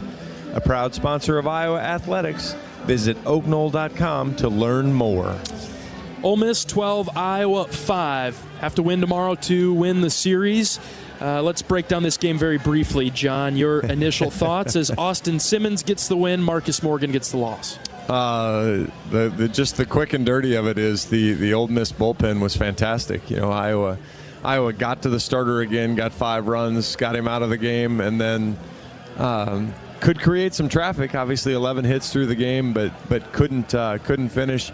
And the thing that's been biting Iowa bullpen since the Lehigh game, you know, Anthony Watts came in the Ball State game in the second game of the season and threw dimes, and that was kind of the last time the Iowa bullpen was really what you expect them to be. 12 runs, 11 hits, 1 error for Ole Miss. They left 13 on. 5 runs, 11 hits, 10 left on for Iowa. So as high scoring as these games have been, they could be even more if the teams would quit leaving the runners on base. Ole Miss wins at 12-5. We'll take a break. We're back after this. This is Hawkeye Baseball from Learfield. Nestled on the rolling greens of the iconic Finkbine Golf Course, Bumps Restaurant is open to the public year-round. Whether you're swinging by after a round of golf or just in the neighborhood, Bumps is your go-to spot for scrumptious sandwiches, shareable appetizers, and mouth-watering pizzas. Quench your thirst with our selection of local craft beers, or let our full bar serve you a refreshing cocktail to toast to your game, or just because it's 5 o'clock somewhere. Our happy hour from 2 to 6 p.m. is the perfect 19th hole. Be sure to follow us on Facebook and Instagram to catch our latest daily specials. And here's a little insider secret just for our radio listeners. Thursdays are not to be missed at Bumps Restaurant. It's BOGO Happy Hour. Buy one, get one free on select beverages from our happy hour menu. Whether you're a diehard golfer or just love a great meal with a view, Bumps Restaurant at Finkbine Golf Course is your destination. We're currently open Wednesday through Saturday. Swing on by today. Bumps at Finkbine Golf Course. Great food, great drinks, and the best views in town. See you at Bumps.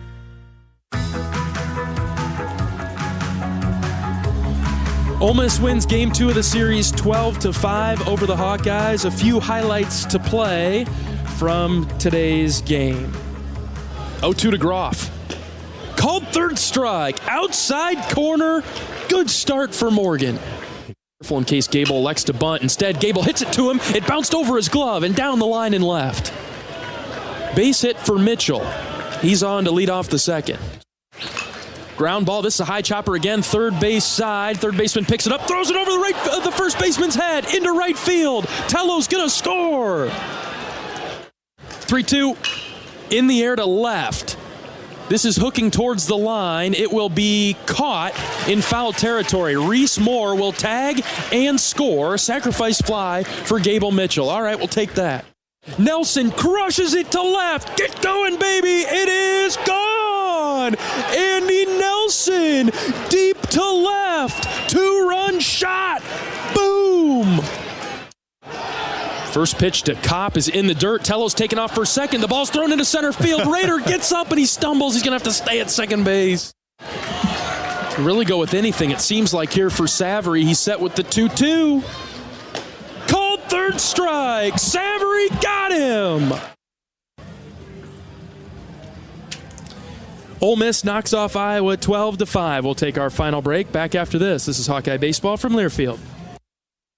Hi, Chef Grunder. Let's dive right into the machine shed. Fridays here mean all you care to have fried or broiled North Atlantic cod. Or try our bone-in seasoned catfish lightly fried. More of a salmon lover? Choose between the machine shed's white wine sauce or apple bourbon glaze. Our sauteed savory shrimp will satisfy your taste buds with Old Bay seasoning and Asiago cheese. Join us this Friday for seafood worth savoring at the Shed. Iowa 80 and Hickman Road, Urbandale, and Iowa 80 Northwest Boulevard, Davenport. Hi, I'm Gary Dolphin, and if you want your home to be exceptionally comfortable during these cold Iowa winters and hot, humid summers, you need to turn to Dave Lennox and your local Lennox home comfort specialist. Lennox has been serving Iowa consumers since 1895, when Dave Lennox built his first furnace in Marshalltown, and Lennox is still building its high-efficiency furnaces and air conditioners there today. For the best home comfort system you can buy, it's Lennox and your local Lennox dealer. Lennox and the Hawkeyes. Now there's a winning combination. Rubber match of the series tomorrow. First pitch at noon against Ole Miss. Pregame coverage will begin at 11:30.